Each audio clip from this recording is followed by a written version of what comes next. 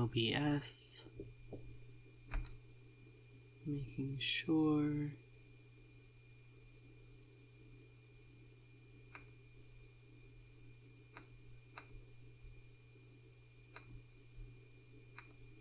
that my sound levels are good, and I think we're okay, but I will wait for chat to let me know.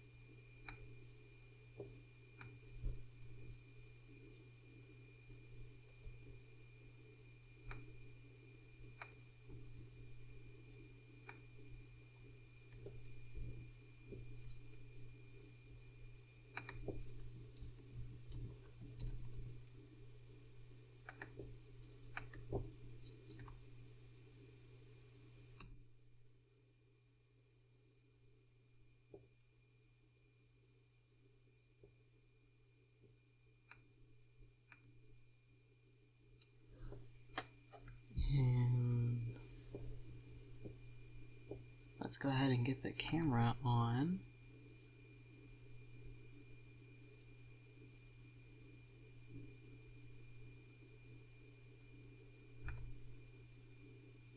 I don't think I'm going to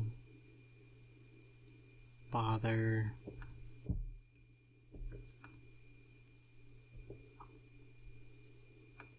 with sound alerts right now, so I'm actually just going to mess with the chat box settings.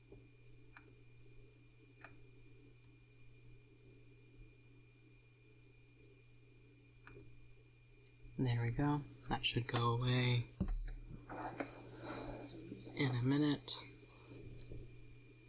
And now hopefully my mods will tell me how the sound levels are soon.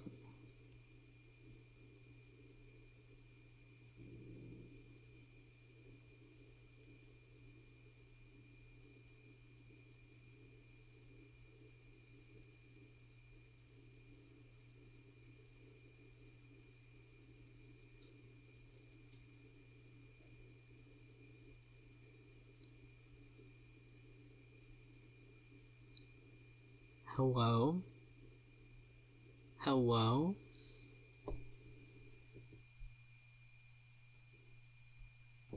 We got a mod in the chat. So how is the volume level right now? Is it okay? Can you hear all the sounds? Alright.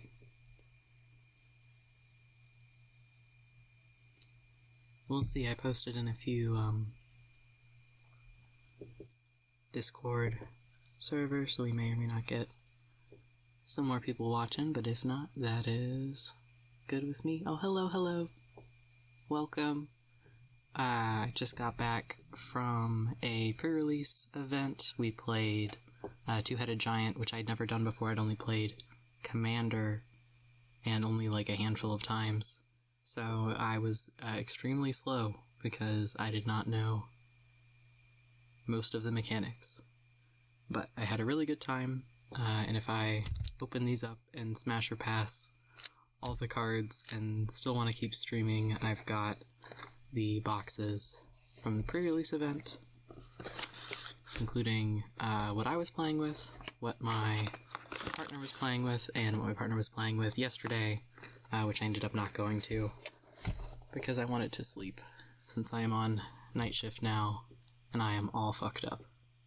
So, I'm also excited because the ones that I was playing with at the event did not have the Jurassic World.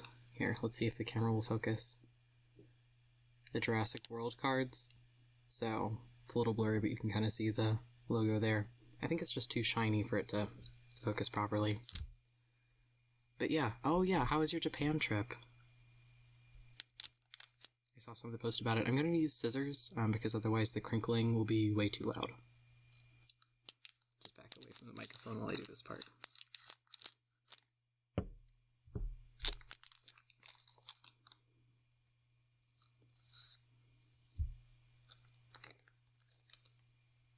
Just set that there. Yeah, it's just the set boosters. So there's like a lot of really pretty art too with this set. We've got, I'll hold it up to the camera.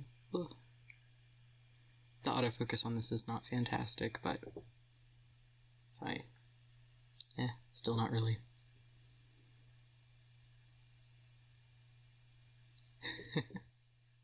Nice, nice.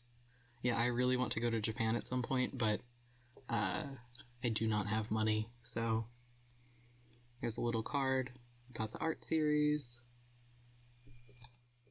And I'll just set that, put it in the corner there so we can look at it. So, I think I'm going to set these aside for now so I have room to spread these out. We've got, ooh, yeah, as mentioned, pretty land here. I don't know if y'all can actually read it. Oh, maybe.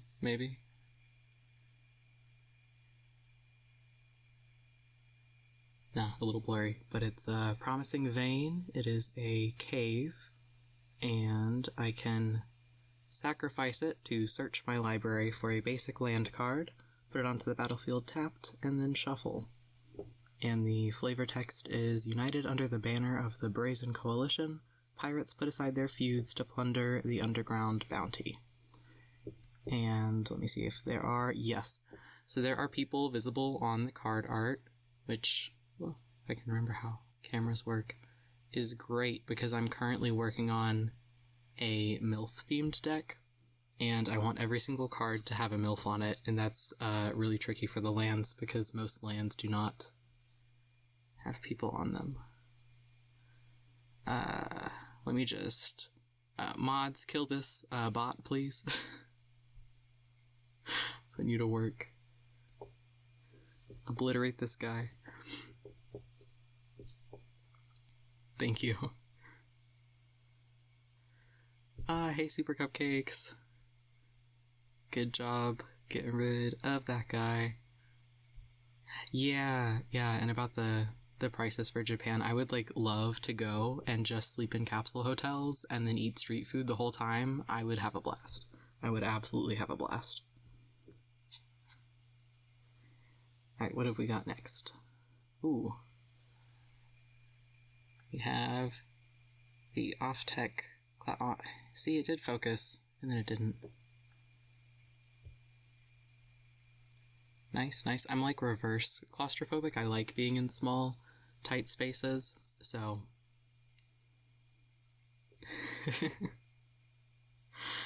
I think I would have fun in there, but yeah, I need it to be relatively cool, and I need a fan on too when I'm sleeping, and I don't know if they have that. Maybe I'll have to get a little travel one I could USB plug into my laptop or something. So this one is Oltec Cloud Guard. It is 3 colorless and 1 white mana to cast, and it is a human soldier creature with flying, as you can see from... well, I guess you can't see shit because my lighting in here sucks. Let me see if I can get it to focus again. Maybe.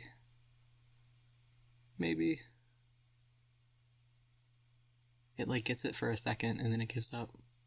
Sad. Anyway, the blurry thing right there is a giant bat with a person riding on it. And I'm going to say that this card is qualified for my MILF deck. I'll say that's a MILF if you squint. So I will smash this one. And When it enters the battlefield, you can create a 1/1 colorless gnome artifact creature token, and the flavor text is many old tech youth dream of one day joining the elite bat-riding cavalry of the Thousand Moons military force, and it's a 3/2. Oh, nice, nice.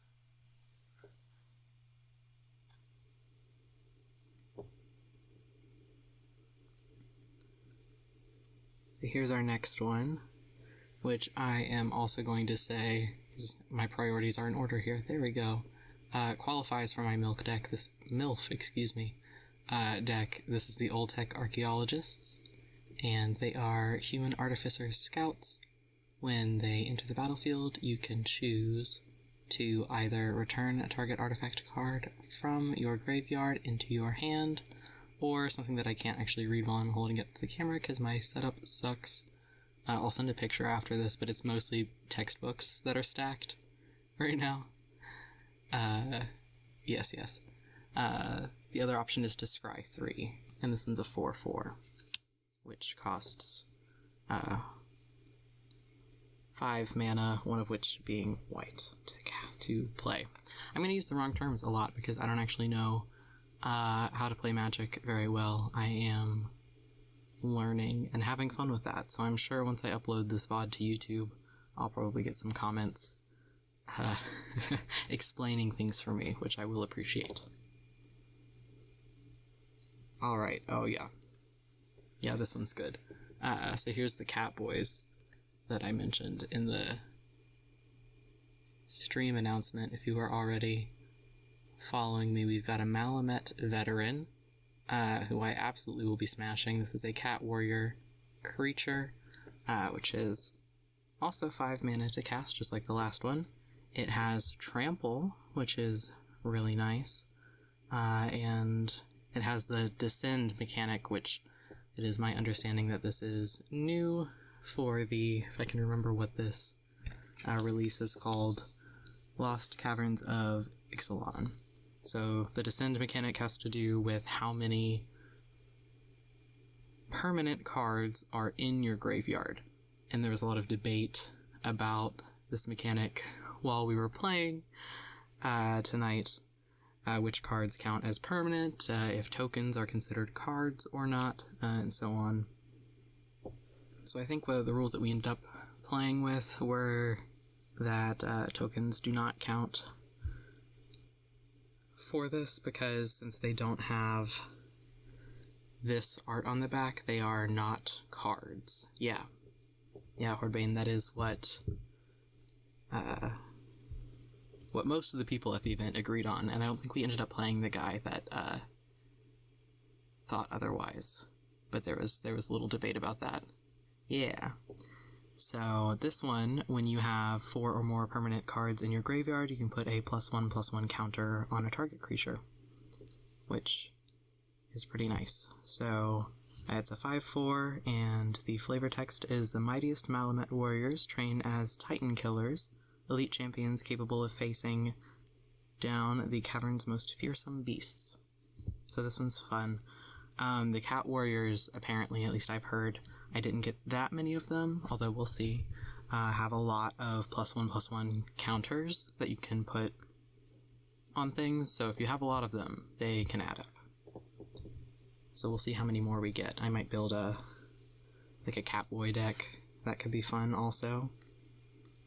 Another thing with this set, as you can see in this card art here with the Glorifier of Suffering, maybe if I move it, the glare won't be so bad. Yeah, there we go. There's a lot of, Conquistador-themed vampires, which is interesting. So these guys are vampire soldiers. They are 3 mana to cast, and it's a 3/2. And when Glorifier of Suffering enters the battlefield, you may sacrifice another creature or artifact. When you do, put a +1/+1 counter on each of up to 2 target creatures. And the flavor text is, everyone wants to be remembered, few are willing to do what it takes. So as you can see, these guys are evil, and they're white cards, which is fun. I like that it's vampires, but most of the ones that I've seen, not all of them, but most of the ones that I've seen so far are white. because I would assume usually that vampires would be black cards. But yeah, we get some variety here, which is fun. I feel like you can make a really good black-white deck with these. Ooh, yeah, so potentially the first time we can, I'm sure someone's Googling that now to find out, so. Yeah, and red. So that's fine. These ones I will not be smashing. They are vampires, which I do like, but I don't love the colonialism, so they're not the right kind of evil for me. Yeah, exactly, super cupcakes. So the next card is an artifact. Come on, camera. I would say I believe in you, but I really don't. Mephitic Drought. So when it enters the battlefield or is put into a graveyard from the battlefield, you draw a card and you lose 1 life. And it says, "Don't look at me, I'm not drinking it." Dronic from the who is the Dire Fleet Boatswain. I don't know a lot of the Magic the Gathering lore either. I've been very focused on character art for character hotness, and not much else. So I'm thinking I'll just kind of gradually learn it as I go along. I guess I do know some Magic the Gathering lore. That's true. Hands smash. Absolutely. That is a nice hand. I like the little skull bracelet, if it'll focus. So y'all can see it. I think that's a cute accessory. The nails are well groomed. Unlike mine, my nails are kind of a mess right now. That's the other thing I might do if I feel like streaming a long time tonight, is just redo my nails. It can be Manicure Monday once it gets past midnight, I suppose. So yeah. Oh, a Vampire Commander deck with a Starion would be very nice. I feel like a black-white would be good for that, too. Is, what colors, or colors plural, is the Asterion card? Oh, a unicorn, is, I assume, the hand of the boatswain. I don't know how to say that. The boat guy. Yeah, black and white, that makes sense. For Asterion. I haven't played Baldur's Gate yet. Thanks again to, I assume, because Hordebane is in here, so is Cloacacus for the Baldur's Gate 3 code. Ryelena is the only one that's been using it so far because I really need to rebuild my PC. I'm afraid to play it on my laptop, which is what I'm streaming from right now. But yeah, I really gotta download some more RAM onto my PC. So, yeah, alright, sweet dreams. Sweet dreams, Cloacacus. Alright, the next card we've got here, I forgot to mention this one, is 2 mana to cast and it's black. Next up we've got a dinosaur, finally, the Colossadactyl. I think I had maybe 2 or 3 dinosaurs in the cards that I was playing with earlier tonight. So, I'm glad to get some more. There's also a lot of dinosaur cards that work together. I'll point them out if we see them, but this is a dinosaur creature with reach and trample. And the flavor text is accustomed to hunting nimble flying prey. The dinosaur was delighted to have its meal delivered neatly in a box. So if I remember correctly, reach means that it can in fact block flying creatures. Usually only flying creatures can block other flying creatures, but I think reach means that it can do that. And this one's a 4/5.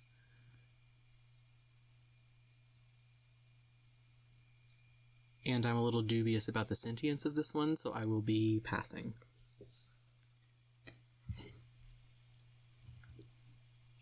I'm gonna rearrange these a little bit, I think.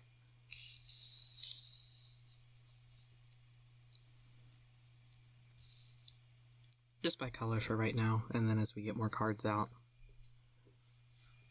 I can go from there. Alright. This one is just 1 white mana to cast. It is an Esper Sentinel, which is, come on, focus please, which is a human soldier artifact creature. And maybe if I just like get the card art a little closer, that's a smash for sure. And whenever an opponent casts their first non-creature spell each turn, draw a card, unless that player pays X, where X is the Esper Sentinel's power. And it is a 1/1. The flavor text is, the more Esper changes, the more he refuses to. Just gonna scooch things around. Let's see. Oh yeah, you can see a little bit of the book. That's my tripod right now. A white staple? Yeah. Yeah, for sure. Easy smash, absolutely, absolutely. I really like the armor and how chrome it is. That's pretty fun. Ooh, we've got a foil. This one is a legendary creature. Look at that. Beautiful. Easy smash as well, for sure. And this is Aquali, the Seething Tower. So this is a black-green card. Ooh, which is apparently worth $20 to $30. Thank you for that information. I will be keeping this guy, though, because, I mean, look at that. That's another deck that I really would like to build. Would be an all-foil commander deck, just because I like shiny things. So this one is a fungus, legendary creature, and as long as there are 4 or more permanent cards in your graveyard, Aquali, the Seething Tower, gets +2/+2 and has trample. So this card is a 3/3 to start out with, so that's pretty good. And then Descend 8, as long as there are 8 or more permanent cards in your graveyard, Aquali gets an additional +2/+2 and can't be blocked by more than 1 creature. So I can see why this one is so valuable. Pass for Super Cupcakes due to fungus allergy. So sad, so sad. A non-foil yesterday in a prize pack. Nice, nice.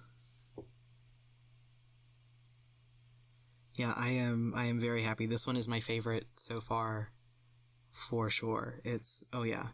Here, I'll hold it up again and try to get the camera to focus so you can see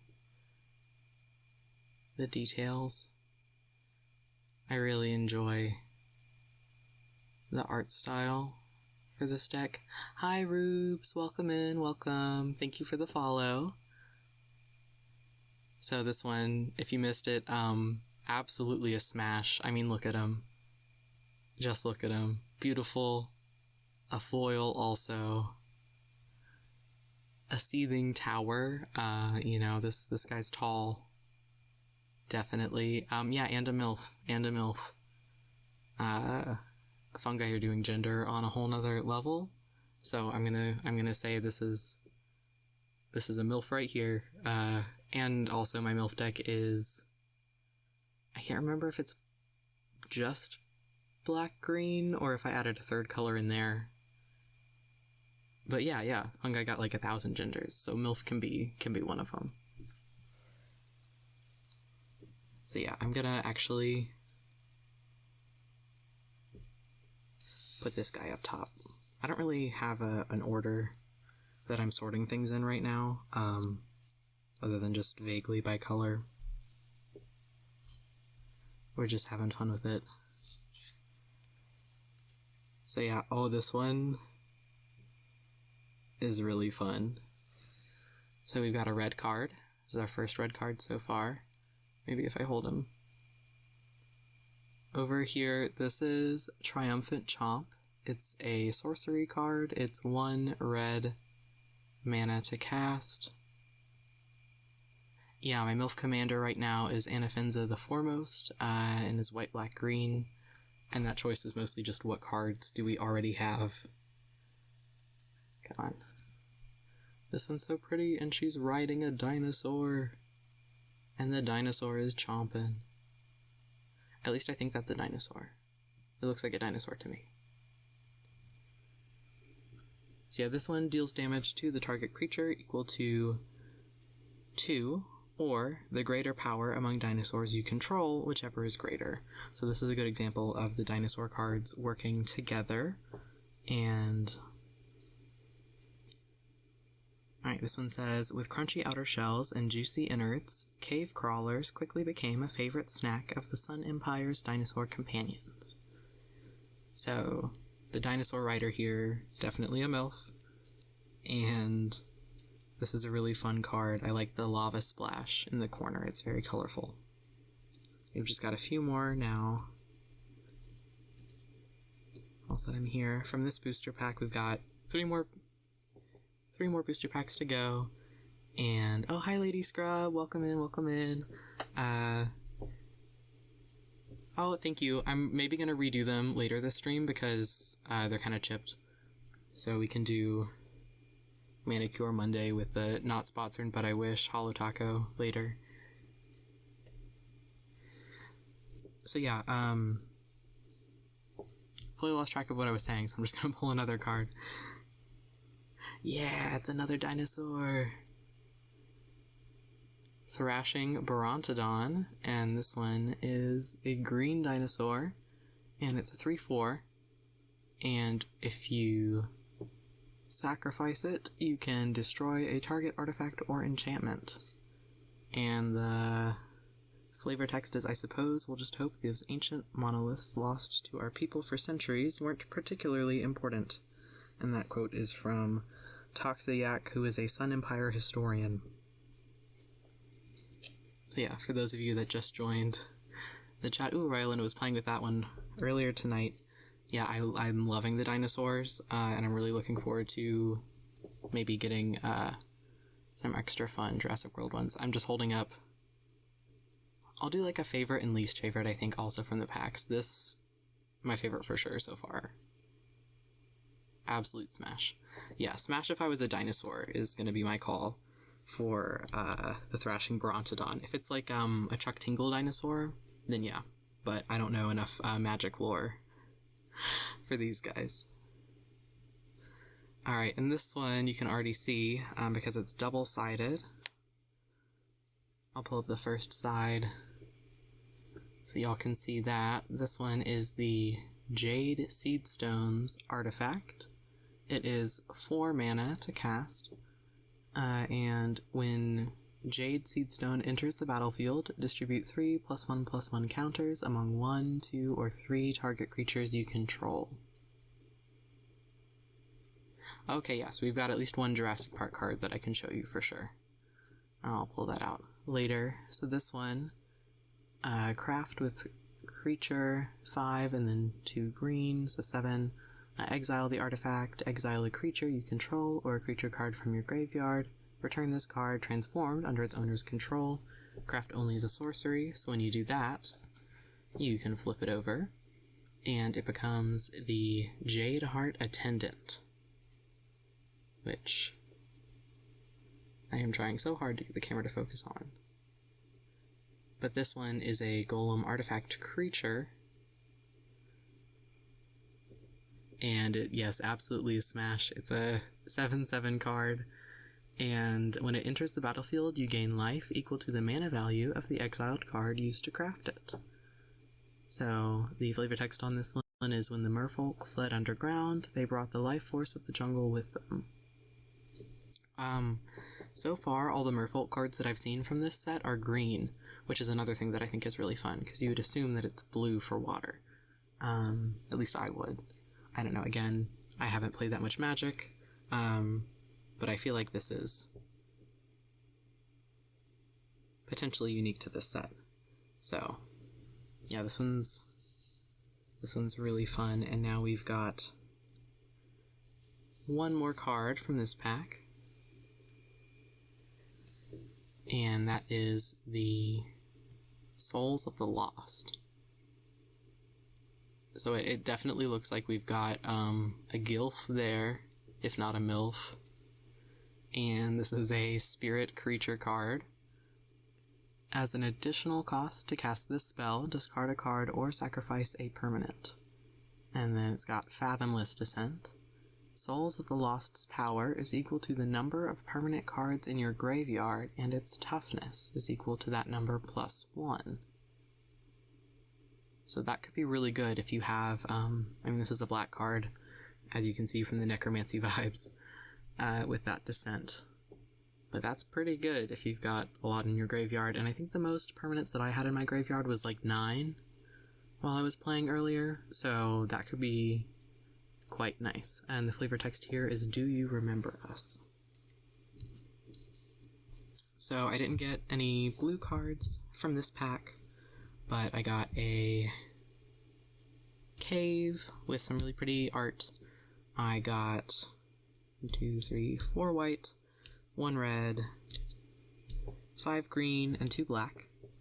So I'm very, very happy with this card. This is my favorite for sure from this pack, and we'll see if it's my favorite for all of them. It probably will be. I really like this one. Yeah, 9 in the last turn that we had. Permanents in the graveyard.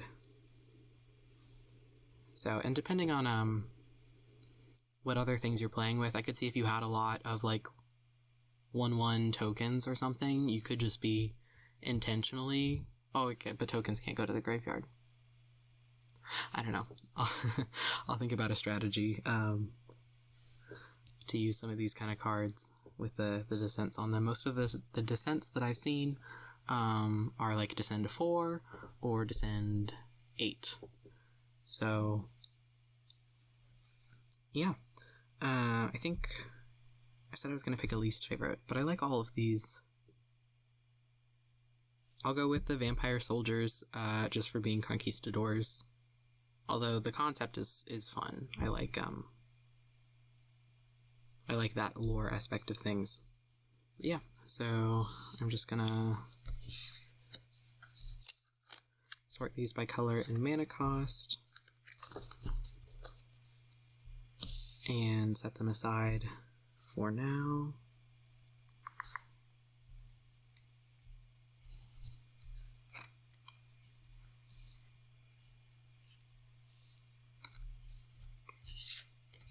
I can totally do math, don't worry about it.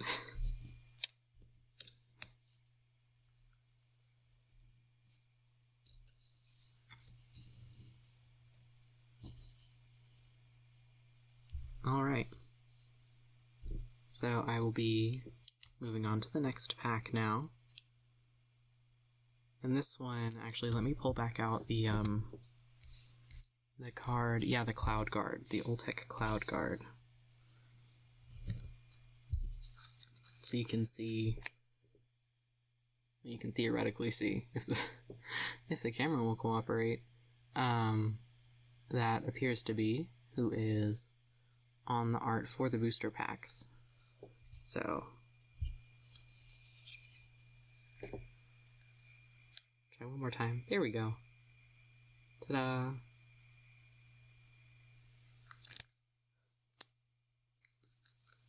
And I'm going to be using scissors again because the crinklies can get a bit loud, and this is also an ASMR stream.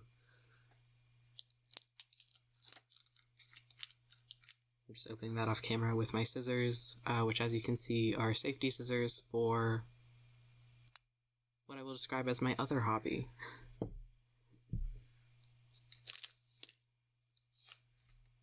Alright. So, let's see what we've got in this pack. Ooh, we've got another pretty land. This one is Hidden Cataract. It is a cave, and when it enters the battlefield, it is tapped, and then you can sacrifice it to discover 4 and activate only as a sorcery. So, very pretty art on this card. I'm going to hold it up to my actual eyes instead of the camera so that I can see if it has any people on it.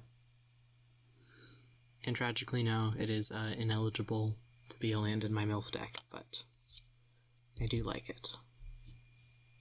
And it's blue. So, first blue card. I'll set it there.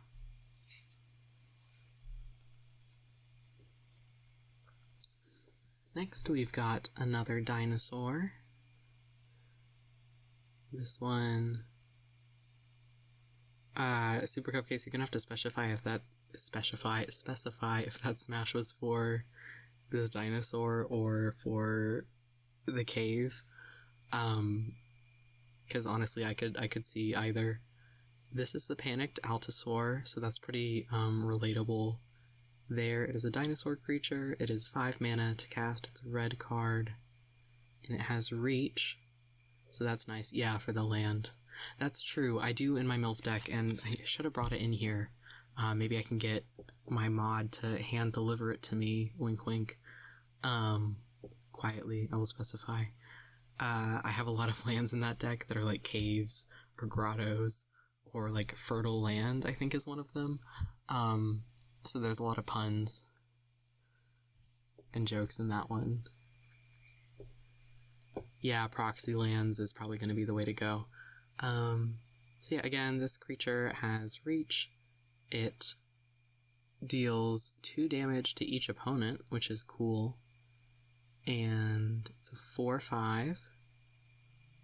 And the camera's not focusing. You don't think you've made a mod yet? I thought you were. Maybe, unless you have a different Twitch account. Alright, anyway. I will... Oh, hello. If I remember everyone's usernames correctly, that's Angry Owo in here. Hi, Crash the Raccoon. 8 minutes ago, my bad. I'm illiterate, I don't know if you knew that.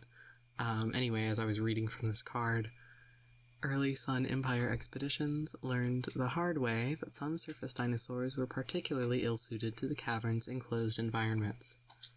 So this guy is claustrophobic. Thank you. I'm gonna knight you now with the sword. This is my MILF deck, as you can see. One sec from the handy dandy label. And don't get the wrong idea, MILF deck obviously means magical intelligent lady friends. So yeah, I'll show some of the cards from that later. I'm just gonna set it off camera for right now.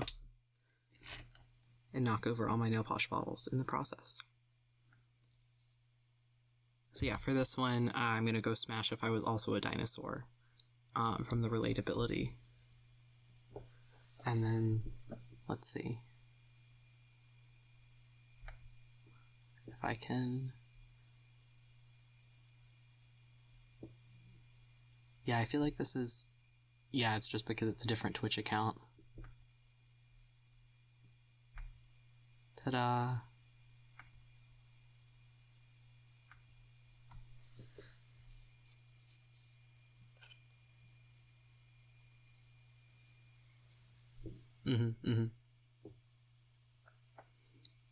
So, here we've got more dinosaurs. Come on, camera.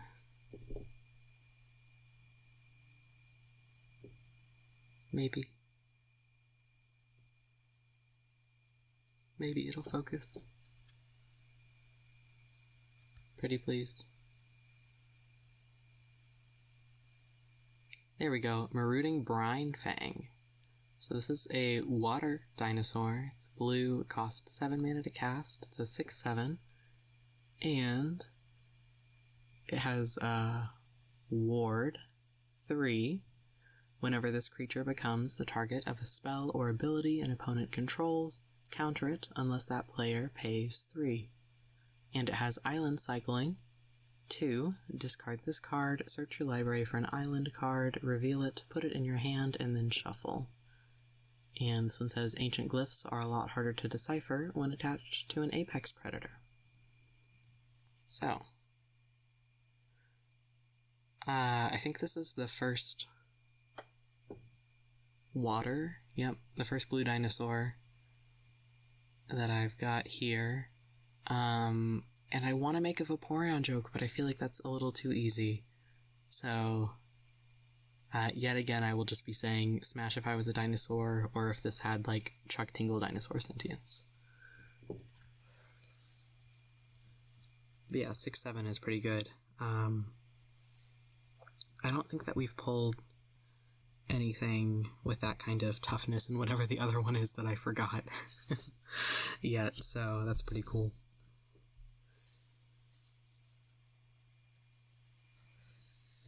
And this card here is the Burning Sun Cavalry. Come on.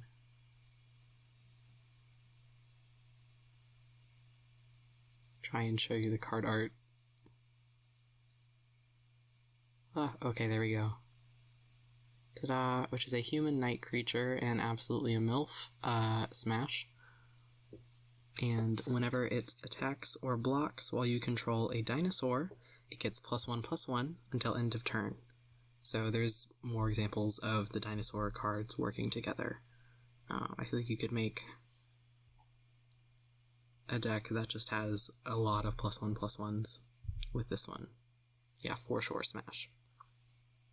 It's a 2/2, costs 2 mana, and the flavor text is by fire and lightning, tooth and claw, we will send these invaders fleeing back to Trazon. So I guess by these invaders they're probably talking about the vampire conquistadors. So yeah, definitely a smash. Alright. And here we've got a card. Oh yeah, the color schemes are gorgeous. Like, I mean, look at that. I was playing with this card earlier today during the Two-Headed Giant tournament, which I will say we lost the 2 rounds that we played in, and then we got a bye in the final round. So that counted as a win for us to get these packs, because the packs were prizes for winners in the tournament.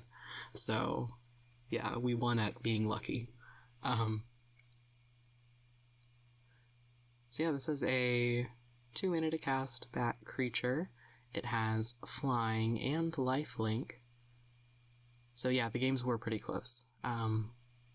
Especially the first one. The first one was like really close. And we went into overtime basically both times because I don't know things well enough to play quickly. But yeah, when this one enters the battlefield, you can look at a target opponent's hand, and then you may exile a non-land card from it until it leaves the battlefield.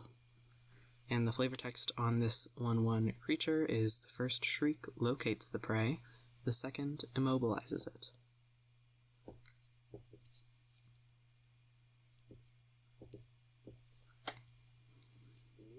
So, it is a very cute bat, but I don't think it's a sentient bat, so that one gets a pass. Would pet. Yeah, single match rounds, not best of 3, so a good fun time at our local game shop. And now we've got another bat, but this one is white. It is the Ruin Lurker bat. It's also 1/1, but it's only 1 mana to cast. And it also has flying and lifelink. And at the beginning of your end step, if you descended this turn, scry 1. And the flavor text is, look. How do I pronounce that name? Aklazot sends his children to watch over our pilgrimage. From Cavallino, First of the Blessed. And I feel like that, based on the Inye on the name there, and that it's a white card, and the vampires in this set are white cards, that's probably a quote. Based on the word pilgrimage, from one of those conquistador vampires, which I guess are the Blessed. So yeah, pass, but I feel like we could be friends. I could fix him, and then pet him. That is cool, though, that they've got the, like, the cave bats and the vampires and all the stuff, and the, if you descended, so it's very, like, cave exploring and stuff, which is fun. Alright. This one is a black card. It costs 3 mana to cast, and it's a sorcery. Malicious Eclipse. All creatures get -2/-2 until end of turn. If a creature an opponent controls would die this turn, exile it instead. Yeah. Thank you for the detail there. Aclazotz is the bat god, so it makes sense that the vampires are worshipping that god. So this one says, Aclazotz laughed as the dark shards closed around Kimmel, plunging the core into unnatural darkness. At long last, his bloody reign would begin. So, Kimmel, I had a Kimmel card, which was 6 colorless, if I remember correctly, to cast. That was really good earlier. I'll show you once I've opened these booster packs. Yeah, I played it, and then as soon as I did, the team that we were playing against were like, we gotta get rid of that thing. It cannot stay out here. So, that's fun. I'm gradually learning some lore, which is all new lore because of the packs, but still.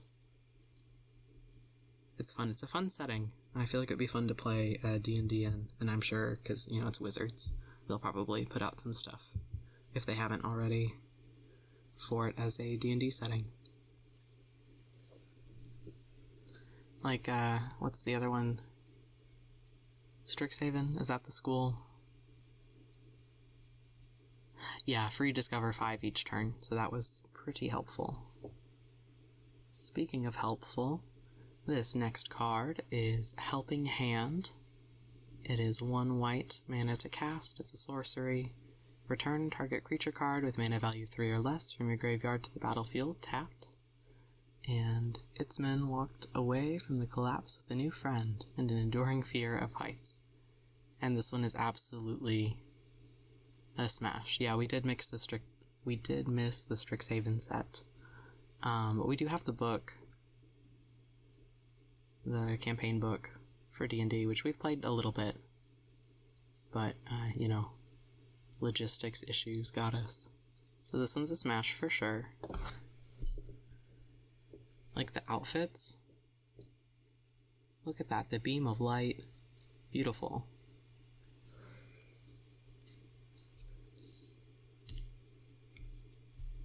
Beautiful card art on these. Next we've got another cat person. This is the Malamet War Scribe. 5 mana to cast. This is another white card. Yoification Ray for me, yeah, that's 100% what's happening there. So this is a cat warrior creature, and when it enters the battlefield, creatures you control get +2/+1 until end of turn. The glyph is mightier than the sword. And it's a 4/3 that I would absolutely smash. Like, look at that.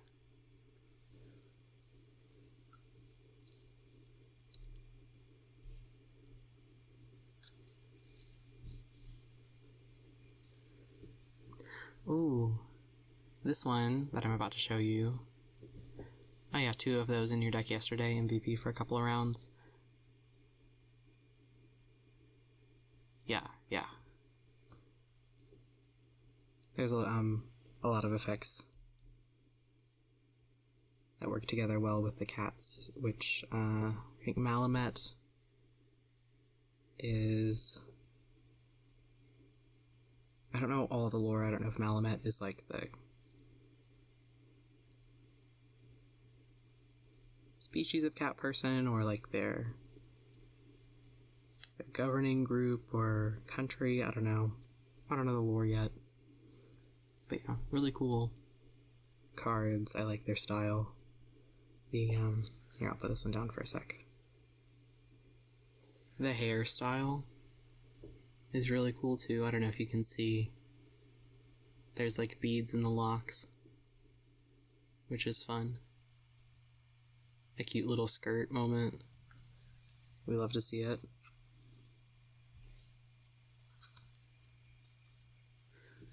This card here has the alternate frame for this set, which is so pretty. This is the Caparocti Sunhorn, which is a white-red card. It's 4 mana to cast, and this is a legendary human soldier. And when the soldier attacks, you may tap 2 untapped artifacts and or creatures you control. If you do, discover 3. And it's a 4/4. So definitely a useful card. And I'm going to say smash.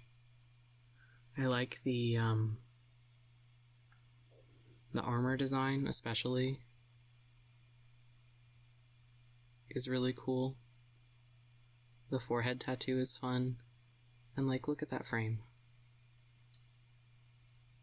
Beautiful.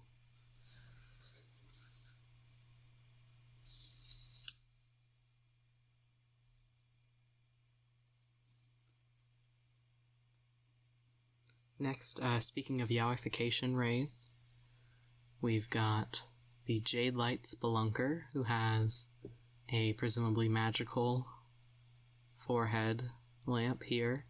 This is a Merfolk Scout creature, and it is, X mana and a green to cast. It's a 1/1, so let's read this description here. When Jade Light Spelunker enters the battlefield, it explores X times. Now, I'm not totally sure, but I feel like the explore mechanic is new to this set. In Merfolk, yeah, smash, and you can see here it's a green card, so the Merfolk for this set are green, I believe. And explore means that to have it explore, reveal the top card of your library, put that card into your hand if it's a land. Otherwise, put a +1/+1 counter on that creature, then put the card back or put it into your graveyard. And the flavor text is, the River Heralds found clues to a grand heritage below Ixalan's surface. So this is a smash. And I'm going to say that this is also... Pretty please focus. Please. They need to see the MILFs. Maybe if I sneak up on it. No, that did not work. Anyway, absolute smash for this Merfolk.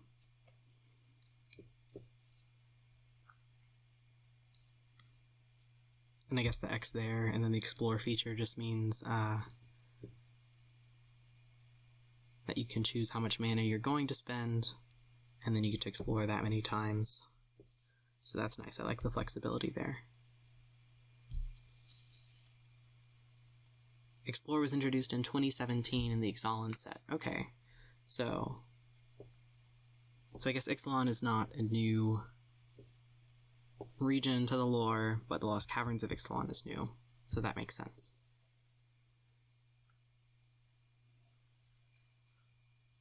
Reminder for y'all to hydrate.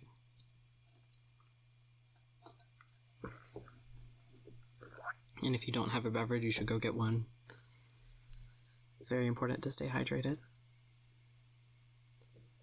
This card is absolutely my favorite from this pack so far. It's another foil. Look at that. Disturbed Slumber. It's an instant. Until end of turn, target land you control becomes a 4/4 dinosaur creature with reach and haste. It's still a land. It must be blocked this turn if able. And the flavor text is, I'm telling you, the wall just blinked. It's only 2 mana. Yeah, drink water. Look at that.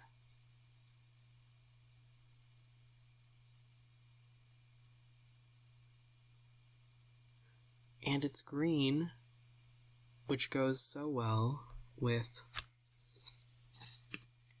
my absolute favorite so far. Like, look at them. Perfect together. It's so good.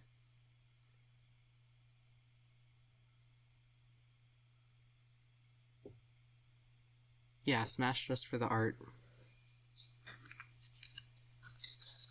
So I think what I'm going to do is consolidate these a bit, since they're both 1, 2, 4, here we go, these together,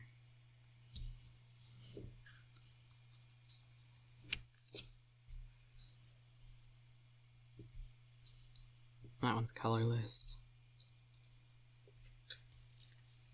I forgot to declare a least favorite, but I think I'm just not going to do that because they're all pretty cool. I like them a lot.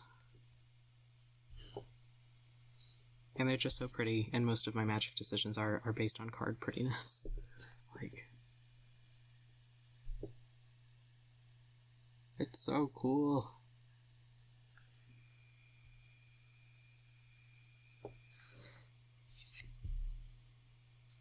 I'm gonna put these, I think, here, under the pride flag. A place of honor. And to remind me how far my camera view extends.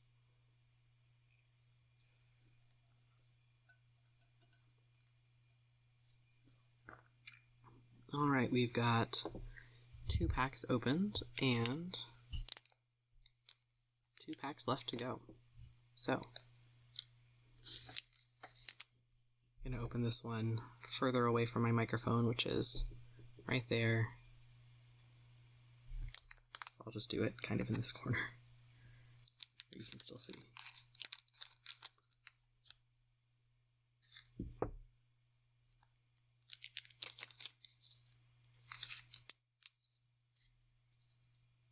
Oh, that's nice.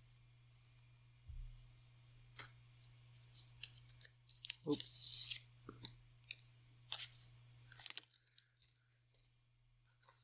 So this one I learned today is for those cards that are double-sided, because obviously if you're holding it in your hand as you're playing and you're not using card sleeves, it's going to be obvious what it is, so you would use this card instead, and then just write in which double-sided card it's a placeholder for. So that's what that is.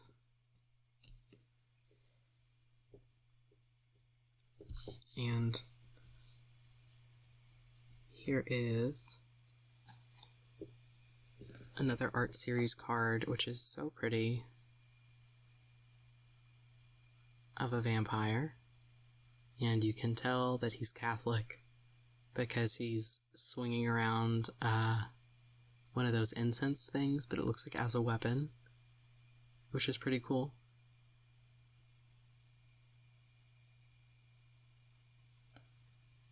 Yeah, I think it's like attached to the end of his staff.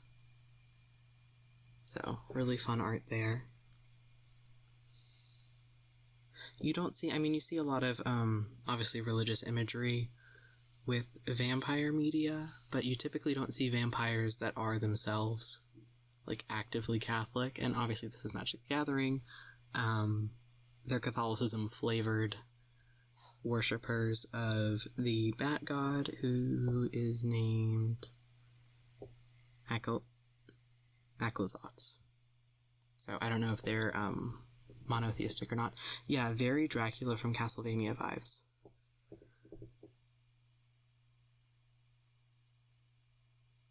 Very, very Dracula from Castlevania in appearance.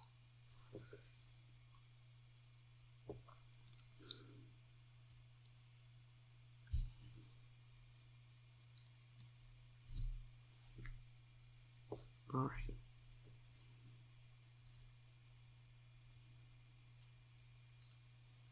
So, again, the first card in this pack is a pretty land card.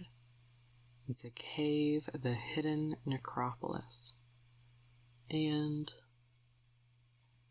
yep, this one is MILF deck eligible, which is good because my MILF deck does include black, and it's got a person on it. So, You know, they're kind of far away, and we're looking at them from behind, but I'm going to say that's a MILF. So this one enters the battlefield tapped, and if you sacrifice it, you can discover 4. So I'll zoom in. I'll physically hold the card art closer to you. Very pretty.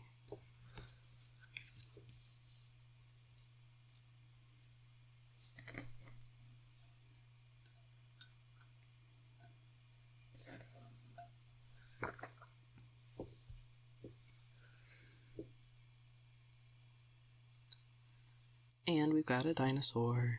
This one's green. It's 3 mana. And it is... looks like... what's it called? A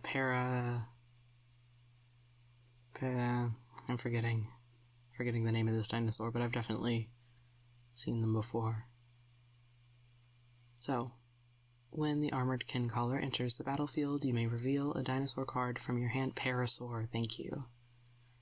You may reveal a dinosaur card from your hand. If you do, or if you control another dinosaur, you gain 3 life. She's devoted to protecting her herd. We're just lucky she considers us part of it. That's a quote from Huoth. And this is a 3/3 card.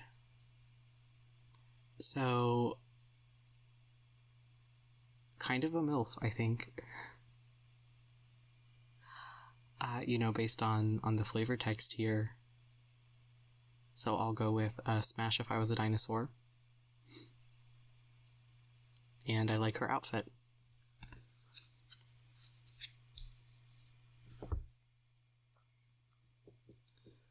Next up, we've got another dinosaur. This one's white. It's a soaring sandwing. It is 6 mana, and as you can see, it has flying. When it enters the battlefield, you gain 3 life.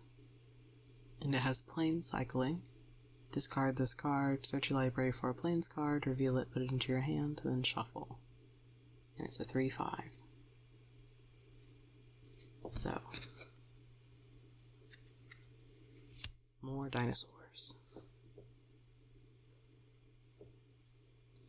I'm wondering what commander would be good for a dinosaur deck. I'm sure there's several options. Ooh.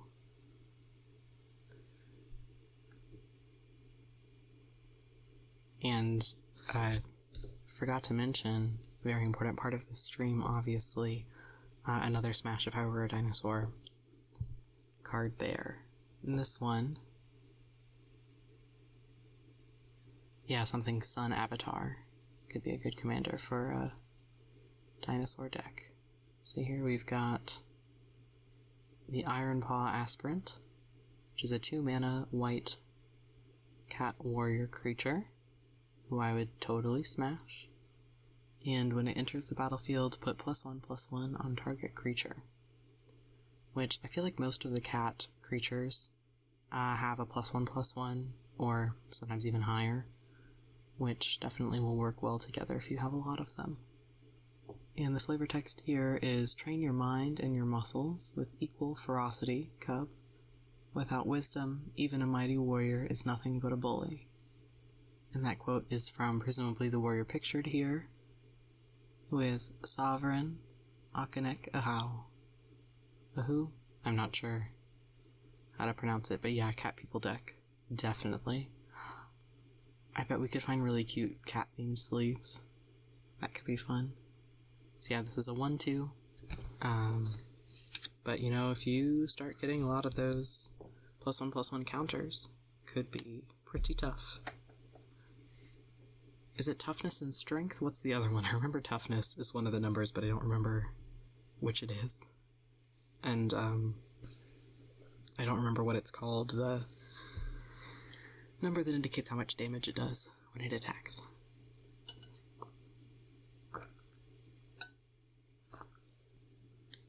Gishath, the Sun Avatar. Power and toughness, thank you. So, next up,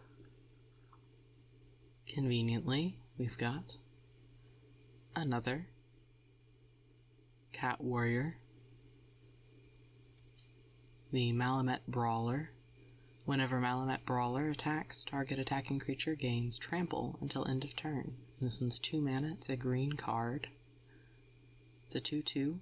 The flavor text is, I bear the marking of the Deep King, and in his name I will rend you to nothing but spores on the wind. So that's fun. He appears to be fighting, a fungi creature. So it seems like maybe the cats and the fungi do not get along. In this area, they may be rival factions of some kind.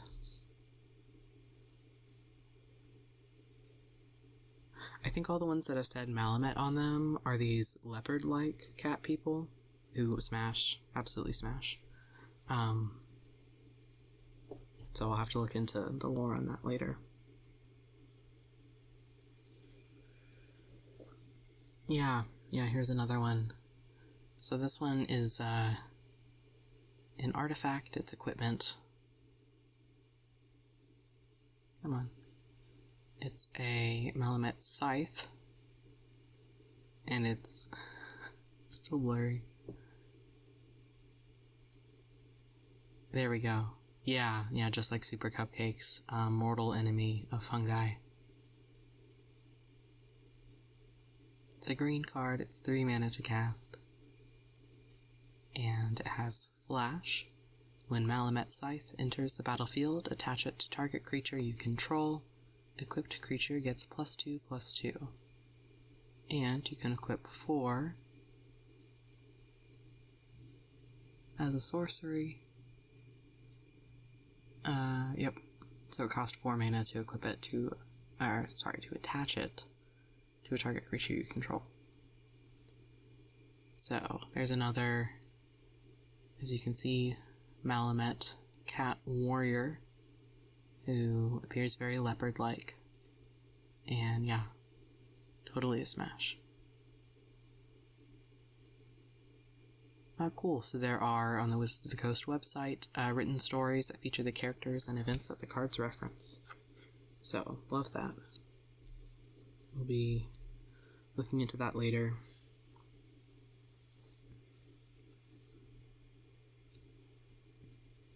Maybe do a reading, that could be fun. So you've just got a few more cards from this booster pack. Like the Geological Appraiser, who is a human artificer that I would smash. Take a look at that crop top. Very fun. And this one, here we go. When Geological Appraiser enters the battlefield, very much of a smash. If you cast it, discover 3.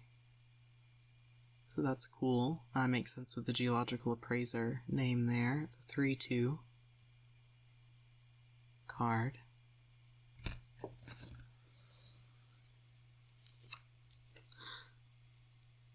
Nice. So, the main character is a student from Strixhaven who planeswalked. Very fun.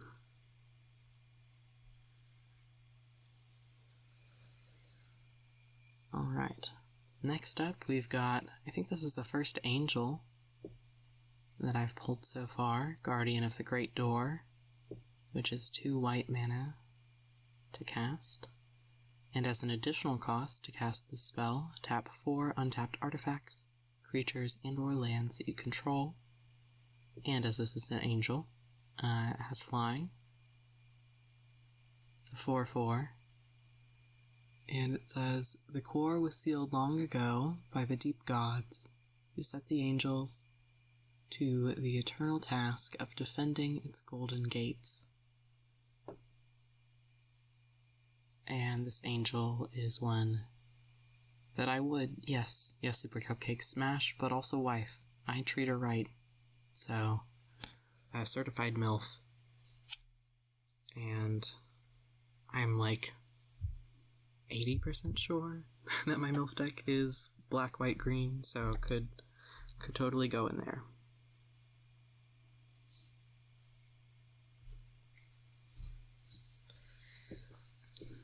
Next up, we've got the Dauntless Dismantler, who is another human artificer. This one's a white card, 2 mana to cast. Artifacts your opponents control enter the battlefield tapped. And you can sacrifice it.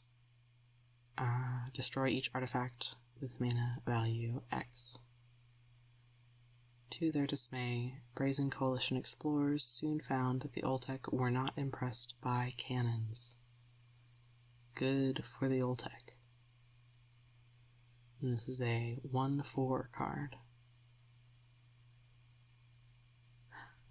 Well, good to know that we have most of the cards needed to make a mono-white angel deck. Playing mono is definitely simpler, and you're less beholden to luck for which lands you draw towards the beginning. This is another one with a really cool card. I'm so awake right now, guys. Another card with really cool art and an alternate frame, being that it doesn't really have a frame. And it has a really pretty painterly style, which I am trying so hard to show you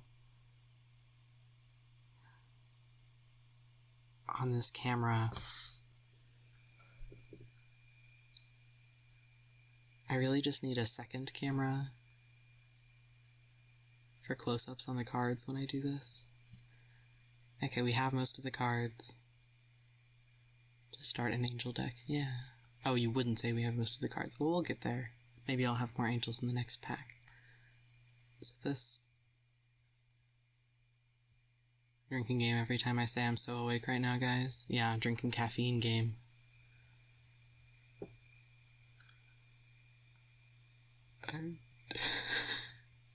It's so much prettier when it's in focus. I'm going to hold it down here, and then I'll hold it back up in a minute. But this is the Thrashing Brontodon, and it's a dinosaur creature. It's green, it costs 3 mana, it's a 3/4. And for 1 mana, you can sacrifice it to destroy a target artifact or enchantment. And... come on. I want to show the people the dinosaur. It's an alt of a card I pulled earlier. Good to know. Come on, camera. Please. For the people. I guess the people can Google Thrashing Brontodon alternate card art, because it does not want to cooperate with me today. But that's alright. We've got 2 more from this booster pack, and then I think I will take a bathroom break and then come back to open the final pack and then show you some other cards that I mentioned earlier. So, here we've got another white angel that we could use in the angel deck we've been talking about. This is... come on. Aha, the Resplendent Angel. So 4 mana to cast. Confirmed MILF that I would smash. And flying, of course. I don't know if there are any angels that aren't flying. I have to look into that. So this is a 3/3. At the beginning of each end step, if you've gained 5 or more life this turn, create a 4/4 white angel creature token with flying and vigilance.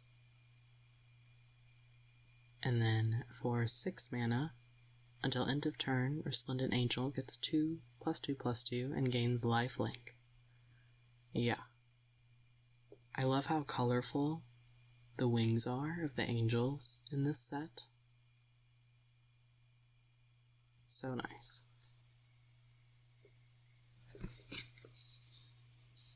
Very, very pretty cards.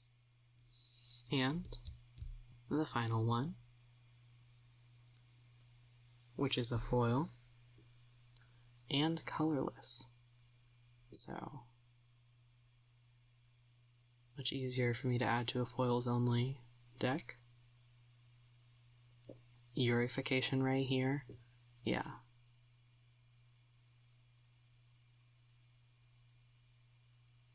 Beautiful. So this is 4 colorless to cast. It's the Disruptor Wanderglyph. It's a golem artifact creature, and whenever it attacks, you can exile a target card from an opponent's graveyard. This one is going to play really well with the other Lost Caverns cards that have Delve, because if they don't have enough permanents in their graveyard, they can't use those fun features, so this guy's definitely helpful. It says, wherever the spores begin to take hold, it crushes the ground to rubble, and it's a 3/4. So, definitely my favorite from this set because I just love foils. Descend, yes, thank you. Delve is a different mechanic. Yeah.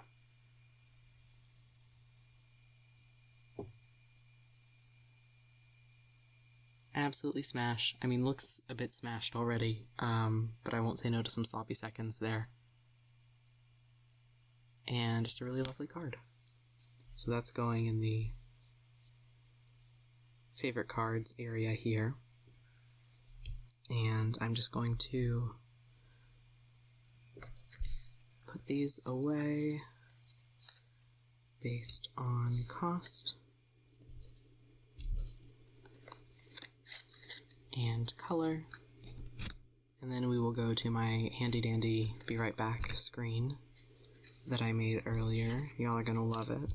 It's handcrafted.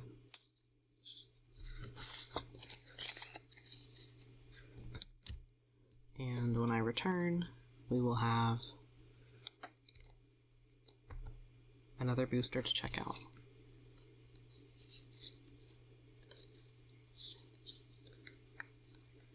I'm gonna set that one aside because it's multicolor. Forgot to put these white cards in this pile here. But I'm very happy with the quantity of cat people for sure. I don't think we've gotten any pirates yet. A good amount of dinosaurs, a few angels, and a couple of vampires. So I'll just set that one in between because it's multicolored. And then I'll try again, maybe I can get it to focus this time. There we go, the Thrashing Brontodon. Super fun art. Alright, go and take a quick break yourself, get something to drink, get a snack, get whatever you need, and I will mute myself and be back shortly once I dig out my... Oh, I have... Real quick. Bam! That's the art series card from the last pack, and absolutely smash. Beautiful. Just rearranging all my piles over here.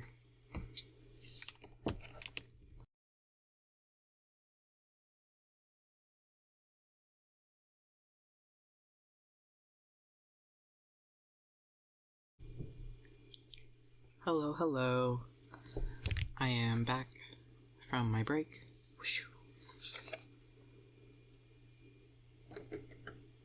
I got myself another beverage.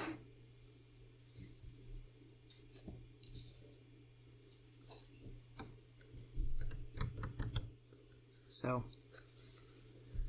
reminder to y'all, oh no, mods, kill him. Thank you.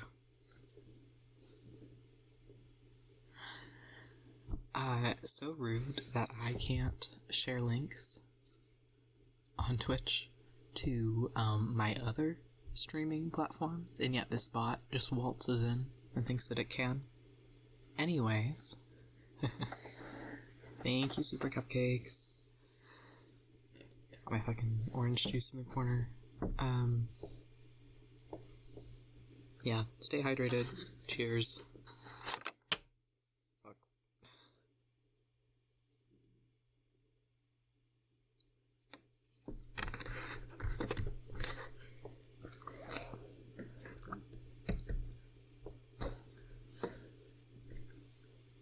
So, let me just rearrange. This is a plastic folding table that I put a scarf on top of to be a nicer background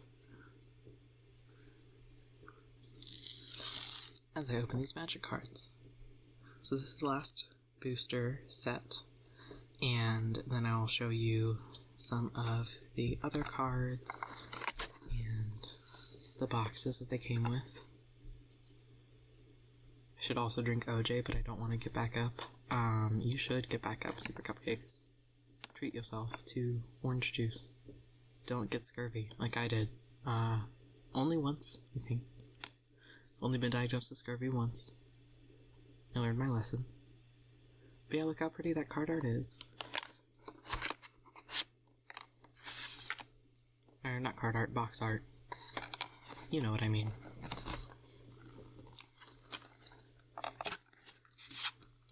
Like the magic symbol, the moss and vines. Super pretty.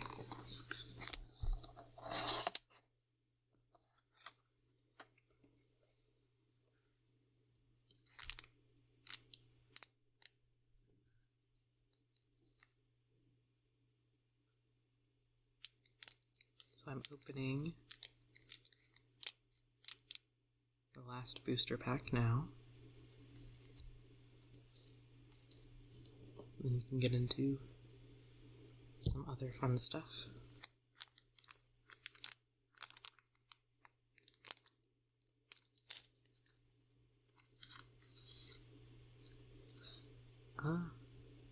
This one has more of Super Cupcake's mortal enemies. Fungi.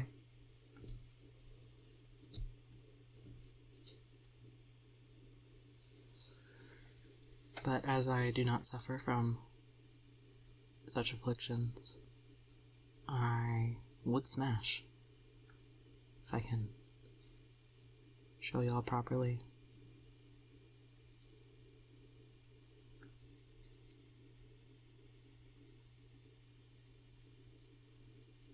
Or not. I'll just set it down there. But another very pretty art card, and I'm gonna arrange these a bit.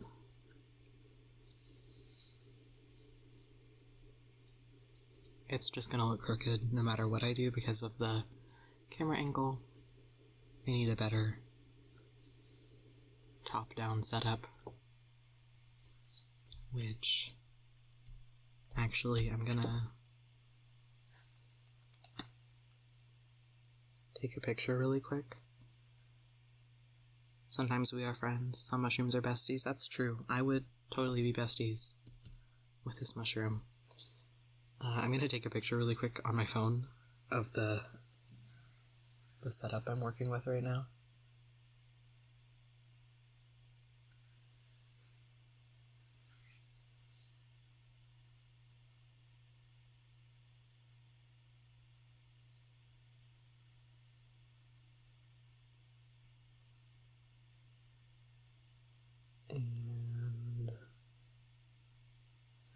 And Super Cupcakes, if you haven't gone to get orange juice, you should orange juice. You should do that now.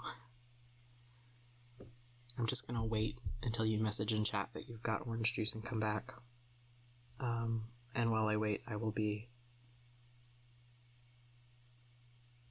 figuring out how to show y'all a picture really quick of the MacGyvered would be a nice way to describe the setup that I'm working with. Also ignore how gross my laptop screen is right now.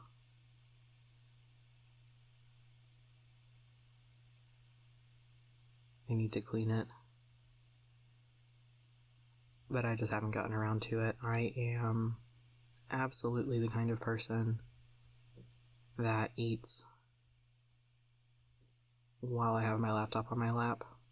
You have orange juice now? Okay, good. Cheers. Stay hydrated. Don't get scurvy. All that good stuff.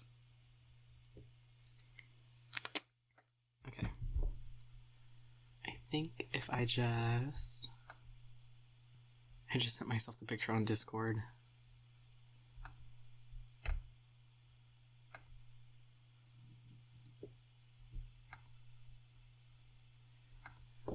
I'm just gonna pull it up in Twitch Studio really quickly. Let's see if I just go to that other scene and then add a media layer, add browse files,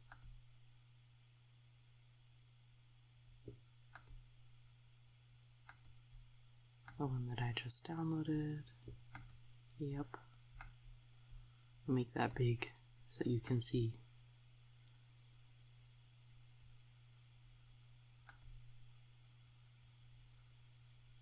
Yeah.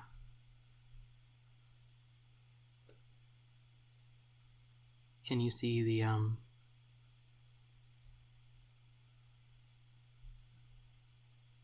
the scene of my current setup?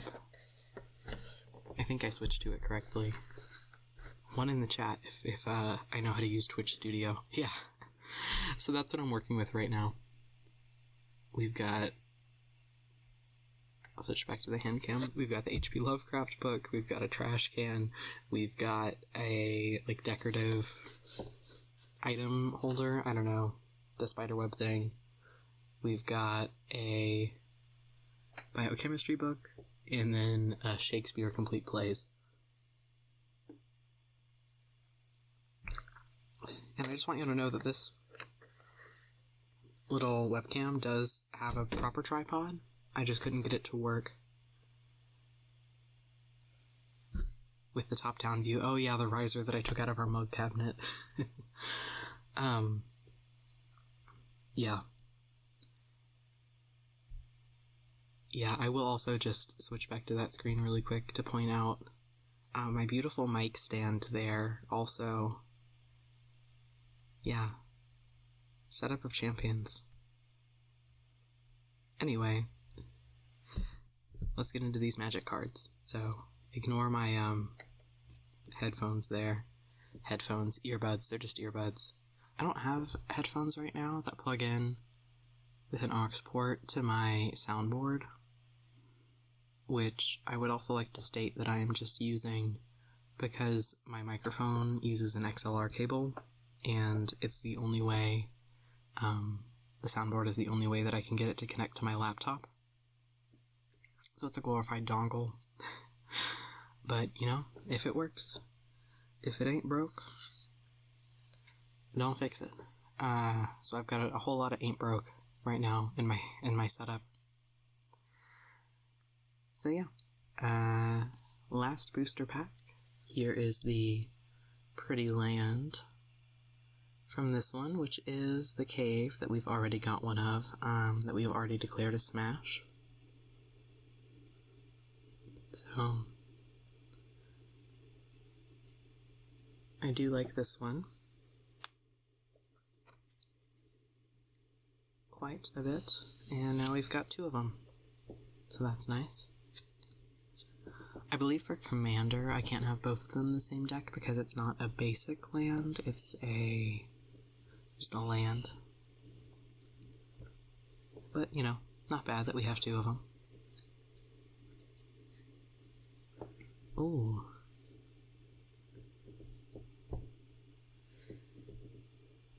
And this card is very fun. It is an artifact creature, gnome. And it's not focusing for y'all right now, but it's the Cartographer's Companion. There we go. And when it enters the battlefield, create a map token. I already have a map token, I'll show you that in a second if there's not one in this pack. And if it's an artifact with 1, you can tap it to sacrifice this artifact target creature you control. No, sacrifice this artifact. Excuse me, I'm so awake right now. Sacrifice this artifact. Target creature you control explores. Activate only as a sorcery. So, I'll let y'all see the art a little closer. I'm gonna go with Smash. I'll figure out the mechanics of that later. But this is a 2/1 card, and ever since the Fomori's attempt long ago to extinguish Camille's light, the Oltec have taken extensive measures to never get lost in the core.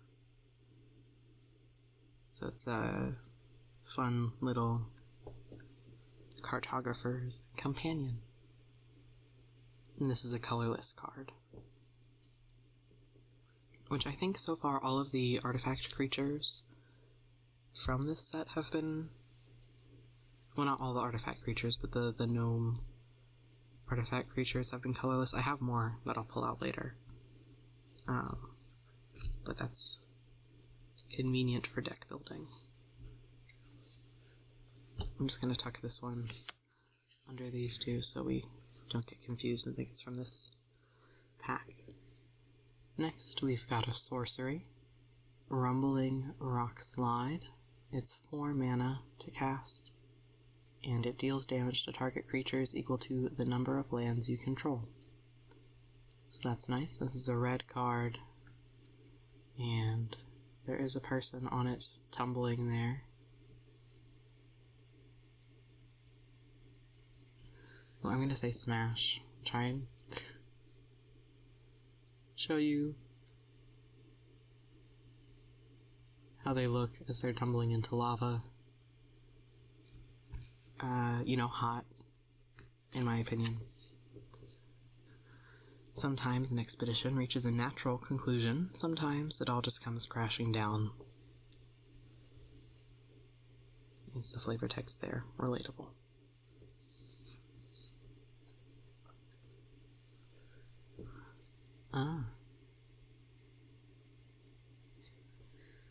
This next one does not have, at least that I can see, any people on it. It is the Hunter's Blowgun, and it is an artifact. It's equipment.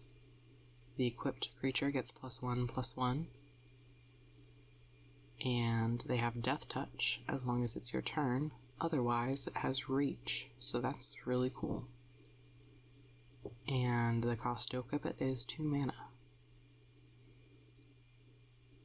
And the quote here is pretty funny. It is, "Ow, I think a wasp just stung me, Cap'n." And it's a quote from Nurk Dubin, and it says that it's Nurk's last words. So I'm gonna say Smash, because the imagery is cool and it's funny. So yeah, and that's another colorless card there.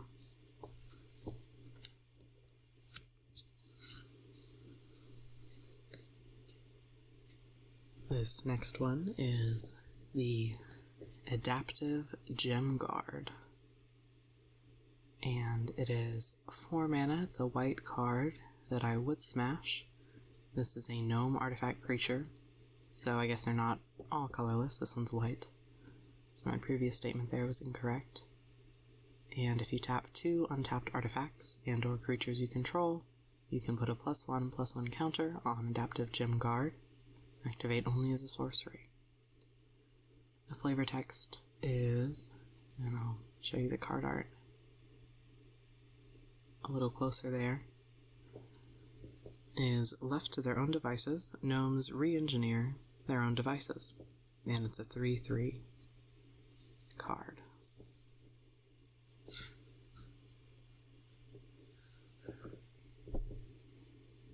And here we have another white card, the Thousand Moons Infantry.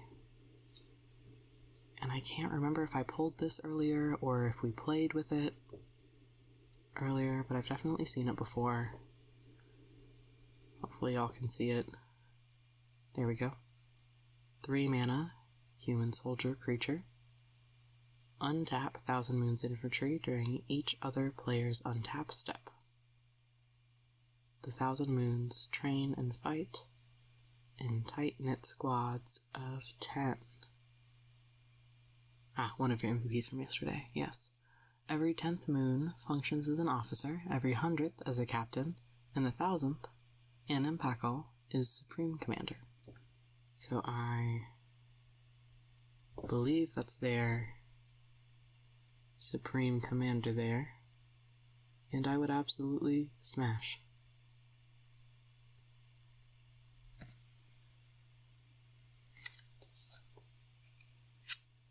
Another really pretty color scheme on that card.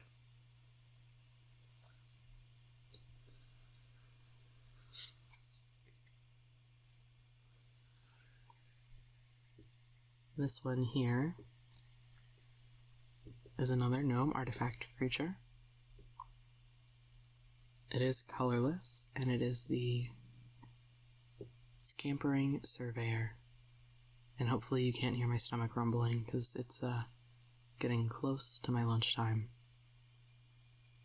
But when it enters the battlefield, search your library for a basic land card or cave card, put it onto the battlefield tapped, and then shuffle. And this is a 3/2. It knows the length, pitch, and orientation of every tunnel it has ever traveled. Or traversed, excuse me. So that one's very fun.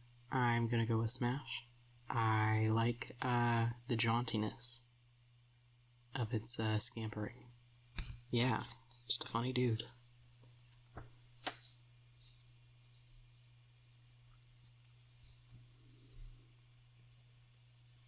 And next we have the Calamitous Cave-In.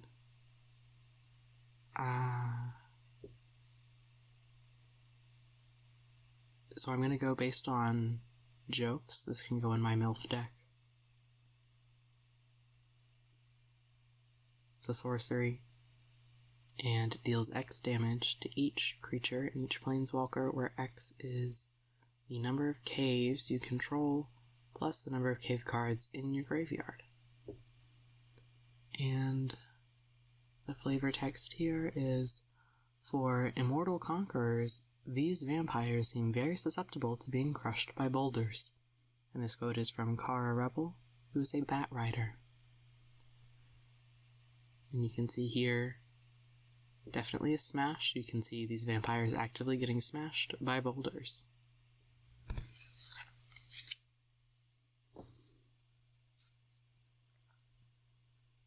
Spoiler alert, we've got another double-sided card there. But I'm showing you that one next. For right now, the card I have for you all is Ixali's Lore Keeper, who is a MILF that I would smash. This is a 1 green mana cost human druid creature, which is a 1/1 card. And when you tap it, you can add 1 mana of any color. Spend this mana only to cast a dinosaur spell or activate an ability of a dinosaur source. This is the dinosaur druid. Did we follow the dinosaurs out of the caverns, or did they follow us? These glyphs could change our entire understanding of our history. She could fix me. I would listen to her talk about dinosaur lore all day.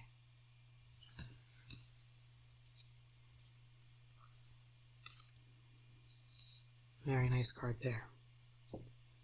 So,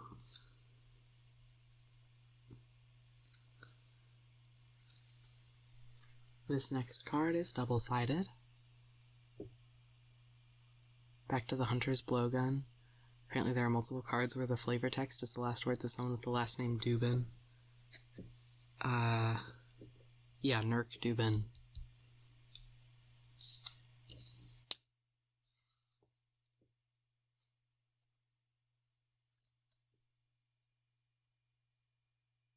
Come on. Yeah. Magic the Gathering's unluckiest family. Good to know. But yeah, you can see there the flavor text on Hunter's Blowgun. Ow, I think a wasp just stung me, Captain. Nurk Dubin, last words.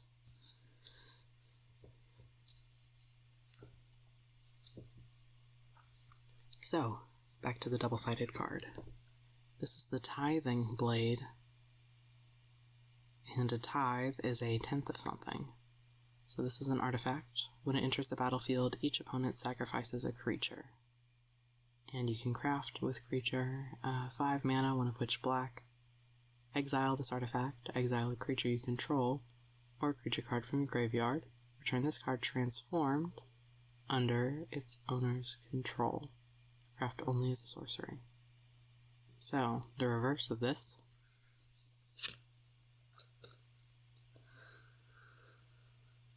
is Consuming Sepulcher. And that's what I call my... Anyway, this is an artifact, and at the beginning of your upkeep, each opponent loses 1 life, and you gain 1 life. The flavor text is Slake my thirst, so that we both may be free. It's the faded inscription on this Consuming Sepulcher. Smash. Yeah. Smash the knife.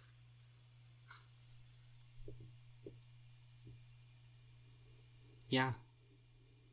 Yeah, I can see that. So, another fun double-sided card. There's been a lot of them in this set.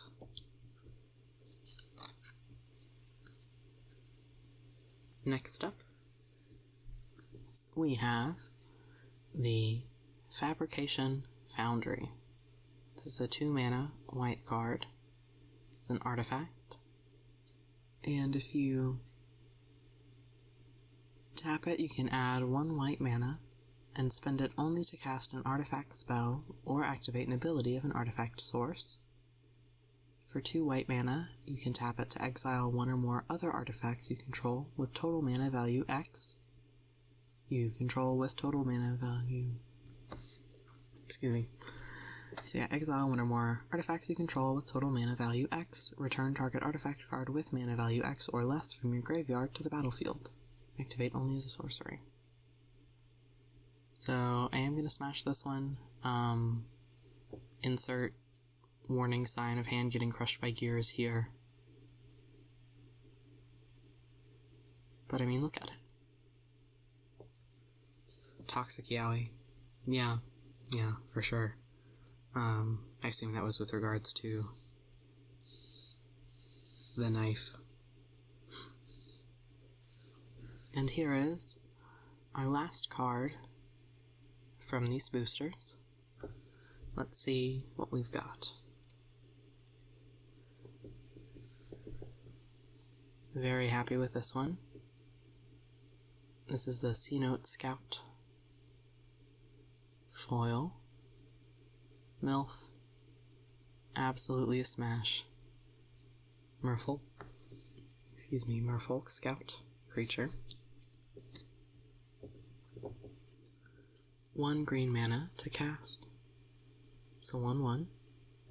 Yeah, here's a closer look.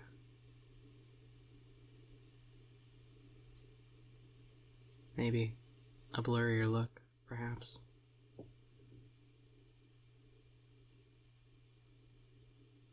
Of this beautiful foil,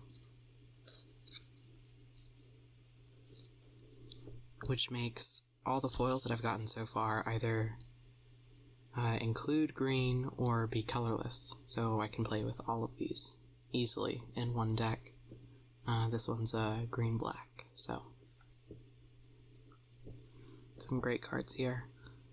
And the text here on the Merfolk Scout card is when Xenote Scout enters the battlefield, it explores, which means that you reveal the top card of your library, put that card in your hand if it's a land, and otherwise put a +1/+1 counter on this creature, then put the card back or put it into your graveyard. And the flavor text is, if you're afraid to dive into the unknown, how will you ever find anything new? So, lots of very pretty cards. My favorite from this one is the foil, obviously. And I'm not going to declare least favorite because I do like them all. They're very fun.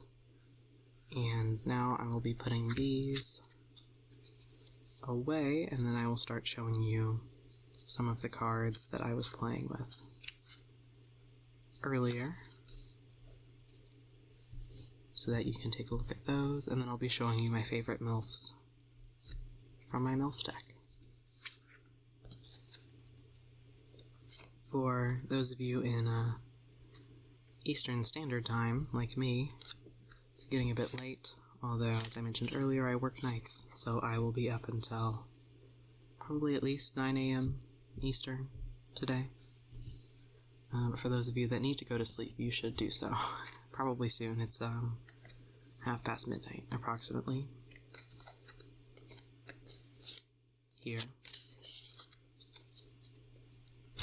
So I absolutely will not be upset if you don't stay for the whole stream. Do what you need to do. And if you are staying up with me, I will continue to go through these cards. And I will be also uploading this VOD to my YouTube. If you did miss it, you can always watch later.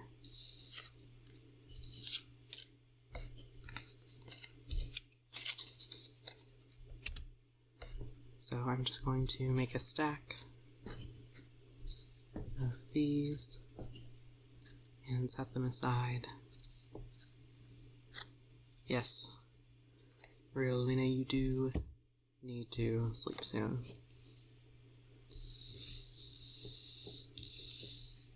You're getting very eepy. I'm going to put the foils up top here so we can enjoy looking at them.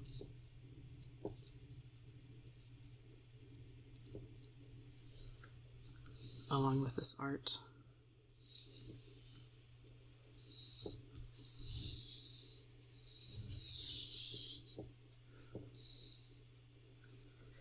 And I'm going to have a little hydration break before we keep going.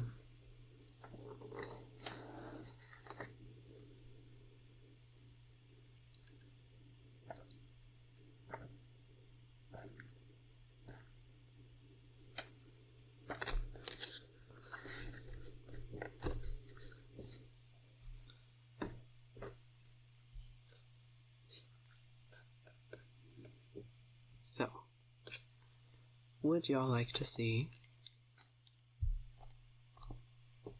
my MILF deck? Or I can find it.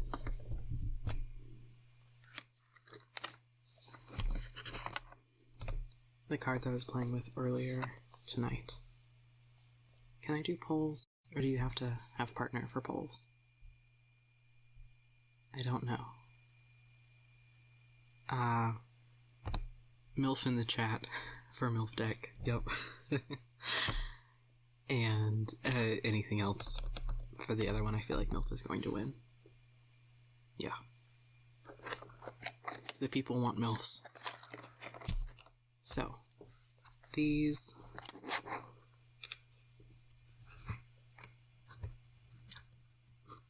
have been sleeved. I've also got some proxies in here, so I'll show you those first. My tokens and proxies. So this is the commander of the deck. Her name is Anafenza the Foremost. She's a legendary human soldier, and I really don't know if these sleeves... Oh yeah, the glare is so bad.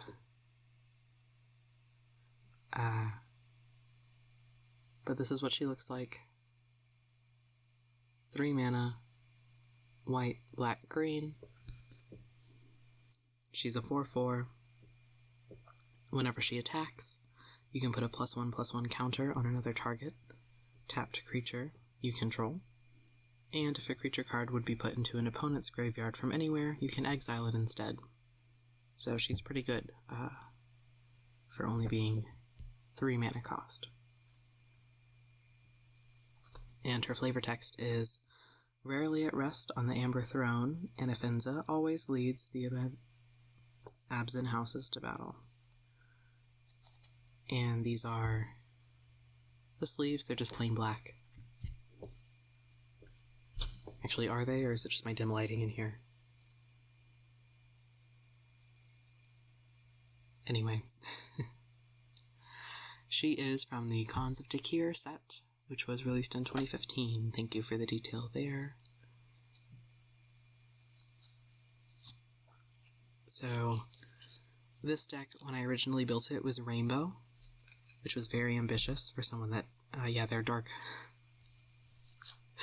The sleeves are indigo, blurple, if you will. It's just, I've got one relatively warm bulb as the lighting in here, so that's a bit hard to see. Originally, my MILF deck was rainbow. For those of you that don't play Magic, that means it was every color of card in the game. And the commander was Tiamat, who is a legendary creature, dragon god, and I did proxy her. As you can see here, she has flying. She is a 7/7, and when she enters the battlefield, if you cast it, search your library for up to 5 dragon cards not named Tiamat that each have different names, reveal them, put them in your hand, and then shuffle. And her flavor text is, my children will rule over all. Also, if you don't know much about Magic, when you proxy a card, you don't have to hand draw it. I just did that. You could print it out. You don't have to actually own the card to play with it, unless it's tournaments with a certain set of rules. You can... Yeah, in a fully dragon rainbow deck, she would be much better. I've just taken a random basic land here, a forest, and put that behind her in this card sleeve, so that she has, you know, the same feel as another Magic card. And this is who I was using as my commander, and then decided that I would be better off simplifying the deck. So, I'll put Anafenza away as well here. And I have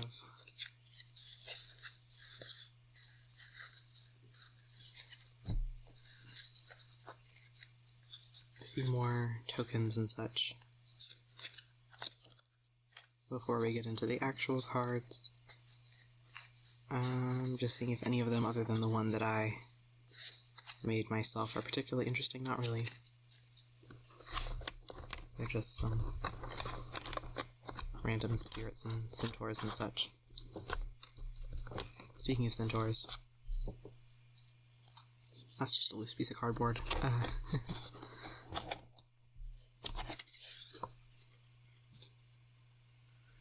Here's my 3/3 centaur creature token that I was using. last time we played, and yeah. So,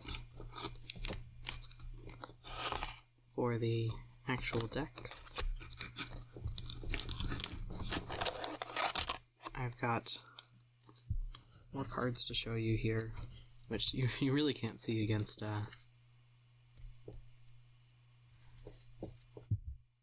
this tablecloth, but that's alright. So, just gonna split it.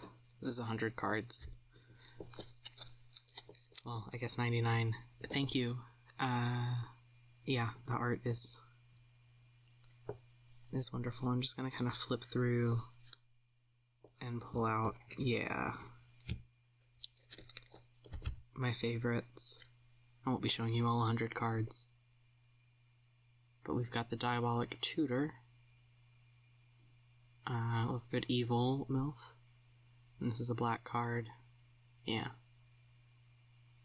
I like the art a lot on it. And it's a sorcery. So, definitely a MILF there. Here's another one. I was considering making this just a black-green deck, but I had too many good MILFs that are white cards. So, she's not the commander, but Vraska the Unseen is a wonderful MILF.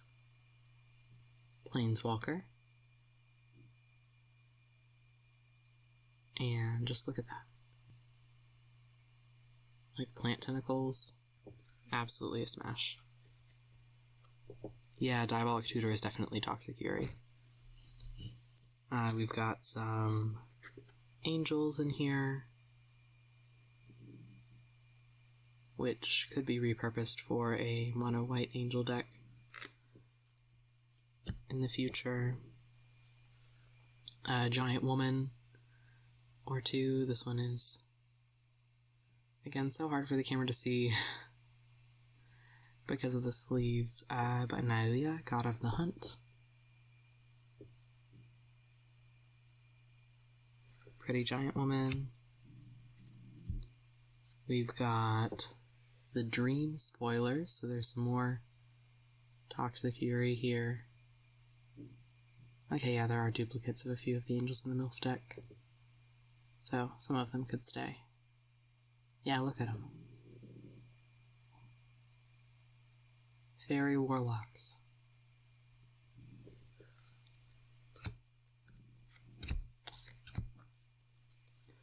Blossoming Sands is a foil land, so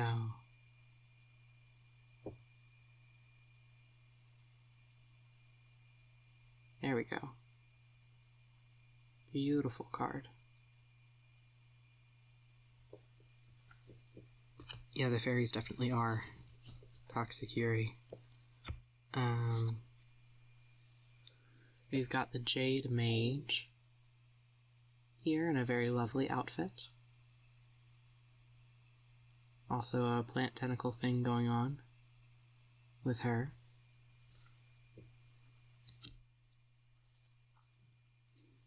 Tainted Wood is what I call my... Anyway. We've got Commune with Nature is another one of the foils. Last foil land is giving Pride and Prejudice. Yeah. Definitely. Oh. The camera was already struggling with the foils now that they're also in a shiny card sleeve. They probably make ones with windows that are a little bit more matte, but then I guess it's harder to see the cards. Let's see if I take her out of the sleeve real quick to show you, because I want you to see Commune with Nature in all of its glory. Now, I don't know if OO is still in here, but there is a raccoon on this card. Commune with Nature, there we go.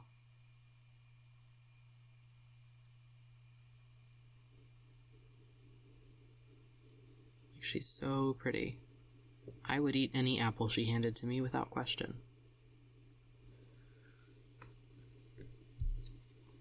I'm not really getting into much detail about the mechanics of these cards, because that's not why I picked them. I picked them based on looks.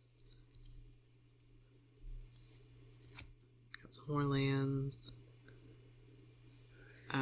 This is definitely giving Xena Warrior Princess. Like, look at her. Hero of Lena Tower. Slay.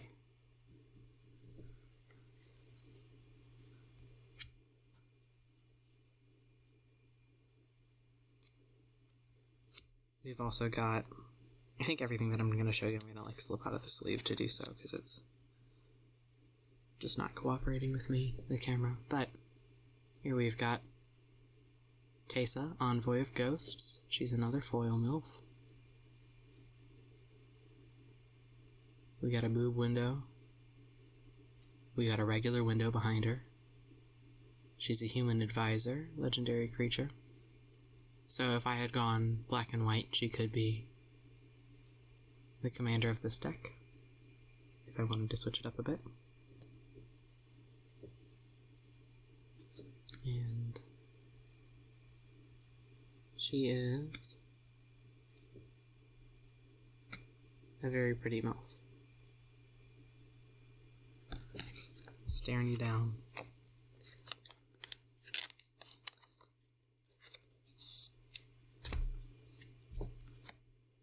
Got a basic land, but foil.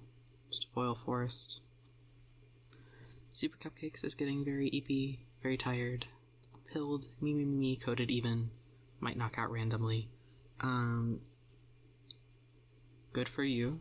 You should fall asleep. This is an ASMR stream. So, get eepy. And if you're watching this on your phone or something, I guess that's fine. But if you're on laptop, you should not be, if you're gonna fall asleep. Also, don't have your phone plugged into a charger while you're in bed. I don't want you to catch on fire.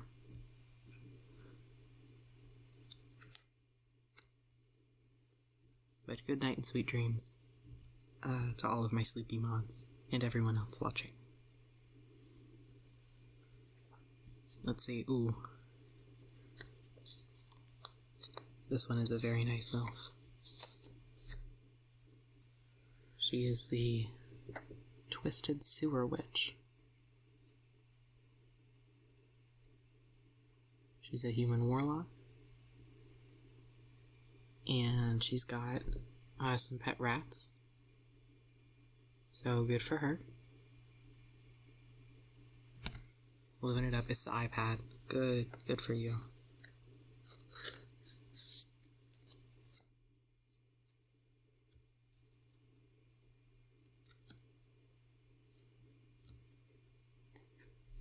Some more forests and such.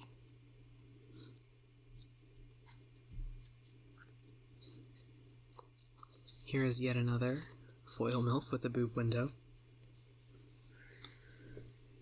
We've got the Oak Street Innkeeper. I want to build a rat deck, but there aren't actually that many rats yet. Rat pack next.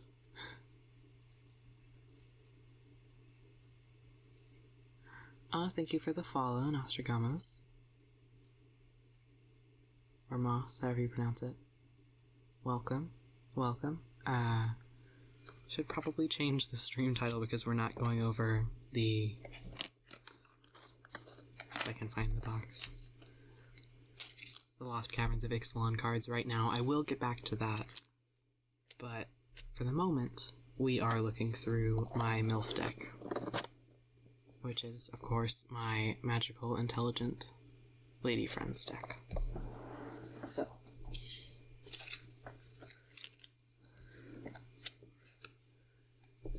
the Oak Street Innkeeper, obviously smash. Like, that dress, the thigh slit. Very fashionable. Maybe there's other ways of doing a rat deck with things that generate rat tokens. There has to be. There's probably some cheese cards also, if we really look. I'm sure we can find some.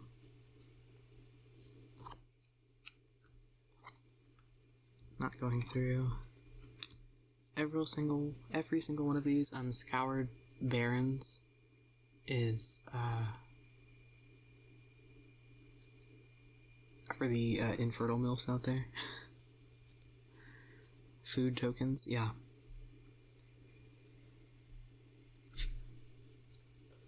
There's another foil forest. I just really like foils.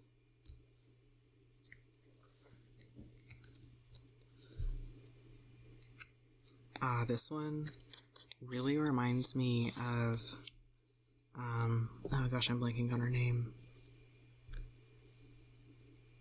But specifically the role of Hell in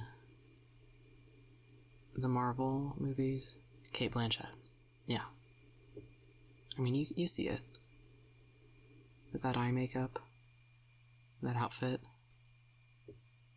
So, definitely another smash. Wonderful MILF for the MILF deck.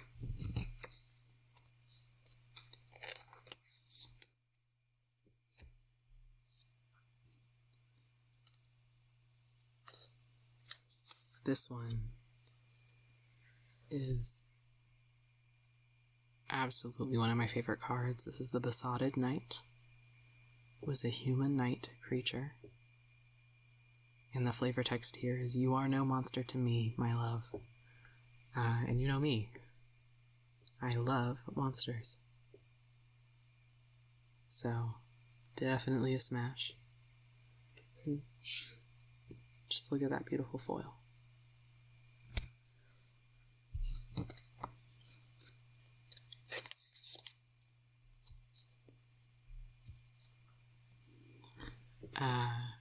Shimmering Grotto is what I call my, what else have we got?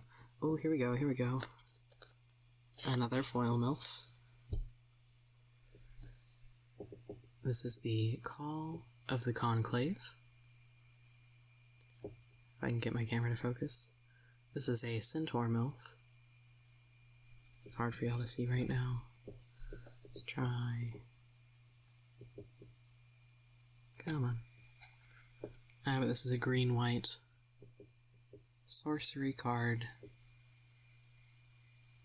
And this is why I have that 3/3 green Centaur creature token. Was specifically for this card. I have it in not foil as well, if I recall correctly. I just want to show you the Centaur MILF.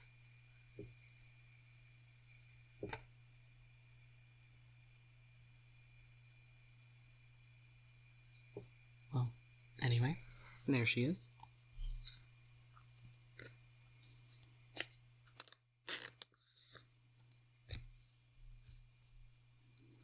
Now on to this half of the cards.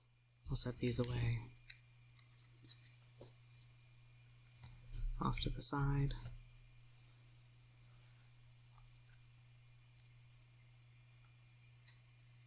Here we have a Gorgon,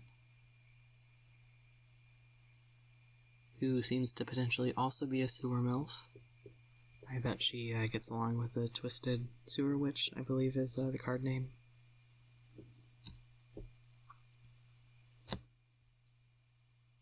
See, this one, you know, sometimes you see a hot person, and you're like, wouldn't they kind of be hotter if they were gravely wounded? I know you Tumblerinas understand what I'm talking about. This is a stab wound. And she's handling it so well. Absolutely a smash.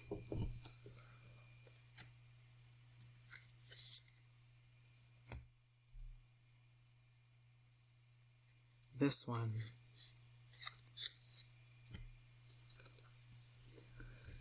is a very pretty card, Eternal Thirst.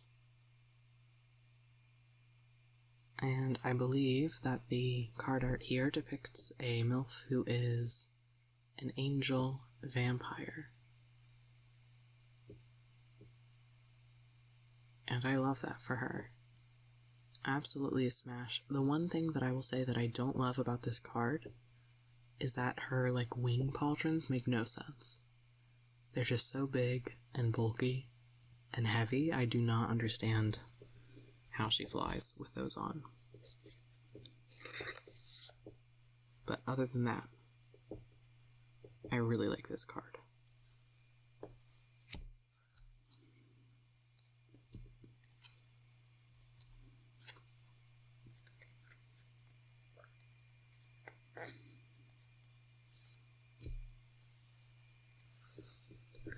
Here is another card, which could theoretically be a commander of a MILF deck if I were to switch to mono black. And this is Drana, Calastria Blood Chief. And obviously I would smash. I mean, she's power stanced up on her throne. I could be her throne, you know? The wings in Eternal Thirst are entirely aesthetic. She flies using the power of Yuri. That makes so much sense. Absolutely. Need her? Yes. Yeah, I'll set her. Not that you can see because of the glare. My goodness. Scooch them this way. I do have a throne. I think it's linked. If anyone is feeling particularly generous, maybe I'll put some better lights up there later. I am currently recording and working out of a closet, which I have converted into my studio.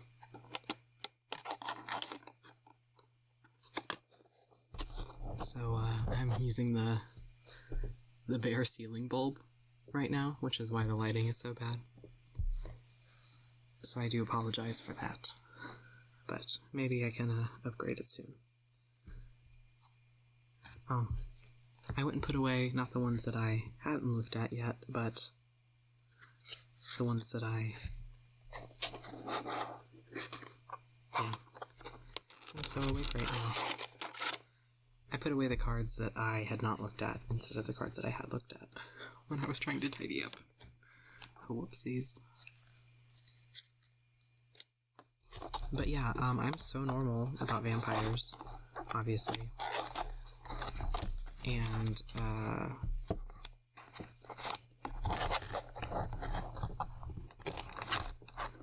if you're hungry, she's hungry, let her inside, invite her in. That's not anything, but it, you know. Vampires.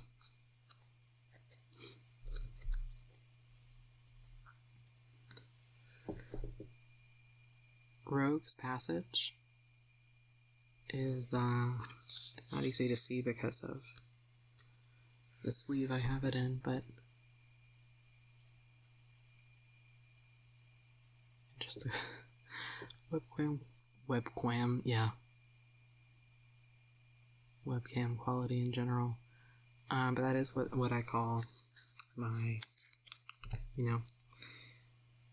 We've got another Tomb of the Spirit Dragon. Also what I call that. We've got some more angels, although not as distinct and memorable as Eternal Thirst there. Here we go. This card was absolutely a treasured find for me.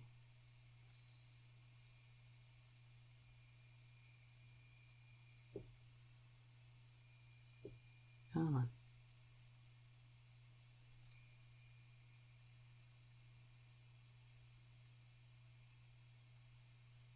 Please. I'm trying so hard to give the people what they want, which is necromantic MILFs.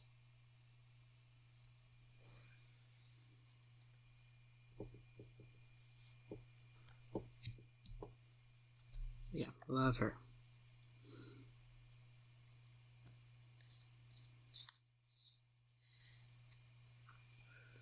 This one is more literal.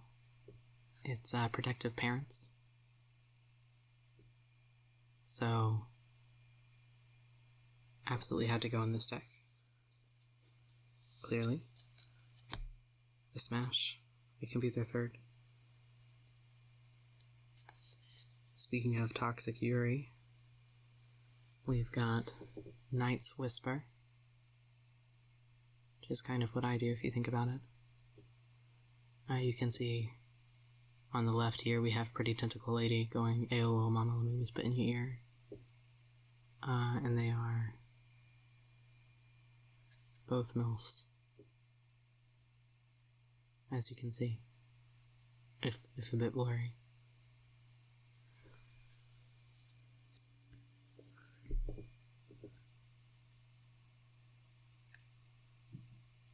So yeah. Some more forests. This one is the Death Pact Angel. And clearly a Smash. I mean, again, this is the MILF deck, so, you know, they're kind of all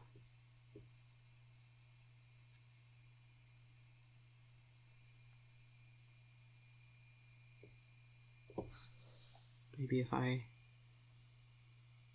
beauty guru it. Yeah, there we go, Death Pact Angel. So pretty. The dogs are telling me to go to sleep and are threatening me with violence, so I'm gonna head to bed. Good night, Rayluetta. I almost just put this card in the sleeve backwards. Good night, sleep well. Thank you for joining me, as always.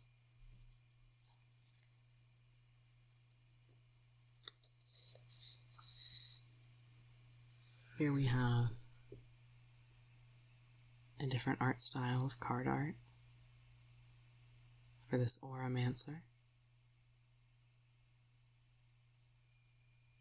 Come on.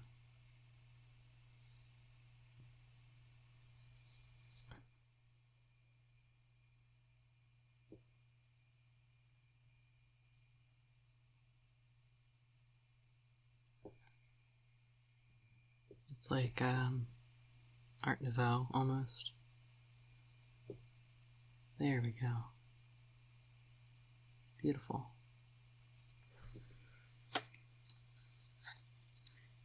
Another card very deserving of her spot in my MILF deck, which I'll just show you a couple more cards from before I go back to the Lost Caverns of Ixalan.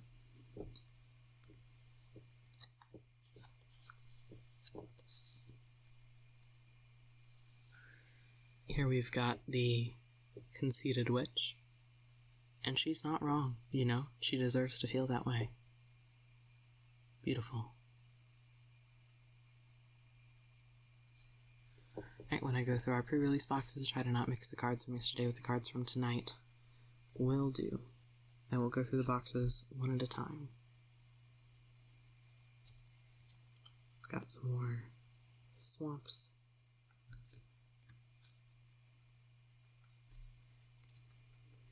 Some plains.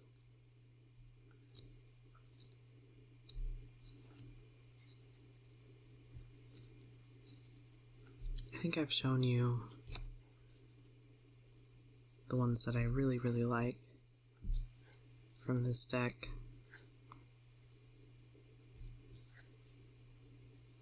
There are, of course, 100 cards, so here we go. This is the one I was looking for. This is a human rogue. Good night, good night. This human rogue is a tavern swindler, and I would absolutely get swindled.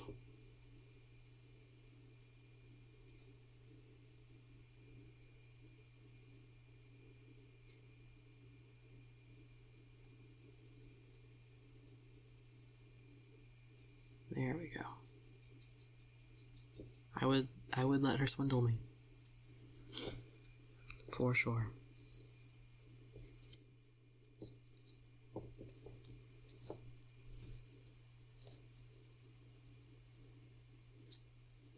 Oh, here's another one with an alternate frame and some really, really gorgeous art. And maybe if I hold it up really close and then slowly pull it back, it'll focus. Or not. Gonna try again. There we go. See, I'm getting the hang of this. Gradually, this is Sanguine Bond. And it's an enchantment. And that elf is just beautiful. In her, leg of mutton sleeves.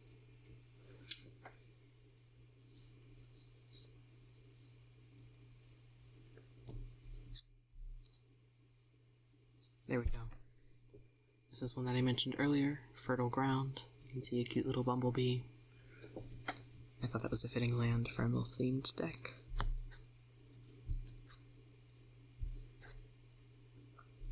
And here is, I think, the last foil from this deck that I had not yet shown you. And there we go, Angelic Skirmisher. Absolutely stunning card art on this one.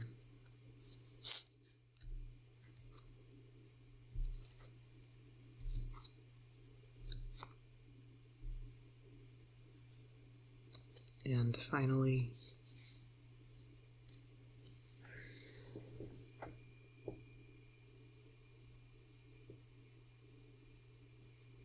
we have here Endless Obedience,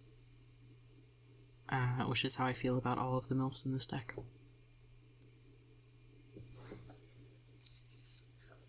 So I will put them away for now, and then show you what I was playing with during the Two-Headed Giant tournament earlier. And then I'll show you my tournament partners deck. And then I will show you their deck from yesterday. I'll just put back my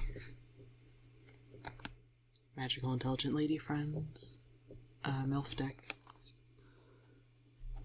and start showing you some of these. So this is the box that it came in, and as you can see, there is some beautiful art here with mushrooms and carvings, a very beautiful warm color palette. Most of the art on this set. So I'll definitely be keeping this for storage. Mine came with this spin down, which instead of 20 has this symbol to go with the theme, which I'm trying my best to show you. Maybe if I beauty guru it. Come on. Come on, camera. There we go. Yeah. Purple on black. So I quite enjoy the look of that. And it has these little tokens with really fun art of the Magic the Gathering symbol there. So I did sleeve the cards that I was playing with for the tournament, so I'll go through those, and then I'll show you some of the ones that I chose not to use, as well as a card that I got as a raffle prize. So the raffle prize is from 2018, it's not from this set, but it is the Beast Whisperer, and it's a foil, and I would absolutely smash. She's so pretty.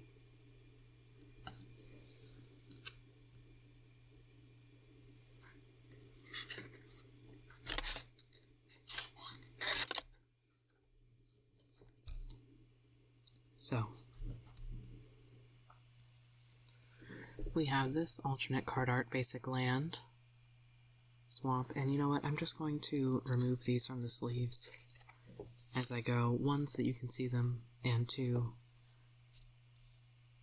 because I'm probably going to rebuild them into a different deck later.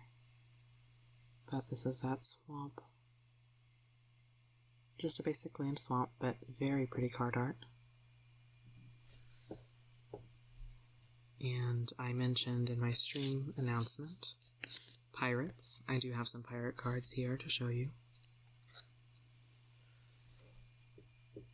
And this is the waylaying, pirates.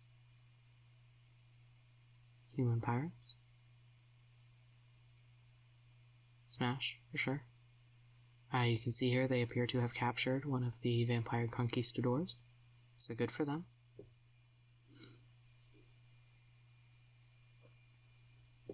And the flavor text here is, the only drink in your future is seawater. Which is fun, and as they are pirates, this is a blue card. Which makes a lot of sense for them. When they enter the battlefield, if you control an artifact, you can tap the target artifact or creature an opponent controls and put a stun counter on it. So, very fun card. This one has some gorgeous art of a crystal skull, I suppose. And it's another one of those two-sided cards. So this is the Visage of the Dead. Oh no, sorry, the Visage of Dread. I am so awake right now. There we go. Beautiful carvings behind it.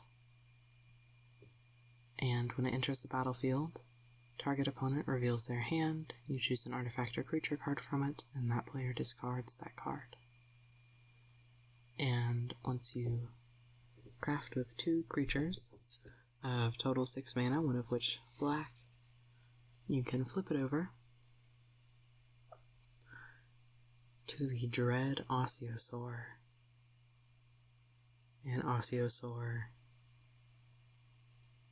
coming from the Latin for bone lizard. So essentially this is a bone dinosaur. It is, in magic terms, a dinosaur skeleton horror. And when it enters the battlefield and attacks, you may mill 2 cards. The flavor text here is, it's not my fault, the glyphs for blessed and cursed look very similar. Diego, Brazen Coalition Translator. And this is a 5/4 card. So I'm going to go, absolutely wood bone. Whoops.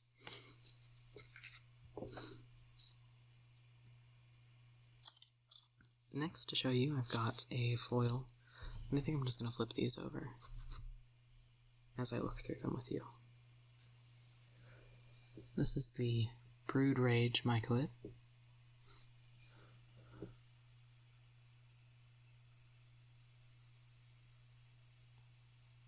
It's a fungus creature.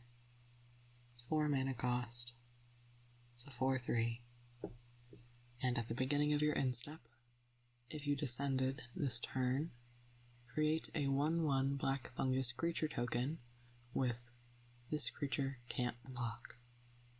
And you descended if your permanent card was put into your graveyard from anywhere. So that's the, more of the descent feature that is, I believe, new to this set. The flavor text is, as the massive mycoids, known as Rage Titans, charge into battle, lesser ones swarm in their wake, gobbling up any survivors. And I would get gobbled up. I would.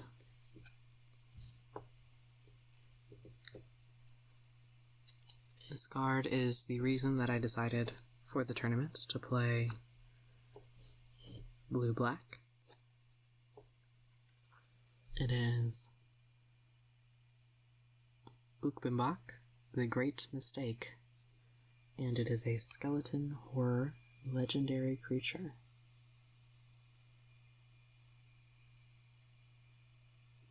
There we go. I had it, then I lost it. Yeah. A smash. And, I don't need to explain myself on that one. And if you descend 8, meaning you have 8 or more permanent cards in your graveyard, so permanent cards, as in not instants, not tokens. There's more details to that, but as I mentioned earlier, I'm a new player, so I don't know all of them.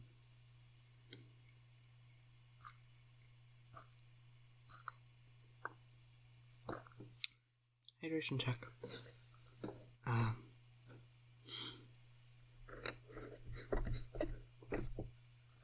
If you descend 8, you can return it from your graveyard to the battlefield with a finality counter on it.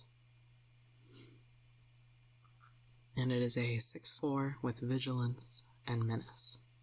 So Vigilance meaning that when it attacks, it can, in fact, still block, which most cards cannot do, and it is a Menace, meaning that it takes at least 2 cards to block it when it attacks. So that's why I chose, out of all of the cards that I got at the pre-release event, to play Black-Blue for the Two-Headed Giant tournament.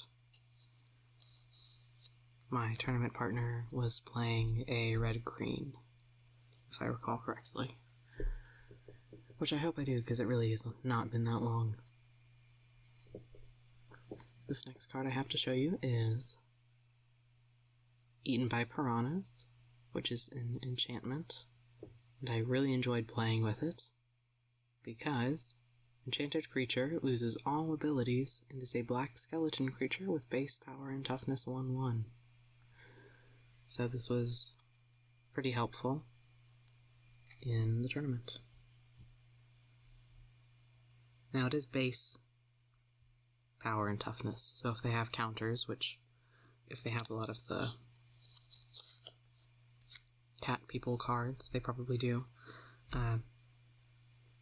only so helpful, but still.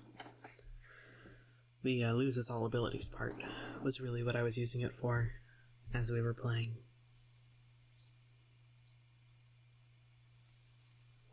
Next to show you, I've got Canonized in Blood. So this one, hold it a little closer so you can see the vampire on the card art here, is an enchantment. If you descended, you can put a +1/+1 counter on a target creature you control.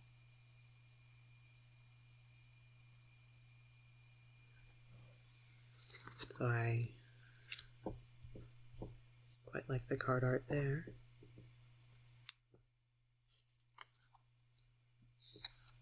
Next, we have a foil, and this one's 2-sided.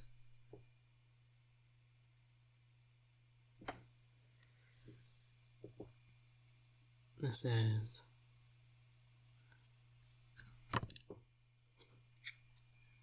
so awake right now. This is the Inverted Iceberg, and it's an artifact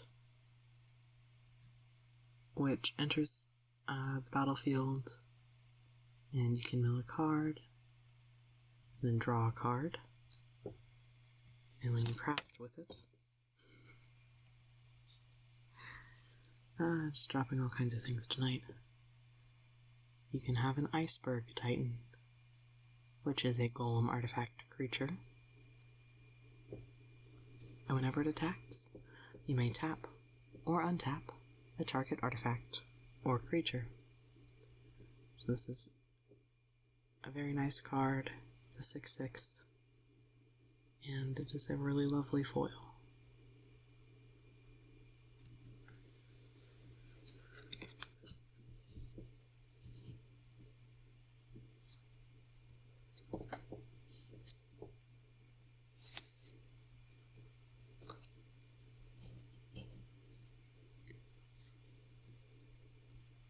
And I have at least 2 of this one. More now that I've opened the booster packs. This is Hidden Cataract. It's a cave land. It's water. And you can sacrifice it to discover 4.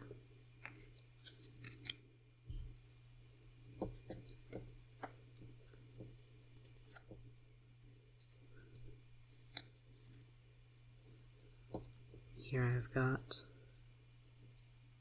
another dinosaur. Just gonna rearrange.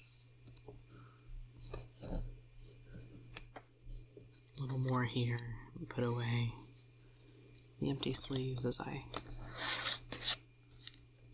go through these cards. This one's blue, the mana cost of 7. It's the Marauding, excuse me. It's a dinosaur. And it's got Ward 3 and Island Cycling 2. And it's a 6/7. And I believe I have 2 of them.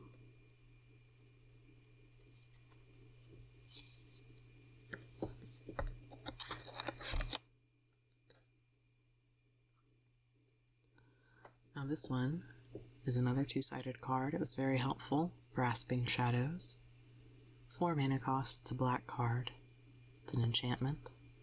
Whenever a creature you control attacks alone, it gains Death Touch and Lifelink until end of turn. Put a Dread counter on Grasping Shadows. Then if there are 3 or more Dread counters on it, transform it into Shadow's Lair, which is a land. It's a cave. And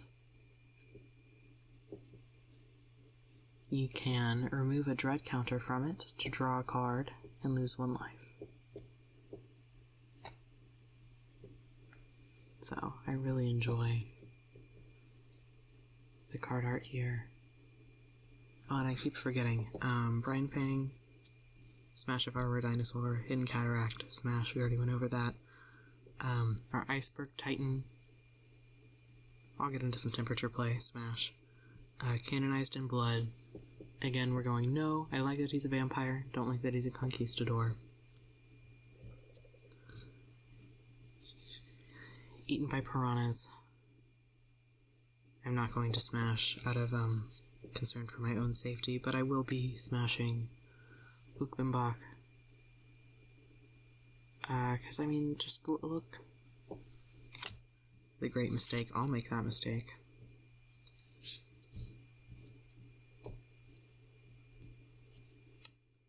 And Grasping Shadows, yeah, I will get grasped.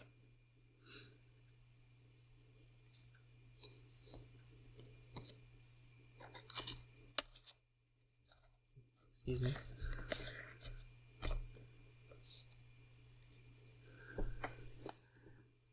Next up, Vito's Inquisitor. Again, not a smash due to the colonialism. But I will say she is a very pretty vampire knight. You sacrifice another creature or artifact, you can put a +1/+1 counter on her. It gains menace until the end of the turn. This is a 3/3 with a cost of 4.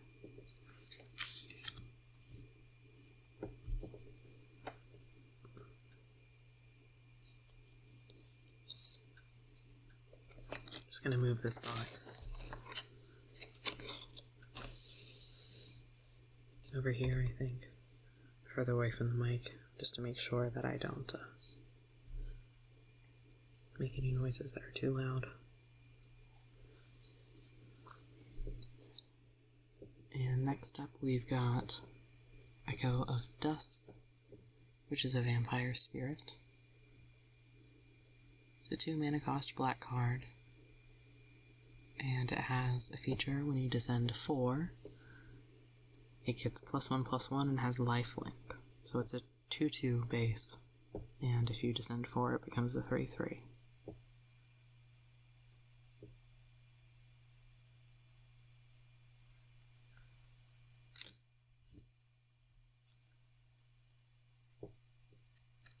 And I believe I showed you one of these already. opening up those booster packs. But this is the Deep Cavern Bat. It's a bat creature with flying and lifelink. When it enters the battlefield, you can look at a target opponent's hand. You may exile a non-land card from it until Deep Cavern Bat leaves the battlefield. And it's a 1/1 with a mana cost of 2. And is a black card.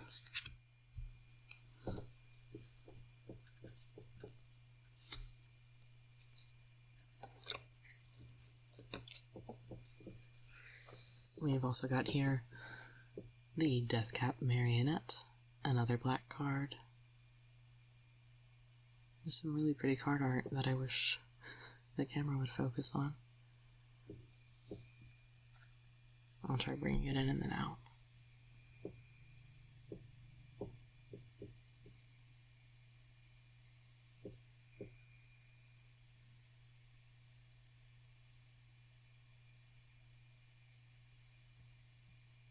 No such luck. Anyway, it's a fungus creature, and when it enters the battlefield, you may mill 2 cards. As you probably guessed from the name, it does have Death Touch.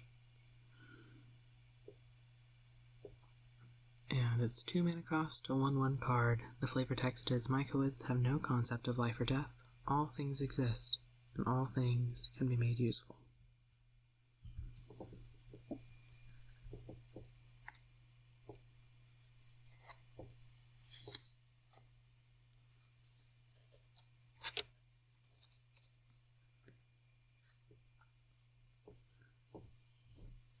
Next, we've got the Cogwork Wrestler. I forgot to say for the mushroom, I will go with Smash. For the bat, no on account of dubious sentience.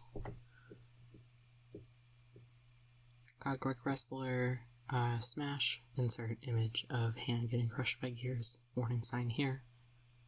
This is a 1/2 artifact creature, no, and it's a 1 mana cost. Blue card. When it enters the battlefield, target creature and opponent controls gets -2/-0 until end of turn.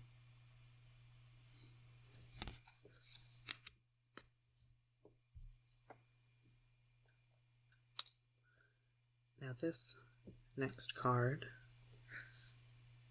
is my favorite dinosaur in terms of card art. Just because of the color scheme and the Thagomizer. So this is Rampaging Spiketail. It's a dinosaur, as I said before. It's a 6 mana cost black card. When it enters the battlefield, a target creature you control gets +2/+0 and gains indestructible until the end of the turn, and it's got swamp cycling. It's a 5/6. And it's smashing, you know. That's what that Thagomizer do. It Thagomizes things right up.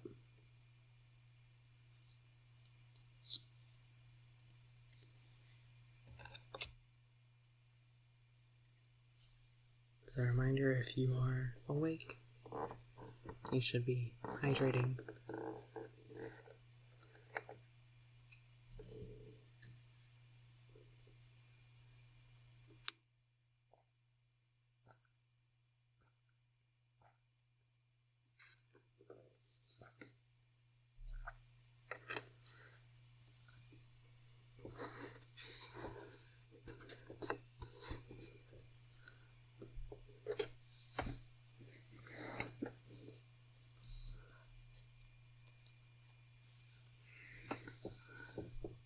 This next card is the... See, I'm reading it off of my screen here. The Oaken Siren, which is a Siren Pirate. And I would totally smash. This is a 2 mana cost blue card with Flying and Vigilance, excuse me. And it's a 1/2.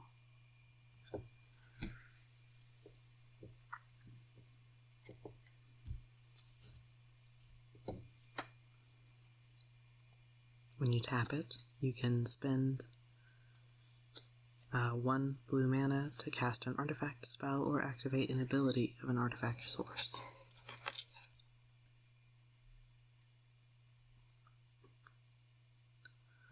And the lore on this one is that the siren was the figurehead who was adorned with a small cosmium gem and then came to life and flew away. So, good for her. Smash.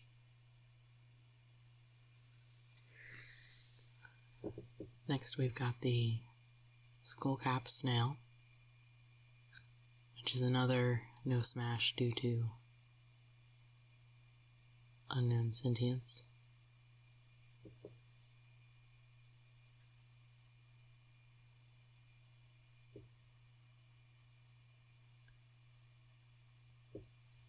Camera does not want to focus on the snail, but it's a fungus snail, and instead of a shell it has a skull, which is really cute.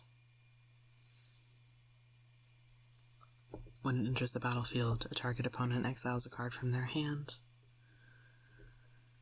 and it's a 1/1 black card with a mana cost of 2.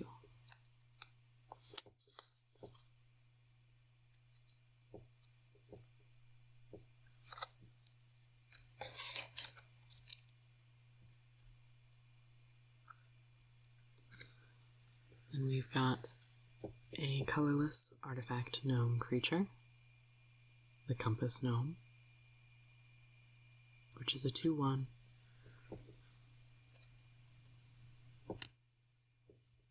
When it enters the battlefield, you may search your library for a basic land card or cave card, reveal it, and then shuffle and put that card on top.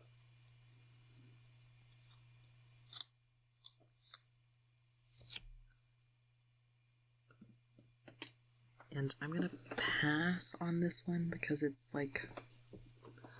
all gears and sharp bits, and I just don't know how we would make that work. You know, if you're more creative and braver than me, I salute you. Best of luck to you in your endeavors.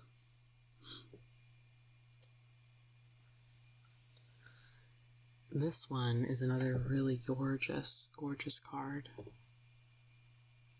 It's a foil. Starving Revenant. This one's a 4 mana cost black card that I would smash. It's a spirit horror creature, and when it enters the battlefield, surveil 2. Then for each card you put on top of your library, you draw a card, you lose 3 life. Whenever you draw a card, if you've descended 8, if there are 8 or more permanent cards, that's what descend to 8 means, in your graveyard, target opponent loses 1 life and you gain 1 life. This is a 4/4.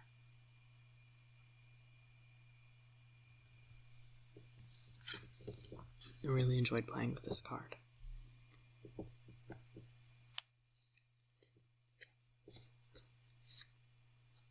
We've got another Hidden Cataract here, which I think brings the total of Hidden Cataracts that I own now up to 4. So, it's a nice cave card. There are some cards with mechanics related to how many caves you have out, so that's nice. Speaking of caves, we've got the Frilled Cave Worm,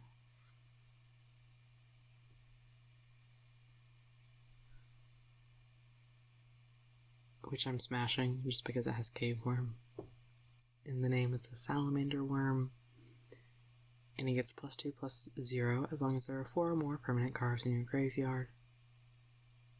And it is a 2/5 with a mana cost of 4, and this is a blue card.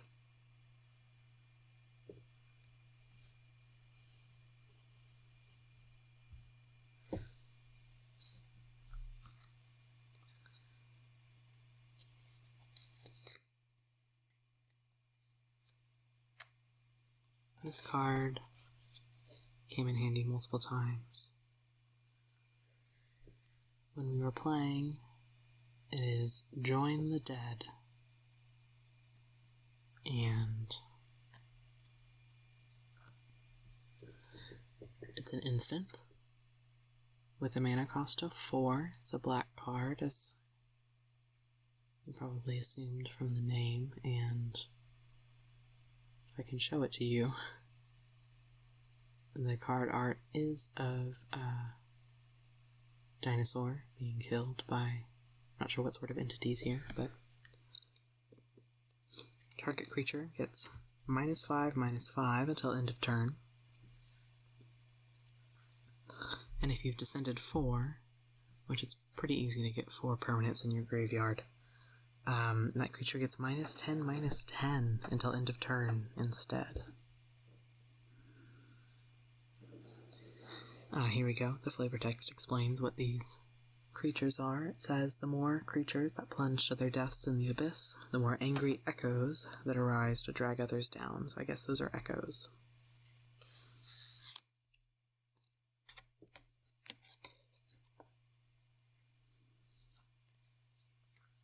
And speaking of echoes, here we've got Council of Echoes, which is a blue card. It's a Spirit Advisor creature. It's got flying. When it enters the battlefield, if you've got descend 4, you can return up to 1 target non-land permanent other than Council of Echoes to its owner's hand. And it's a 4/4.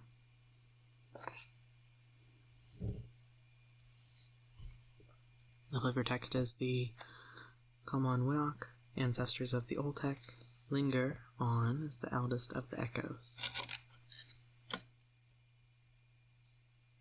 And smash. Join the dead. I'll say smash again because of the echoes. Yep. This card is one that my opponents immediately tried to exile as soon as possible. This is Kimmel, the Inner Sun. Excuse me. It's a 6 colorless legendary artifact. Spells you control can't be countered.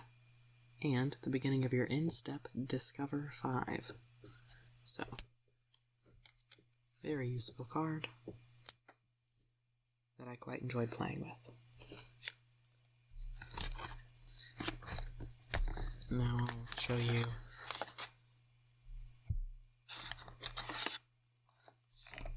the other cards from this set, including the token creatures, so you can see the card art. Here is the dinosaur token, and dinosaur egg token on the reverse.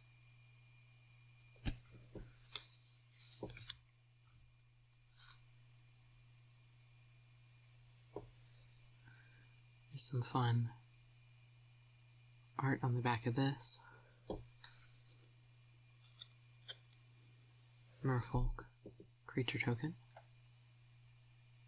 Smash. The dinosaur egg, obviously underage. The dinosaur, I'll go with if I was a dinosaur. Kimmel the I keep saying that. Kimmel the Inner Sun. Smash. You know, I'll make it work.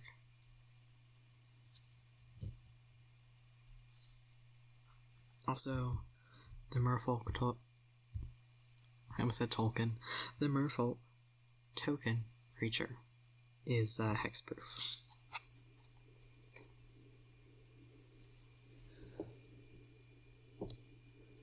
We've got In the Presence of Ages, which is an instant 3 mana cost green card. You can reveal the top 4 cards of your library, and then put a creature card and or a land card from among them into your hand and put the rest into your graveyard.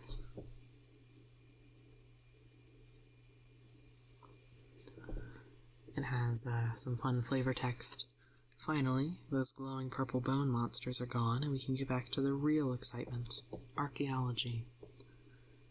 Quintorius Kond, who I would smash for that statement alone. Now, I have this card now as a foil. You can see here the two cards side by side. That's Disturbed Slumber, which is an instant. Until the end of turn, target land you control becomes a 4/4 dinosaur creature with reach and haste. It's still a land. It must be blocked this turn if able. And look at that foil version of it.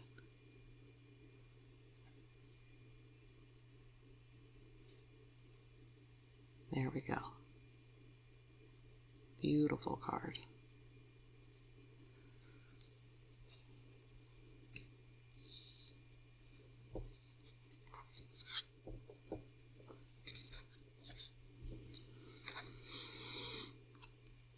Got another In the Presence of Ages. Then you've got Over the Edge, which is a sorcery. Let's zoom in on those hands to make a smash or pass decision.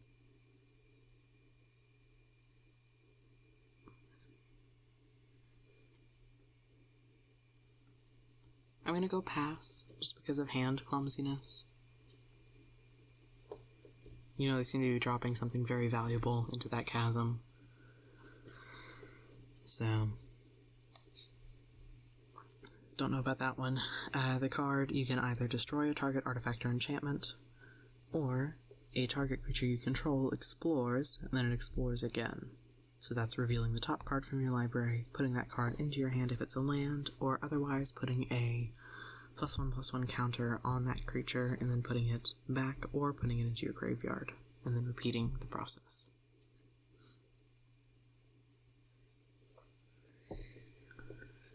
This card here is a 1-mana cost green sorcery, the Malamet Battle Glyph. Choose target creatures you control and target creature you don't control. If the creature you control entered the battlefield this turn, put a +1/+1 counter on it, then those creatures fight each other.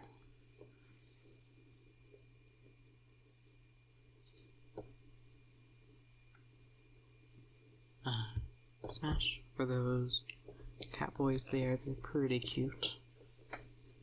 And again, hydrate if you're awake.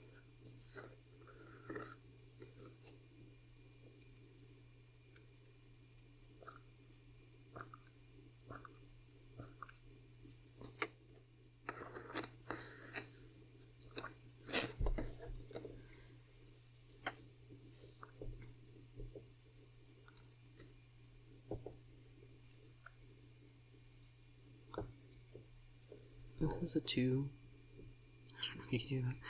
This is a two-sided card here with some really adorable fungus people on it.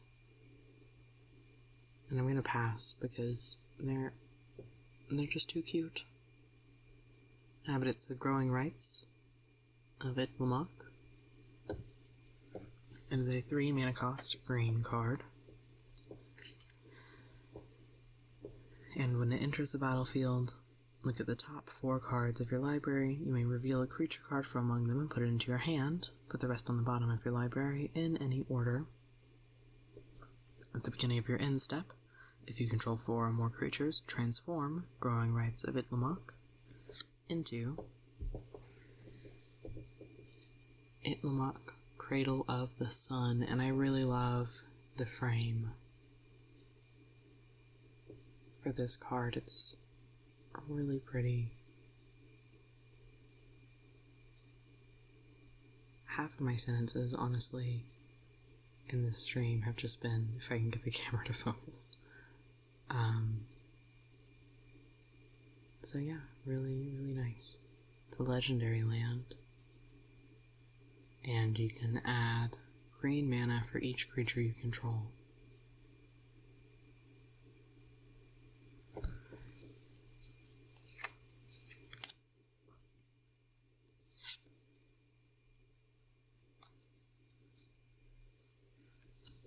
Ixali's Lore Keeper, I went over earlier. I've got 2 of these now.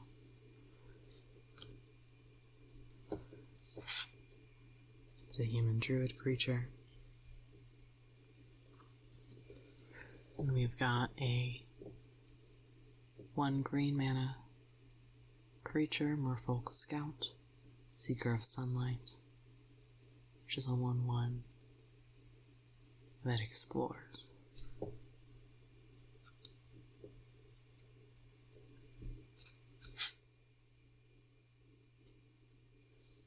Then we've got Malamute Brawler that I showed you previously, definitely a smash there. It's another cat warrior. This one, definitely a pass. And you'll see why.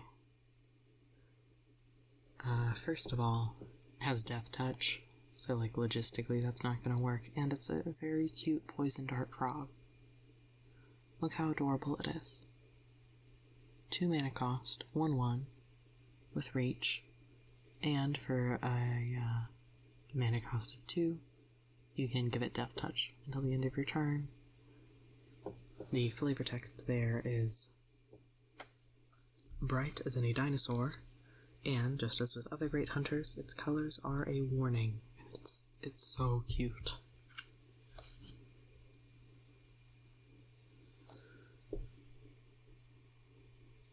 Like,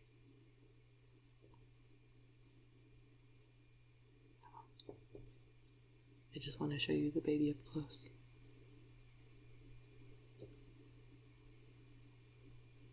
So cute. Man, I'm just shoving these cards in y'all's faces. But like, you need to see the baby.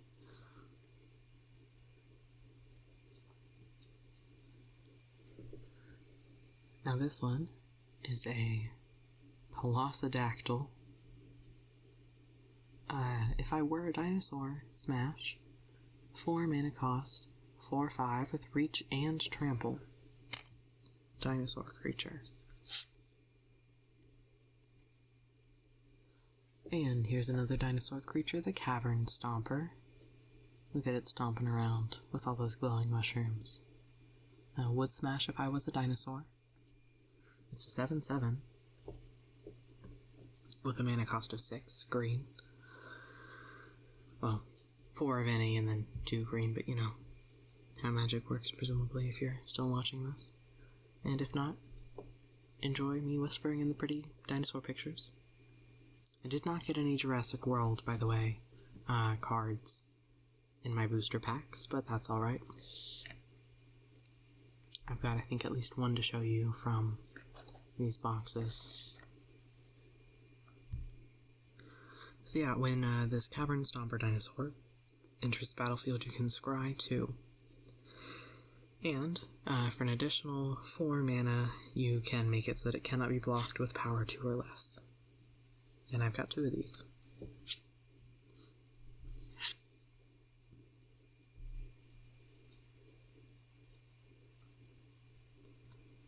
Then we've got a multicolor land here. Restless Anchorage.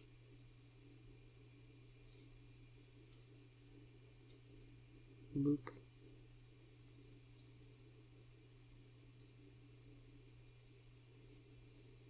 And it is a white or blue.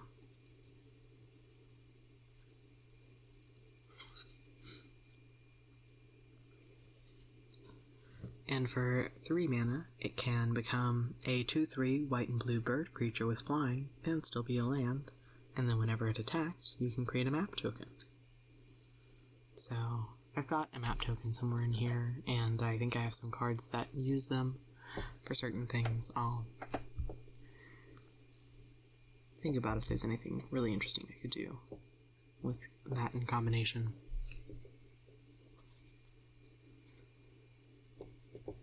This one is in Oteklan Landmark, which is an artifact, and this is another 2-sided card. It's a 1 white mana to cast, and when it enters the battlefield you can scry 2, and if you craft with artifact, you can turn it into the Octolan Levitator, which I would totally take for a ride. It is a golem with flying, And whenever it attacks, target attacking creature without flying gains flying until end of turn.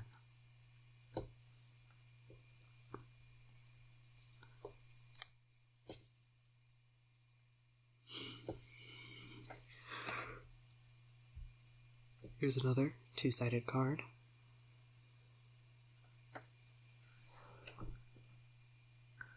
Which is play Fired Bricks, which when it enters the battlefield, you can search your library for a basic Plains card, reveal it, and put it into your hand, then shuffle. You gain 2 life. You can craft it into the Cosmium Kiln. Now, I don't know if Cosmium is something that's been around in Magic lore before this set. But I like the pretty pink magic art. How they display the magic that the Cosmium produces with this really vibrant pink. I like how that looks in the card art. And the Cosmium Kiln can make gnome artifact creature tokens, and then give any creature you control 1/1. So, that's nice. A quote here from the artisan Yala, who I would smash, I believe she's right there on the card, is, "I love the smell of freshly baked gnomes." Let's see if we can zoom in on her. Very accomplished artisan there.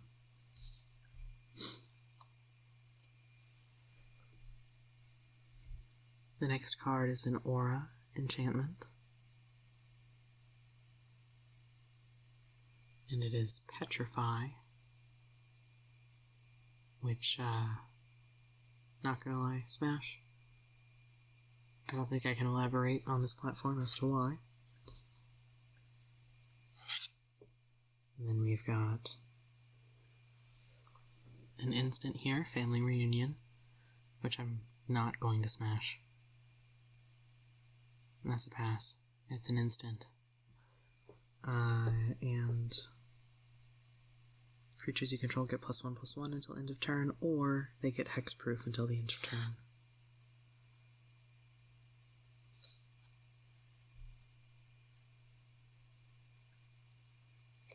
We've got Petrify again, and I think I neglected to mention earlier that that enchantment makes it so that the enchanted permanent can't attack or block, and its activated abilities cannot be activated.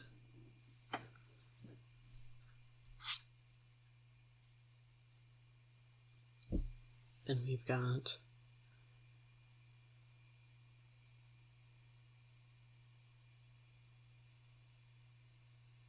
Cosmium Blast. Some more Yowie beams there. Smash. That's an instant that deals 4 damage to the target attacking or blocking creature. It's a white card with a mana cost of 2. Here's a white card with a mana cost of 1.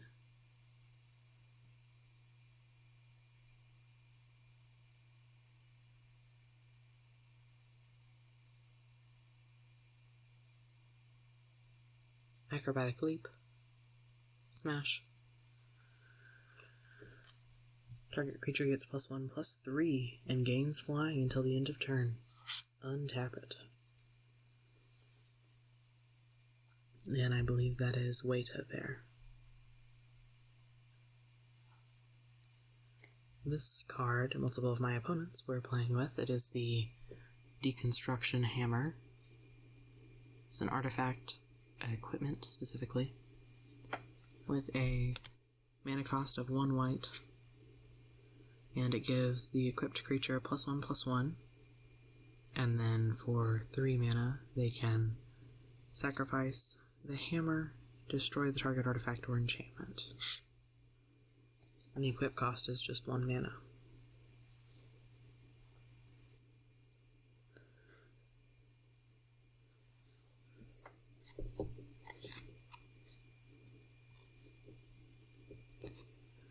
Here's another dual-sided card. the spring-loaded saw blades, which I will not smash. It's a 2-mana cost, white, artifact with flash. When it enters the battlefield, it deals 5 damage to target tapped creatures that opponent controls. Tapped creature singular. And if you craft with it, you can convert that into the Blade Wheel Chariot, which I still will not smash. And that's an vehicle, but if you tap 2 other untapped artifacts you control, it becomes an artifact creature. And you can crew it.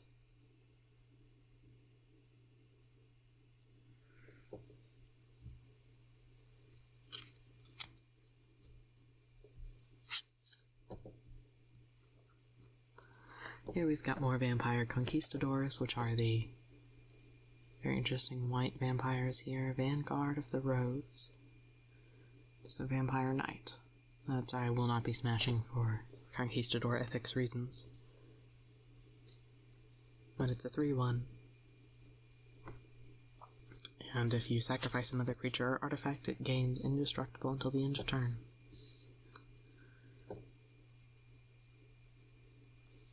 Here we've got another gnome artifact creature, the Attentive Sunscribe. Why will smash? They got a lot to say. They got a way to communicate. That's pretty nice. And this says that few humans are steady-handed enough to match a gnome's precision. Even the slightest change to a single line can wildly alter a glyph's meaning.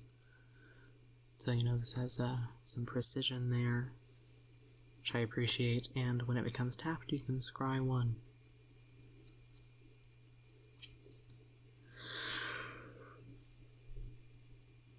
Oh, goodness. I'm getting sleepy EP.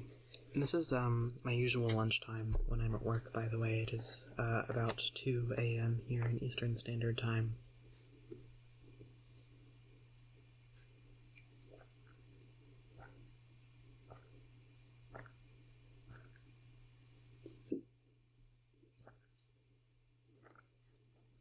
So, that was my little orange juice break. If you've got a drink, drink up.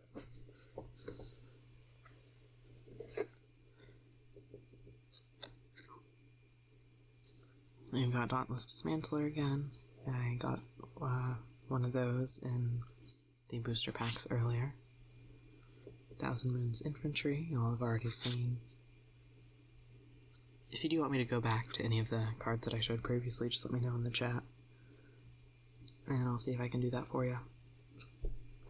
Here we've got the Iron Paw Aspirant, which I think is another one that I showed earlier.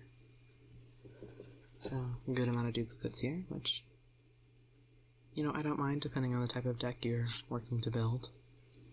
It's not necessarily a bad thing. We've got the Glorifier of Suffering, which I have showed you previously, more Conquistador vampires. And I appreciate the sadism, just not the colonialism, so... Here we go, here's one that y'all haven't seen yet. Kutzel's Flanker, who is a cat warrior with flash. This is a 3-mana cost white card, which is a 3/1. When it enters the battlefield, you can choose one of the following 3 options. You can put a +1/+1 counter on it for each creature that left the battlefield under your control this turn. Or, you can gain 2 life and scry 2, or you can exile the target player's entire graveyard. So this would be very helpful if your opponent is also playing with cards from this Lost Caverns of Ixalan set, and have those descend mechanics.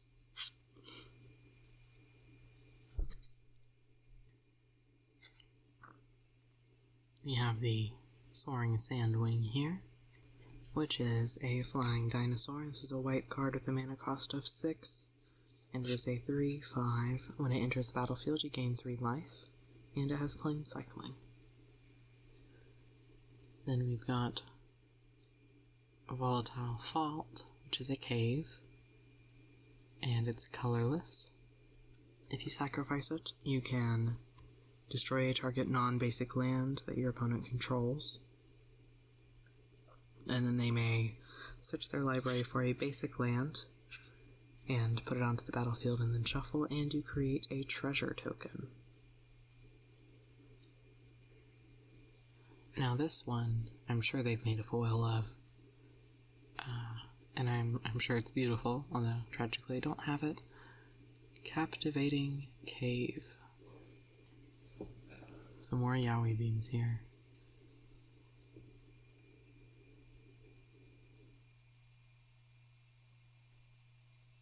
Very, very pretty. I would smash this cave. It's colorless. You can sacrifice it to put 2 +1/+1 counters on target creature. We've got another cave here. Hidden Volcano. As you can imagine, it's red. And if you sacrifice it, you can discover 4.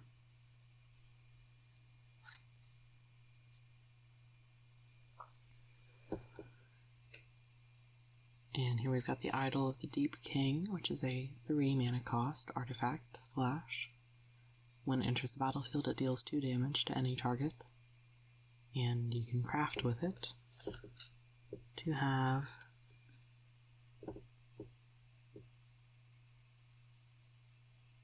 the Sovereign's Mekahootle. And I'm sure I mispronounced the name of this weapon. But I mean, look at it. Seems to be some very nice equipment there. Equipped creature gets +2/+0, and the equipped cost is 2 mana.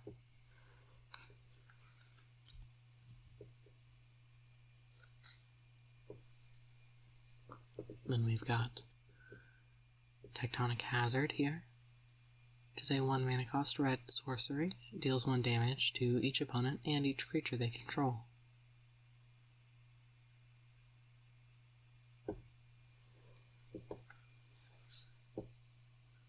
For the Idol of the Deep King, Deep King is my nickname in college, just kidding. Tectonic Hazard, I don't know, I think the lava's maybe a little too hot for me. I don't know, might be too hot to handle, if you will. Then we've got another red card here. I kind of sorted them by color, so that's why. Itali's Favor, which is an enchantment, specifically an aura. And Wood Smash, the person wielding this weapon here. When it enters the battlefield, you can discover 3. And then enchanted creature gets +1/+1 and has trample.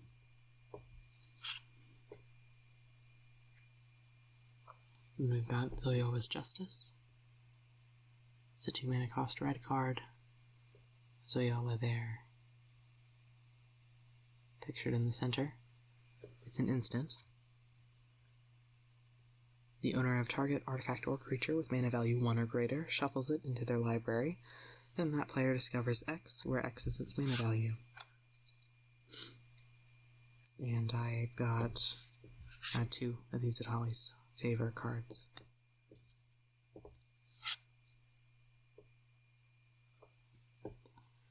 Another 2 mana cost red instant is Ancestor's Aid. Smash. Target creature gets +2/+0 and gains first strike until the end of turn, and you create a treasure token.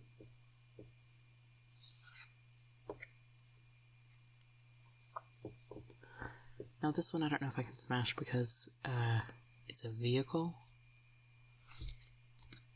and specifically appears to be a rather large ship. It is a 5 mana cost red Magmatic Galleon, and when it enters the battlefield, it deals 5 damage to target creature an opponent controls. And whenever 1 or more creatures your opponent control are dealt excess non-combat damage, create a treasure token, and the crew of this is 2. And it's a 5/5. So, seems like you can be a pirate with that.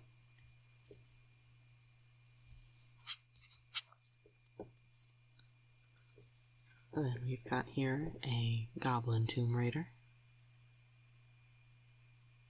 which is a... Come on.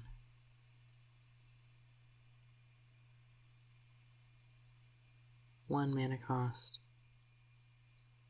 Goblin Pirate,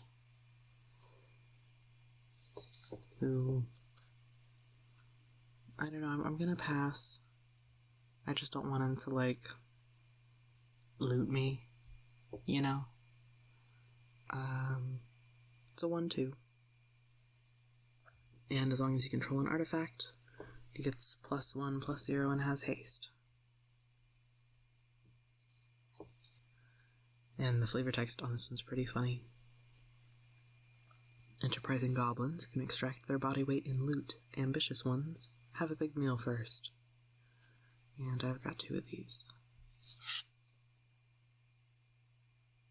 We've got here an Orc Pirate, the Brazen Blade Master.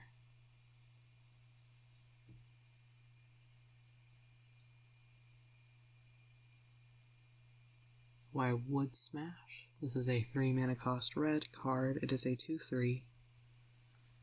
Whenever it attacks while you control 2 or more artifacts, it gets +2/+1 until end of turn, putting it at a 4/4. And this Orc Pirate's secret is footwork plus an extra sword.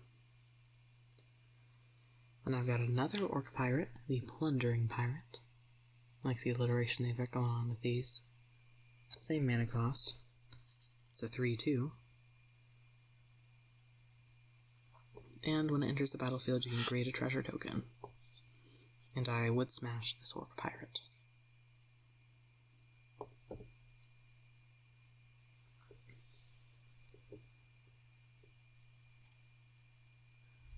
We've got here the Curator of Sun's Creation, which is a 4 mana cost red human artificer creature. Whenever you discover again for the same value. This ability triggers only once each turn, so that it's not infinite, obviously. This is a 3/3 that I would smash.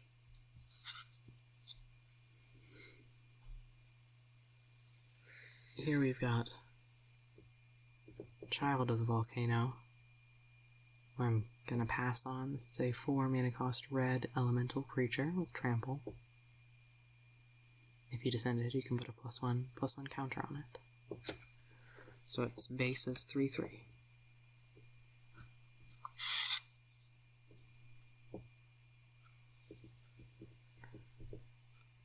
Here we have Fanatical Offering, which has a mana cost of 2 and an additional cost of sacrificing an artifact or creature.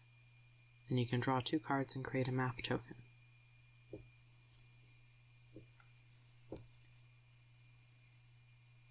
It's an instant. Here we've got another Deathcap Marionette. This one has Death Touch. It's a 1/1 fungus creature. Pretty useful. Here we've got a Pirate Hat. Equipment Artifact. It's blue, it's a mana cost of 2. And the equipped creature gets +1/+1. And has, whenever this creature attacks, draw a card, then discard a card.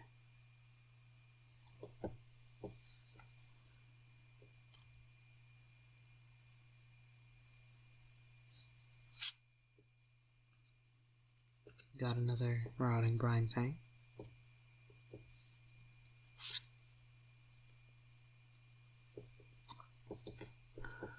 Unlucky Drop. Target artifact or creature's owner puts it on the top or bottom of their library. It's a 4 mana cost that I'll smash. You could do some Falling for You jokes. The Pirate Hat, yeah, I would smash the pirate wearing that hat. Fanatical Offering, I'm just gonna go no, because again, the Conquistadors. I mean, the Ritual Sacrifice thing is fun, but Conquistadors.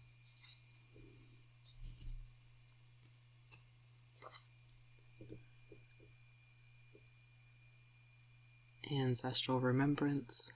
This is more of a gilf than a milf, I must say. 4 mana cost blue, sorcery, draw 3 cards, then discard a card.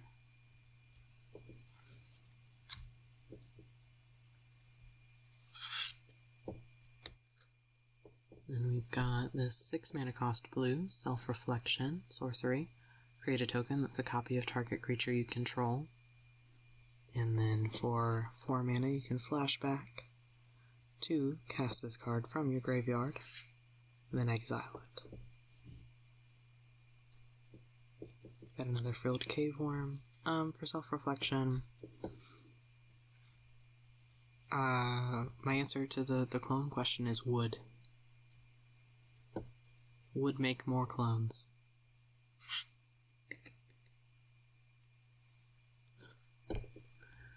Song of Stupefaction is an aura enchantment.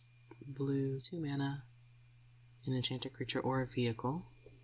When it enters the battlefield, you may mill 2 cards. And then it's also got Fathomless Descent, -X -0, where X is the number of permanent cards in your graveyard. So, there's more of those descent mechanics there.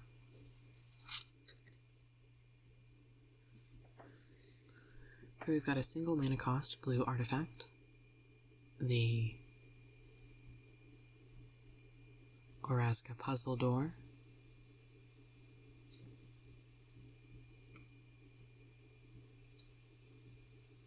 Yep. Look at the top 2 cards of your library, put one of those cards into your hand and the other into your graveyard.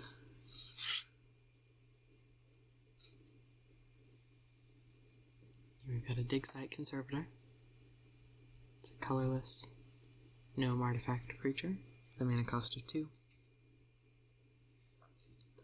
If you sacrifice it, you can exile it to 4 target cards from a single graveyard. So again, very, very helpful for those descent. Did I say descent? Did I mean, yeah, no, I meant descent. Damn. I'm getting a little confused with all the new mechanics. Because I'm not very experienced with Magic yet. Then we've got, I'm gonna smash the Conservator. You know, I think it's good at smashing. It's got a pickaxe. There. We've got Fungal Fortitude. Which, yeah, wood. This is an aura enchantment. Black, mana cost 2. Flash. Enchanted creature gets +2/+0. Is a special gift for those of you that play Magic the Gathering Arena. This is a giveaway for anyone that is currently watching live or is watching this VOD later on my YouTube. So, whoever gets to this code first, here you go. Let's see if I can get a focus for you. Yep.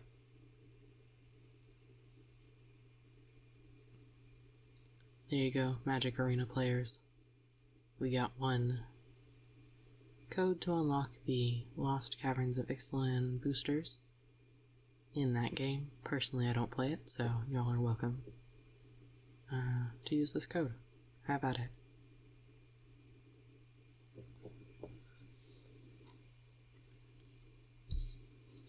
And I've just got a few more things here from the pre-release deck. Here's again one of those cards for those 2-sided cards.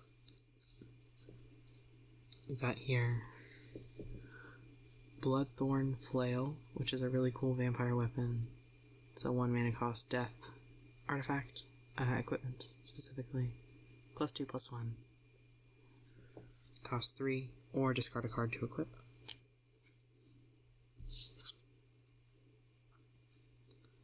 some fun card art here on Itzquinth, firstborn of Gishath,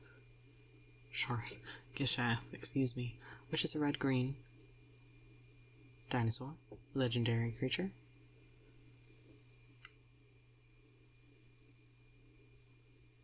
With haste.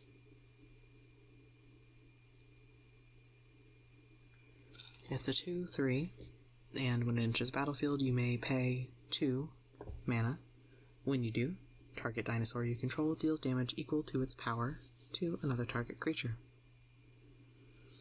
Then here is another multicolor. It's a blue-red with a mana cost of 4.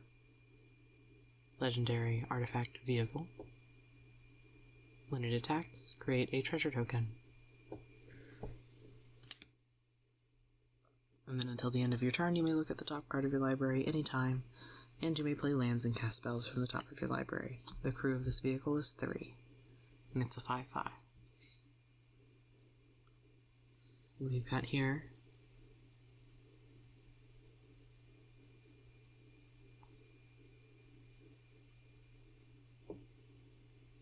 Kutzil, Malamet Exemplar, who's a legendary creature cat warrior, so if you were playing commander and wanted to do a cat person deck, you could use them as your commander.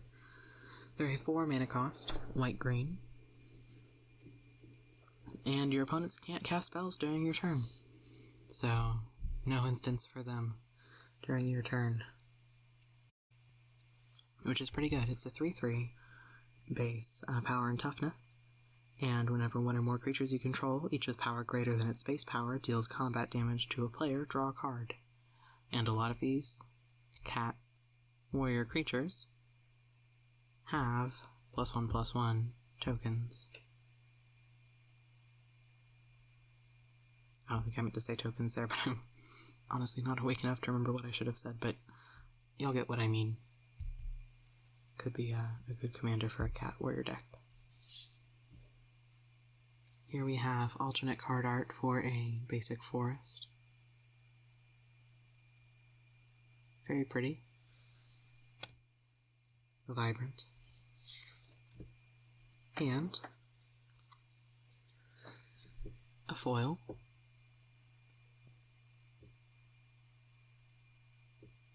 Dinosaur, hulking raptor.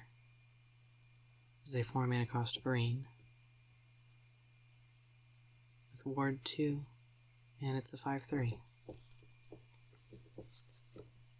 So these are the cards that I got for my pre-release set.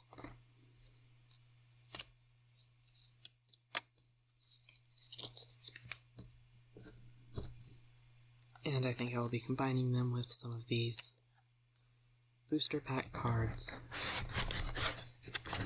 to make like a cat person deck, maybe a dinosaur deck. Several options here.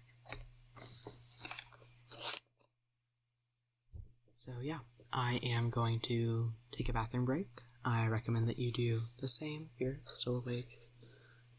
Grab something else to drink, get some snacks. If you like, if this is a normal time for you to be up and at 'em. Again, for me, this is about my normal lunchtime, so I'm going to grab myself something to eat, I think, although I will not be doing that on stream, because, again, this is going to be a VOD. I'm going to edit that VOD. I personally do not like eating sounds, so I can't edit my own content if there's eating sounds in it.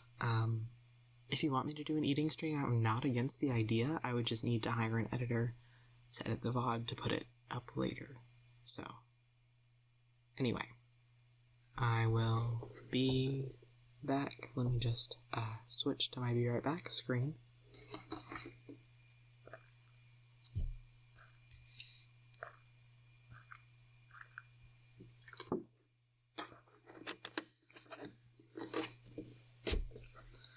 Super high tech, as you can see here.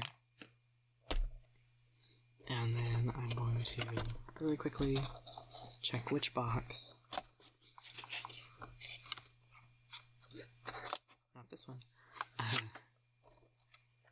want to look at next. And this will be the box that my partner was playing with in our two-headed giant tournament earlier today. Alright.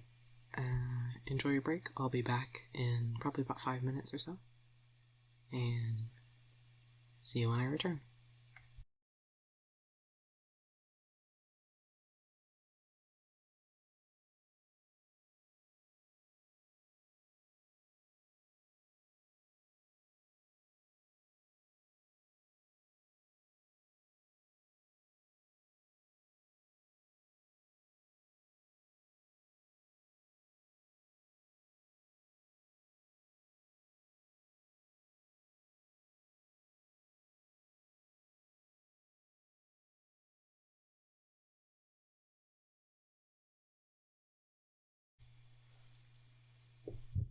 Hello, I'm back. So, just gonna have some more orange juice before I get into this set here.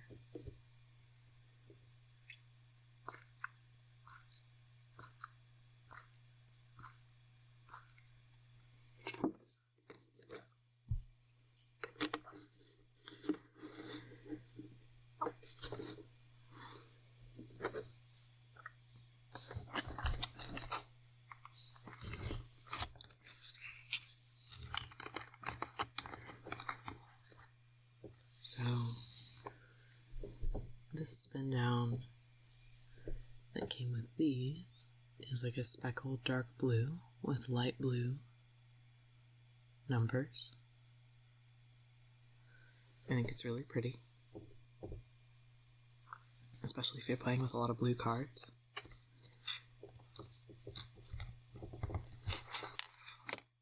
Then I'm going to show you these sleeved cards as what my two-headed giant partner was playing with, and I'll unsleeve them for them as we go. And then I'll show you some of the other cards here, and then I think because it's getting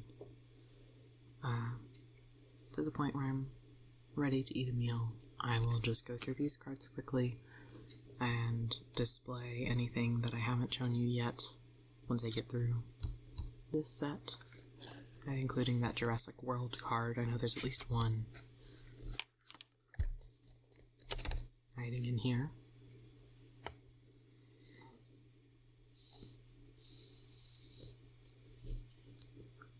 So let's get into it. So as I said earlier, my partner was playing red-green. So here we've got Buried Treasure, which is a treasure artifact.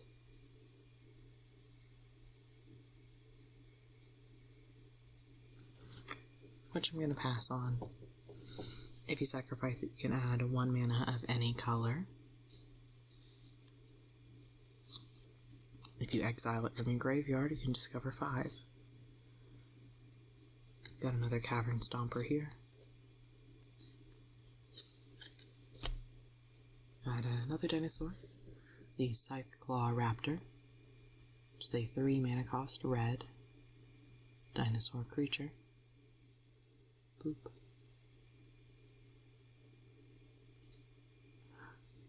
And try again. There we go. See how this one I'll go with Smash if I was a dinosaur. It's a 4/3. Whenever a player casts a spell, if it's not their turn, the Scytheclaw Raptor deals 4 damage to them. So, it's pretty handy. It says she's a smart one, noticed all on her own that the bloodsuckers wave their hands around to do their filthy magic, so she rips off their hands first. Clever girl. Then we've got Daring Discovery, which I will smash. It's a 5 mana cost red sorcery. Up to 3 target creatures can't block this turn, and you can discover 4.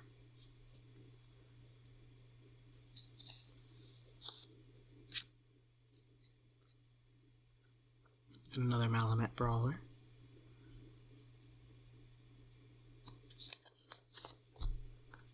Another Compass Gnome. got a foil here. This one's green, the Bedrock Tortoise.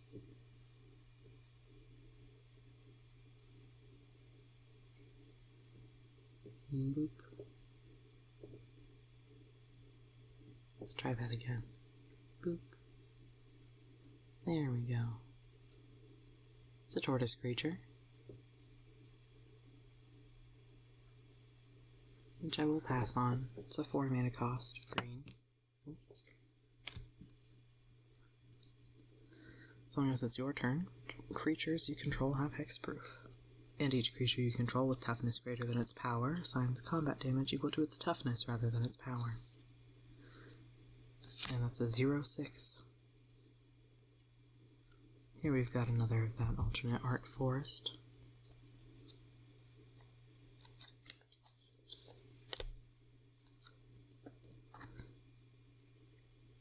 There's a red instant that I haven't shown y'all yet. This is an Abrade. There we go. And you can deal 1 damage to target creature or destroy target artifact.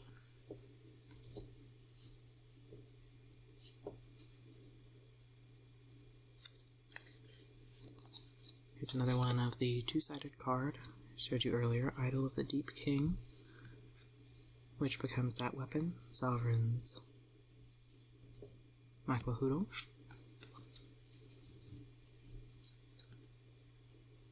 And we've got another Captivating Cave here.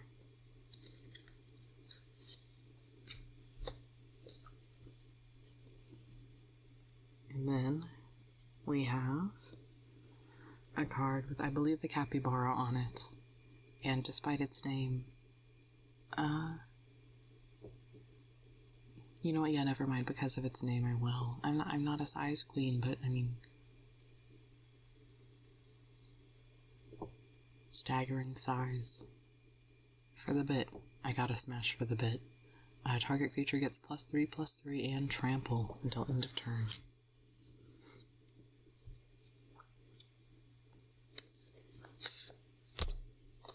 And we've got here one that I will pass on due to lack of sentience. This is the Quadi Scavenger. And its description calls it a raccoon. But a Quadi is its own animal, so I'm not sure why they didn't just call it a creature, Quadi. When it enters the battlefield, if there are 4 or more permanent cards in your graveyard, return target permanent card from your graveyard to your hand. That's a 3 mana cost, 3/2. Green. I mean, maybe they're like closely related to raccoons. I don't really know. I'll have to look into it. This diamond pickaxe is big Minecraft energy, but I will pass on it. It's a 1 mana cost red equipment artifact. It's indestructible. It's a very Minecraft inspired. Effects that say to destroy, don't destroy this artifact. And equipped creature gets +1/+1, and has, whenever this creature attacks, create a treasure token. So that's really fun. Then, more mining. Promising Vein, which is a cave. I'll smash that.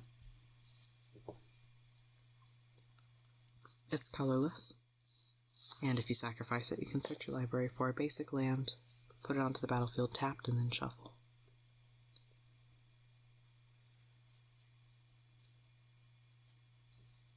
And we've got another Armored Kincaller, which is that Parasaur.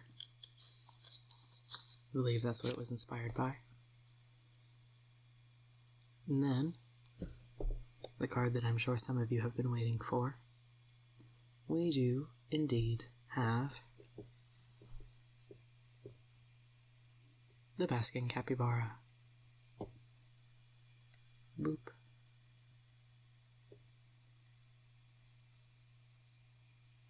Which, if you descend 4, gets +3/+0, as long as there are 4 or more permanents in your graveyard. That's what the descend means. And it's a 1/3, and it costs 2 mana. It's a green card. It's very adorable, so pass. Not gonna smash a capybara. Very cute.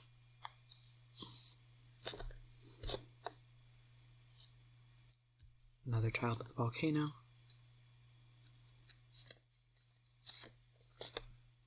Here is the standard card art for Thrashing Brontodon. I've got the alternate card art for that one in my set earlier.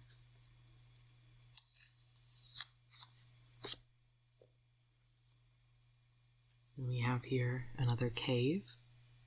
This is the Forgotten Monument, which is colorless.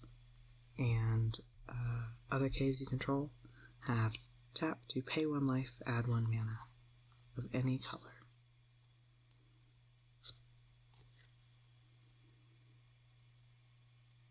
We have here another Disruptor Wanderglyph, which is a golem artifact creature.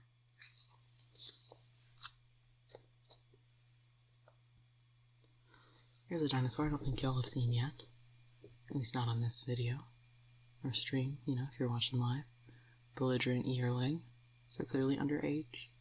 But this is a 2 mana cost red dinosaur with trample.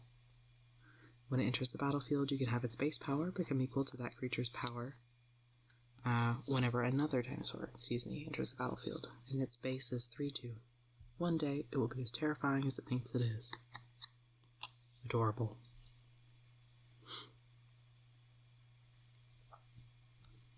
And we've got another Burning Sun Cavalry, which is a human knight, and their mount is a dinosaur. It's a red card with a 2 mana cost that I believe I've shown you already. I know you've seen Over the Edge if you've been watching this long. And Goblin Tomb Raider. Here's a new one. Saheeli's Lattice. This is a red card. Boop. It's an artifact, the mana cost of 2. When it enters the battlefield, you may discard a card. If you do, draw 2 cards, craft with 1 or more dinosaurs. Then it becomes the Mastercraft Raptor. So, absolutely a smash for both sides here. Boop. Gorgeous. The Mastercraft Raptor's power is equal to the total power of the exiled cards used to craft it. So, that's nice.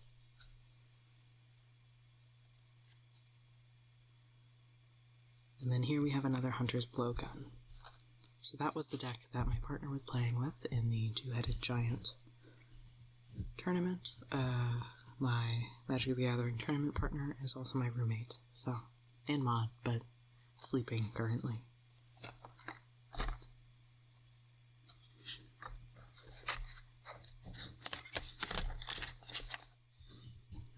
So I'll put these back and then show you the other cards from this set.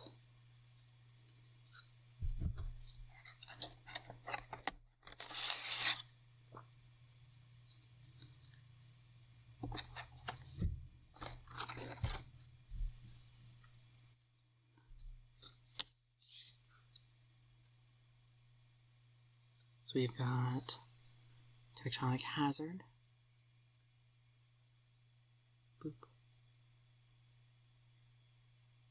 I almost had it. Boop. Yeah. Which is a sorcery. 1 mana cost red. Ancestors Aid, y'all have seen. Tectonic Hazard again. Burning Sun Cavalry again. Volatile Wanderglyph, I don't know that you have seen, it's another golem. 3 mana cost red. Boop. There we go. Whenever it becomes tapped, you may discard a card. If you do, draw a card, and it's a 2/2. Pragmatic Galleon, you've seen. Calamitous Cave-In, you've seen. Element Brawler. This is one that I've not shown you yet. Glimpse the Core. Glimpse it. Come on, camera. Glimpse it. Yeah, it's a sorcery. It's a 2-mana cost green. You can choose to search your library for a basic forest card, put it on the battlefield tapped, and then shuffle. Or you can return a target cave card from your graveyard to the battlefield tapped. That one, I'll smash. Another Basking Capybara, a really cute card. Here we've got another one y'all haven't seen from me yet today. Set these aside so I don't knock him over with my elbow. This is a Merfolk Warrior Scout. Boop. Sentinel of the Nameless City. Just Vigilance. It's a 3-mana cost green, 3/4. And whenever it enters the battlefield or attacks, you can create a map token. And if you sacrifice it, and by it I mean the map token, a target creature you control explores. And we've got here another golem. This one's a 6-mana cost, red. Gold Fury Strider. Smash. Smash the Sentinel as well. It's got Trample. Tap 2 untapped artifacts and or creatures you control. Gets +2/+0 to the end of your turn. It's a 3/5. Well, I guess that just wants to be there. Cartographer's Companion again.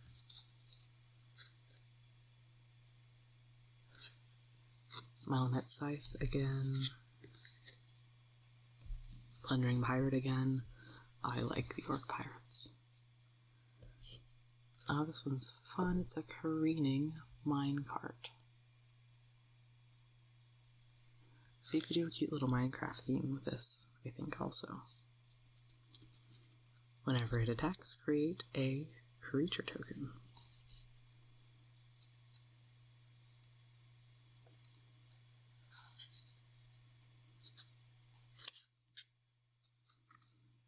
Just gonna sort through some of these so I don't accidentally give you my Magic the Gathering partners codes.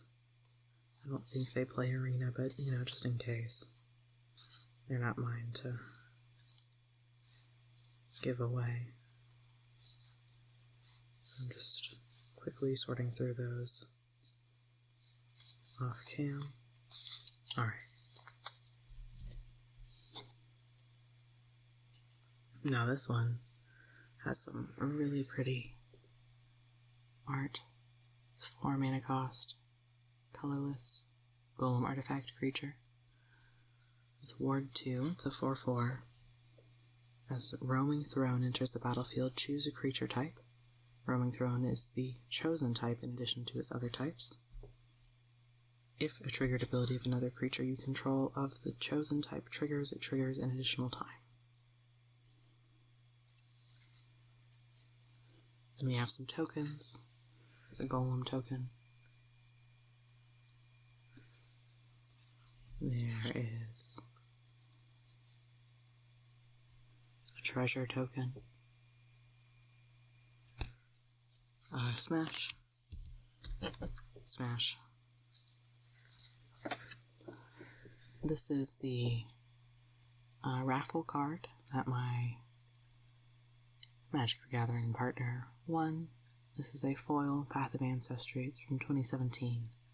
It's a land. It enters the battlefield tapped. You can add 1 mana of any color in your commander's color identity. When that mana is spent to cast a creature spell that shares a creature type with your commander, scry 1. Then we have a beautiful alternate art here for the Plains basic land. beautiful, but not in a way that makes me want to smash. And then we've got some map tokens.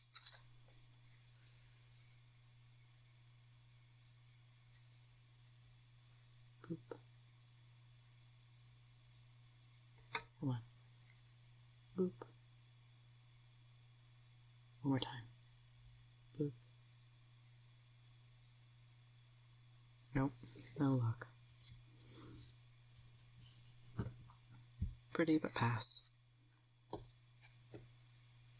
We got a fungus, which I will smash. Just a token again.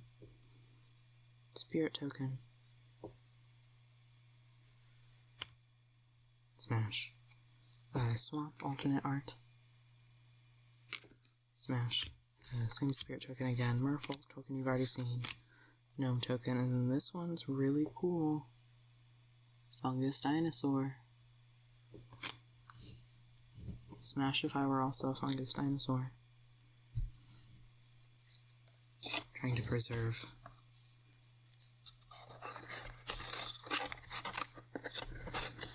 The organization of these cards, as they are not mine. And we will be splitting custody, essentially, of the booster packs, because those are shared winnings.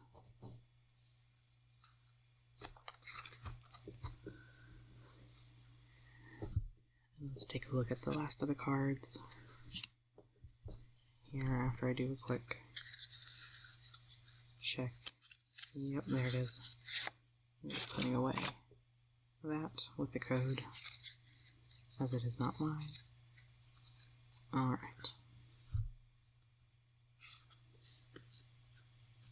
We've got Hidden Courtyard, which is a cave. Whoop.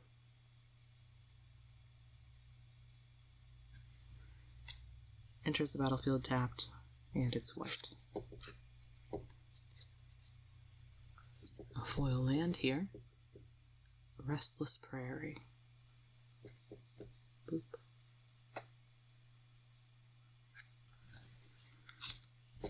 It's a green-white, and it becomes, if you spend 4 mana, a 3/3 green and white llama creature until end of turn. It's still a land. And when it attacks, other creatures you control get +1/+1 until end of turn. Got another Hidden Necropolis. I'll smash Restless Prairie. I just like foils.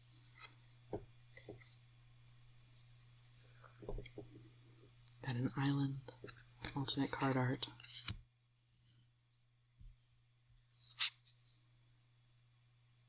Adaptive Gem Guard again. Warden of the Inner Sky. Boop. I feel like maybe all of my cards displayed here are like confusing the focus. Yeah, I think that is the problem. It's a 1 mana cost human soldier, 1/2 creature. I'm just gonna put these away for ease of camera focusing, although they are so pretty.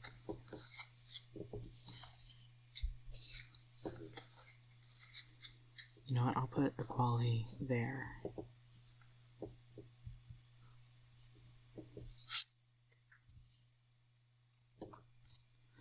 We've got, the Dusk Rose Reliquary. Just an artifact. It's a white 1 mana cost. You also have to sacrifice an artifact or creature to cast the spell. Got Ward 2. Very pretty. Smash. Another Deconstruction Hammer. Another Dauntless Dismantler. Another Family Reunion. Another Malamet War Scribe. Another Cosmium Blast. Another Deconstruction Hammer. Another Soaring Sandwing. We've got the Clay-Fired Bricks, double-sided card with the back being Cosmium Kiln again. There's 2 of those. Here's one that we haven't seen yet. Miner's Guidewing. It's a 1 mana cost white bird creature with flying and vigilance. It's a 1/1.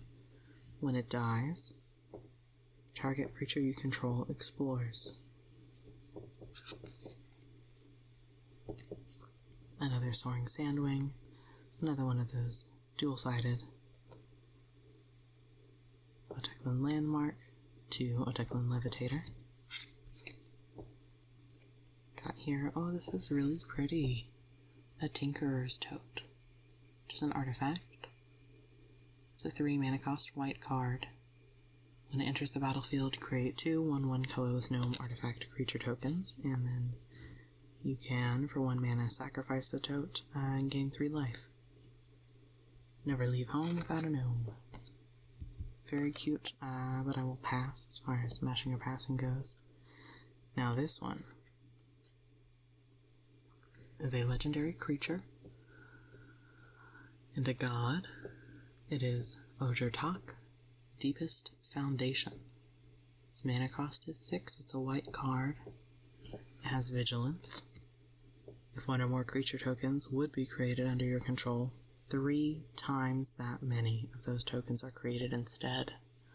And when it dies, return it to the battlefield tapped and transformed into the Temple of Civilization, which is a land.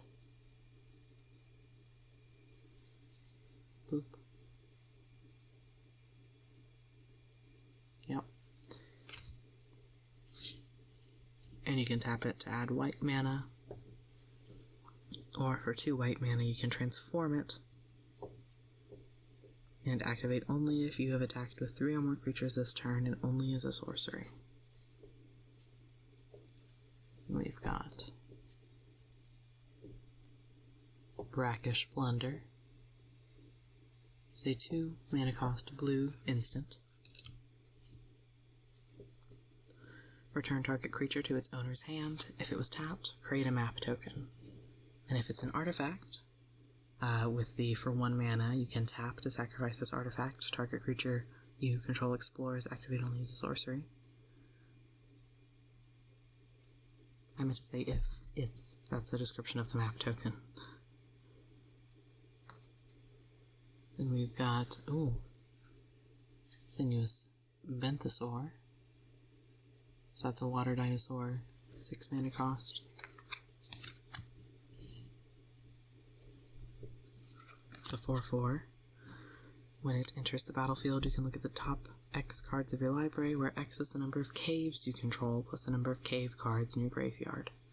So I'll go with Smash if I were a dinosaur. For the Blunder, I'll pass. Then we've got the Puzzle Door again.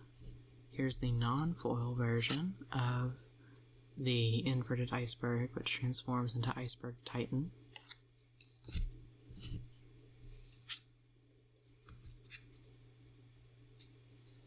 Here's another pirate. The Shipwreck Sentry.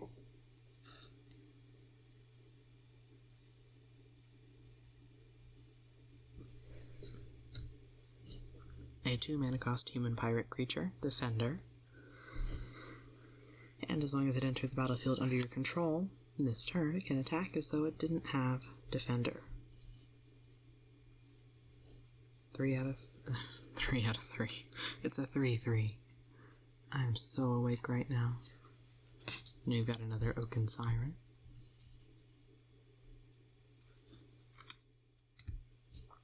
Another Frilled Cave Worm. Another Puzzle Door. Oh, a foil version of the Shipwreck Sentry. Fun.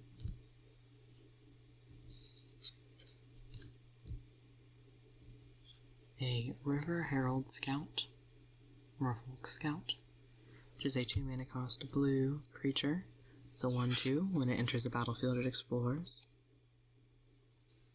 Another Merfolk Scout, the Cave Diver. Smash. There's a smash for the previous Merfolk Scout as well. There we go. A 3 mana cost. 2/4. Whenever a creature you control explores, Merfolk Cave Diver gets +1/+0 until end of turn. It can't be blocked this turn. Then we've got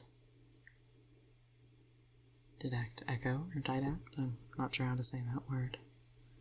When it enters the battlefield, you draw a card. And it's a 3/2. And if you descend to 4, it has Fly. I'll pass on that one. Then we've got Ancestral Reminiscence again. Here's a card I haven't shown you yet, Deep Root Pilgrimage. It's a 3 mana cost blue. Boop. Sorry, it's a 2 mana cost blue enchantment. Whenever one or more non-token merfolk you control become tapped, create a 1/1 blue merfolk creature token with hexproof. Got the Skullcap Snail again. I haven't shown you this one yet. Deadweight. It's a 1 mana cost black. Aura enchantment. Enchanted creature gets -2/-2. And I will smash that pretty pirate.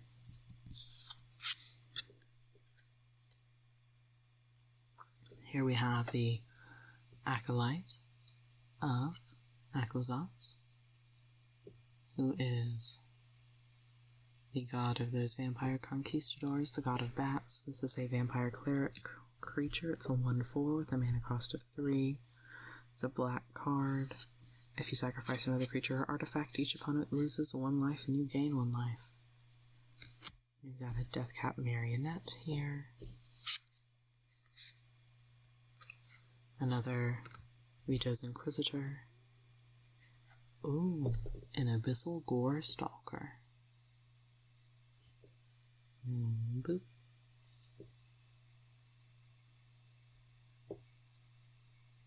Yeah. And that's a horror. And when it enters the battlefield, each player sacrifices 2 creatures. And it's a 6/6 with a mana cost of 6. It's a black card. Smash. Fanatical Offering again. We go a Greedy Freebooter, and I will pass on that one. It's a 1 mana card black, Human Pirate. When Greedy Freebooter dies, scry 1 and create a treasure token. And it's a 1/1. We've got another Acolyte of Ixalan here. And we have another Chance, which is a 3 mana cost black instant. You may mill 2 cards, then return up to 2 creature cards from your graveyard to your hand. And I will smash that one. Now this one has a very pretty frame. It's Bartolome de Presidio, but I will be passing, as it is a Vampire Knight Conquistador. It's a 2/1 with a mana cost of 1 white, 1 black. And if you sacrifice another creature or artifact, you can put a +1/+1 counter on him. Ooh, here we've got another Merfolk Scout. This is Nick Cancel, Current Conductor. Boop. Yeah, legendary creature, which is a green-blue, 2 mana to cast, and it's a 2/3. Whenever a creature you control explores a land card, you may put a land card from your hand onto the battlefield tapped. And whenever a creature you control explores a non-land card, you can put a +1/+1 counter on this card. Then finally, we've got Master's Guide Mural, which is a 5 mana cost white-blue artifact. When it enters the battlefield, you can create a 4/4 white and blue golem artifact creature token. Smash the legendary creature there, by the way. Yep. And if you craft this, it can become Master's Manufactory to create a 4/4 white and blue golem artifact creature token, only if it entered the battlefield under your control this turn. So, I'll smash that one, and then return these to the box.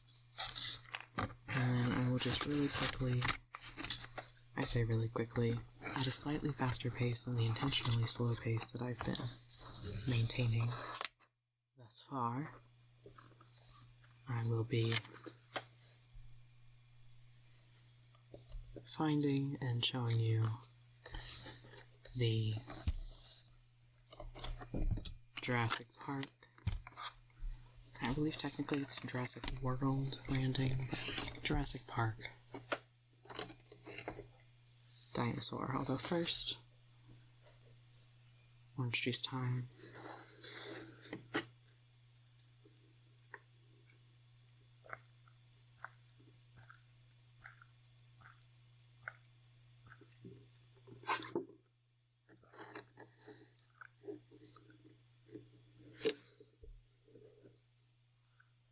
And I just saw the notification, so sorry I didn't say this 22 minutes ago, but thank you for the follow.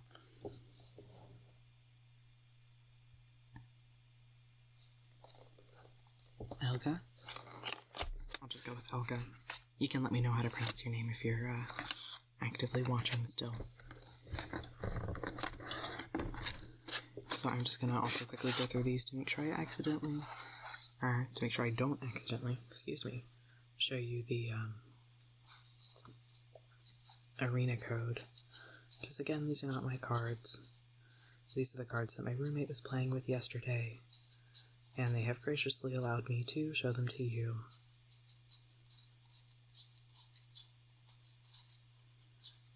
So if there's one of those little arena code things in here, I just don't want to reveal that live on stream in case they wanted to do something with it.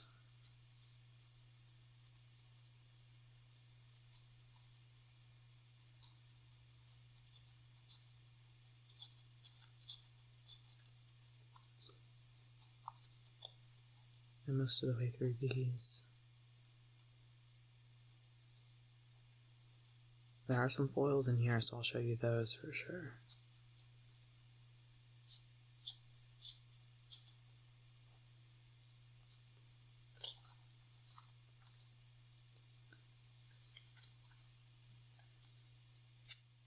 Alright, so yesterday, their card that they got in the I think raffle is the right word. I'm so awake right now. Beast Whisper foil, same exact one I showed you earlier that I had. We've also got a foil version of Child of the Volcano. So that one's quite nice. And then here we have a foil version of another card that I showed you previously, In the Presence of Ages.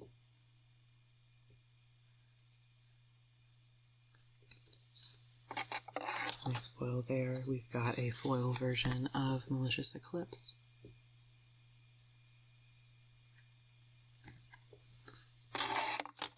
A foil version of Marooning Brine. Fang. Marauding. Goodness. And a foil Warden of the Inner Sky.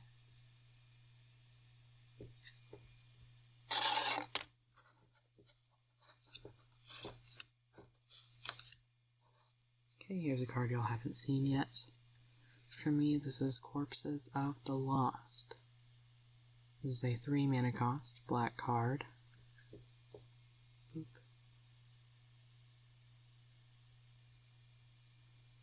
Here we go, it's an enchantment. And skeletons you control get +1/+0 and have haste. When it enters the battlefield, create a 2/2 black skeleton pirate creature token. And if you descend it this turn, you may pay 1 life. If you do, return Corpses of the Lost to its owner's hand. And that can happen at the beginning of your end step. I've shown you this card. Here's some equipment I haven't shown you yet. This is the Swashbuckler's Whip. Smash. Equipped creature has reach. For 2 mana you can tap target artifacts or creature, and for 8 mana you can discover 10. Its equip cost is 1 mana. And we've got a legendary human pirate, so if you really wanted to, you could have a red-blue commander deck, maybe a pirate deck with her. Smash, absolutely. She's a 2/2, and whenever an artifact enters the battlefield under your control, you can put a +1/+1 counter on target pirate you control. Here's another card I haven't shown you yet, Hoverstone Pilgrim. It's a colorless card with a mana cost of 5. It's a 2/5 artifact creature golem with flying, ward 2. Hunter's Blowgun again. Tinto Sunscribe again. Here's a new one. Yowie Beam. This is the Sunshot Militia. It's a human soldier. Tapped 2 untapped artifacts and or creatures you control. It deals 1 damage to each opponent. Activate only as a sorcery. It is a 1/3. We've got a human wizard here. I haven't shown you yet. This is the Sage of Days. 3 mana cost blue card. It's a 3/2. When it enters the battlefield, look at the top 3 cards of your library. You may hit one of those cards back on top of your library and put the rest into your graveyard. Here we have, it looks like some fungi dinosaur, Walk with Ancestors. I will smash Sunshot Militia, I said Melissa again, Militia, and Sage of Days. Now this card here is a sorcery, which I would smash if I were a dinosaur. And you can use it to return up to 1 target permanent card from your graveyard to your hand. And discover 4. Then we've got another cave here, Hidden Nursery, which would work pretty good with my MILF deck. And it's green. Enters the battlefield tapped, and you can sacrifice it to discover 4. Basking Capybara again. It's another land, which is interestingly enough not a cave. This is the Cavern of Souls. And as it enters the battlefield, choose a creature type. Tap it for 1 colorless. And then add 1 mana of any color. Spend this mana only to cast a creature spell of the chosen type, and that spell can't be countered. We have the non-foil version of Akawali, the Seething Tower. Gold Fury Strider again. Here we've got Zoetic Glyph, a 3 mana cost blue aura enchantment, which is a enchantment that allows you to enchant an artifact and turn it into a golem creature with base power and toughness 5/4 in addition to its other types. When it's put into the graveyard from the battlefield, discover 3. Here is an alternate card type of Akawali. Alternate card type, alternate card art. I am so awake right now.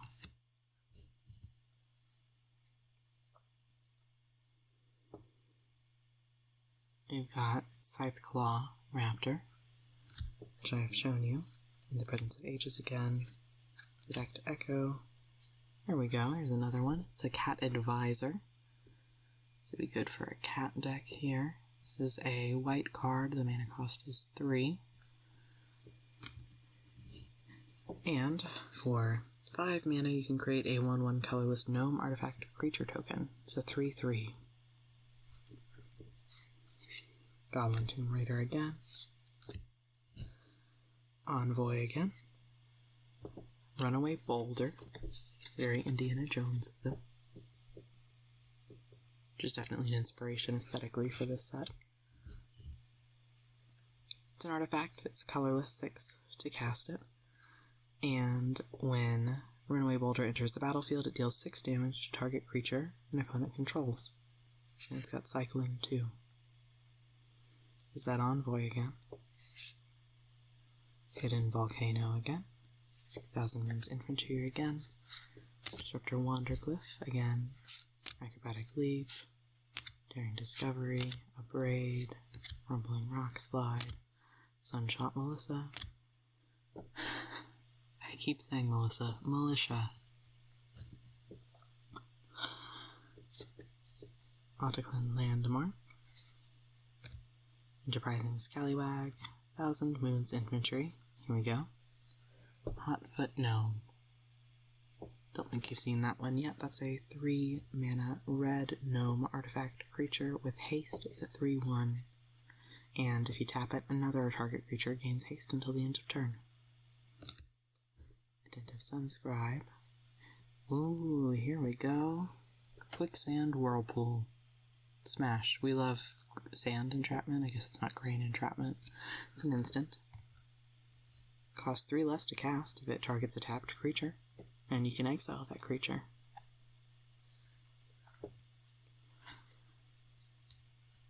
Another Malamet War Scribe. Brazen Blade Master. As I said before, absolutely a smash. Ultec Cloud Guard. That is the one that is on the art for the booster packs. Packaging. Cosmium Blast. Malamet War Scribe again. Hotfoot Gnome again. Enterprising Scallywag again. Hidden Volcano again. Here's another one. Pathfinding Axejaw. It's a very fun dinosaur. Boop. Try that again. Boop. Third time's the charm. Boop. There we go. Look, he's got little flashlights. It's so cute. Would smash if I was a dinosaur. When it enters the battlefield, it explores. It's a 4/3 with a mana cost of 4, and it is a green card. This one's nice. Watley's Final Strike. Would smash her. Look at her killing that vampire. Boop. Beautiful. This is an instant. Target creature you control gets +1/+0 until the end of turn. It deals damage equal to its power to target creatures an opponent controls. Walk with Ancestors again. Watley's Final Strike again. Scout again. Sunlight again. Clay Scavenger again. Jade Seed Stones again. This one would work for the MILF, I think. I mean, MILF if you're a dinosaur, of course, but Nurturing Bristleback, which is a dinosaur creature. It's green, 7 mana cost. When it enters the battlefield, create a 3/3 green dinosaur creature token. It's her baby. That's adorable. And it's got forest cycling. And this is a 5/5. Spelunking.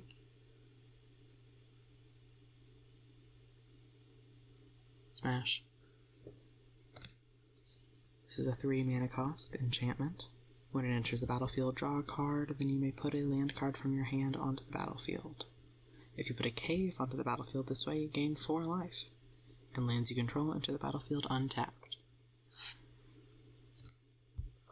In the Presence of Ages again, Watley's Final Strike again, Over the Edge again, Restless Vents. Now this land is multicolor. It's a black, red. And it enters the battlefield tapped until the end of your turn. If you spend 3 mana, 1 of any color, and a black and a red, you can turn it into a 2/3 black and red insect creature with menace. And it's still a land. And when it attacks, you may discard a card, and if you do, draw a card. That one I'm gonna pass on just because I'm not gonna smash an insect. Unfortunately, I'm not that into bugs. And we've got here the Queensbay Paladin. This is a mana cost of 5. It's a black card. It is a vampire knight creature. See, most of the vampires in this set have been white cards, but this is a black card. It's a 5/4. When it enters the battlefield or attacks, you may return up to one target vampire card from your graveyard to the battlefield with a finality counter on it. You lose a life equal to its mana value. And that one's a pass because of the Conquistadoring. Screaming Phantom. You know, I like when, I know this is shocking because I am an ASMR roleplay creator, when people make noise. I like my partners loud, so I will smash the Screaming Phantom. This is a 3 mana cost black card. It's a 2/2 spirit creature with flying, and when it attacks, you can mill a card. She is a MILF, confirmed. Terror Tide. I'm gonna smash because it has Fathomless Descent, and that's really convenient. Some of the other cards that I've shown have had that. All creatures get -X/-X until the end of turn, where X is the number of permanent cards in your graveyard. Very useful for a black deck, especially with cards from this set. Then we've got here Bitter Triumph. Smash because the vampire is getting killed. And not that I don't like vampires. I really like vampires. Shocking, I know. I just don't like that these vampires are conquistadors. That's not hot to me. But you know, this one getting stabbed is. So, smash, this is an instant. As an additional cost to cast the spell, discard a card or pay 3 life, and then destroy target creature or planeswalker. Nice. And it's only 2 mana cost. Well, and a card or 3 life, but whatever. Tithing Blade, I have shown you already. Screaming Phantom again. Souls of the Lost again. Here we go. You know what really gets my goat? El Chupacabra. And this is a Chupacabra Echo. So it is a... Come on. Let's unsee the Chupacabra. Thank you. It's a 4 mana cost black card. It is a beast horror spirit creature with Fathomless Descent. 3/2. And I like that. I like Fathomless Descent a lot. I might make a Fathomless Descent focused deck. Brood Rage, Mycoid you've seen, Join the Dead you've seen, Dead Weight you've seen, the Acolyte of Alazotz you've seen, the Abyssal Gorestalker you've seen. Here we go, Synapse Necromage. This is a 4 mana cost. Black fungus wizard creature. When it dies, create 2 1/1 black fungus creature tokens with this creature can't block. And it's a 3/1. Smash. Screaming Phantom again, Abyssal Gorestalker again, Bitter Triumph again, Primordial Gnar. Oh, Gnar. This is a 5 mana cost black card. It's an insect horror creature, so I will not be smashing. But it is a 5/2. And when it dies, discover 3. Hogswork Wrestler, I've shown you. Chart a Course. This one's a sorcery. It's very pretty.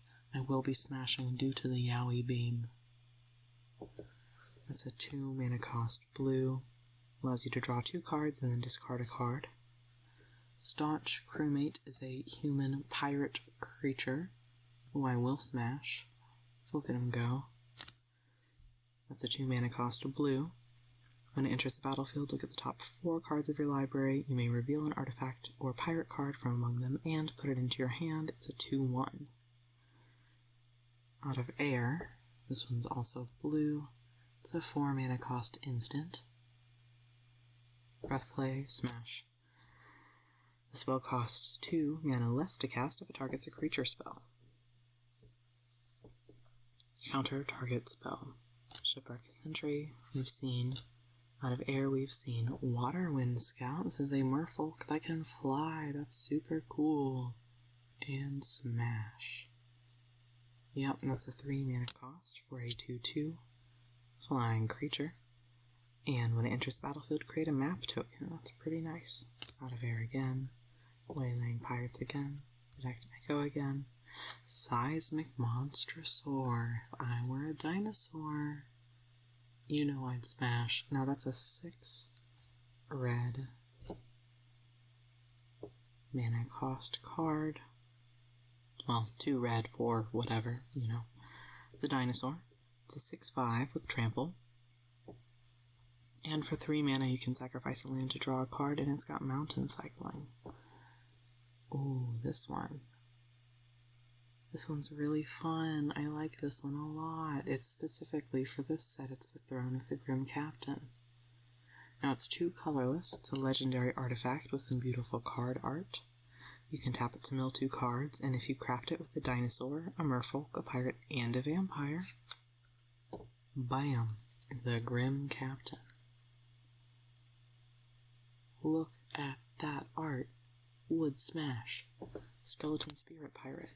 Legendary creature. With Menace, Trample, Lifelink, and Hexproof, it's a 7/7. Whenever it attacks, each opponent sacrifices a non-land permanent.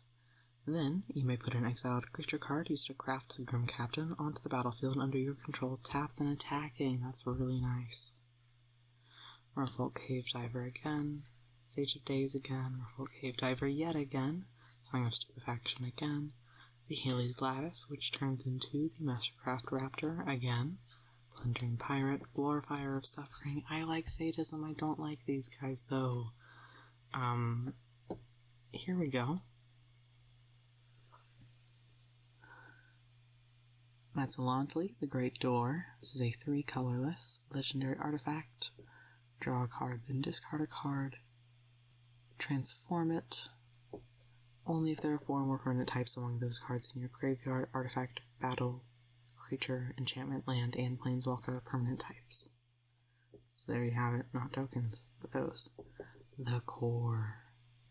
Ooh.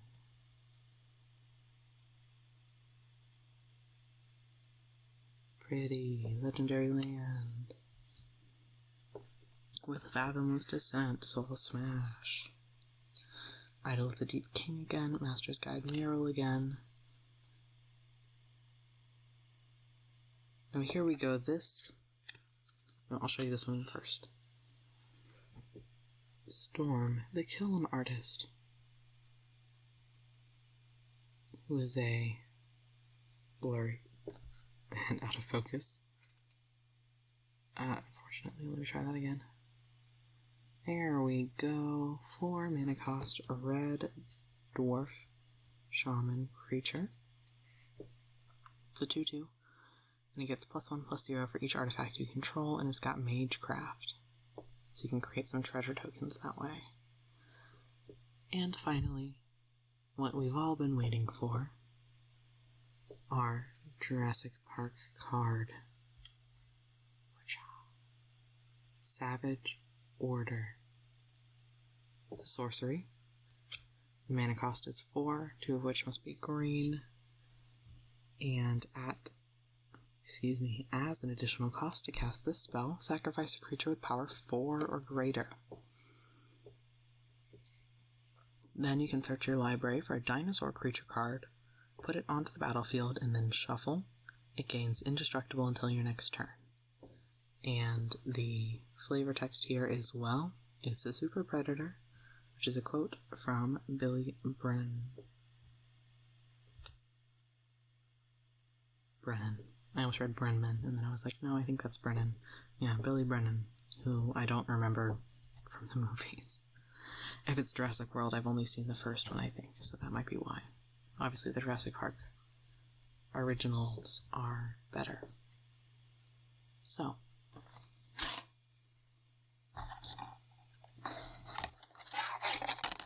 that is all of the cards that I have access to show you from the Lost Caverns of Ixalan set. That was 4 booster packs and 3 free release sets. Thank you so much for joining me.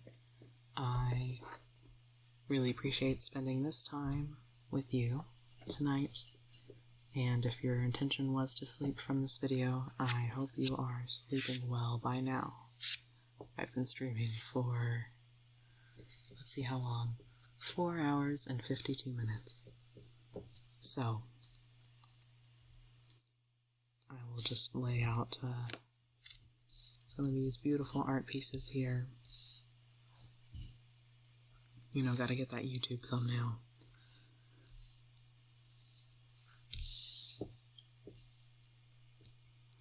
My orange juice out of the way.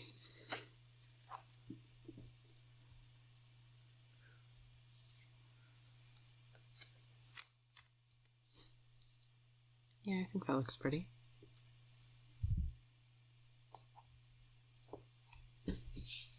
Clean up my mess a little bit. And good night, y'all. I'll see you on the next stream. Bye for now.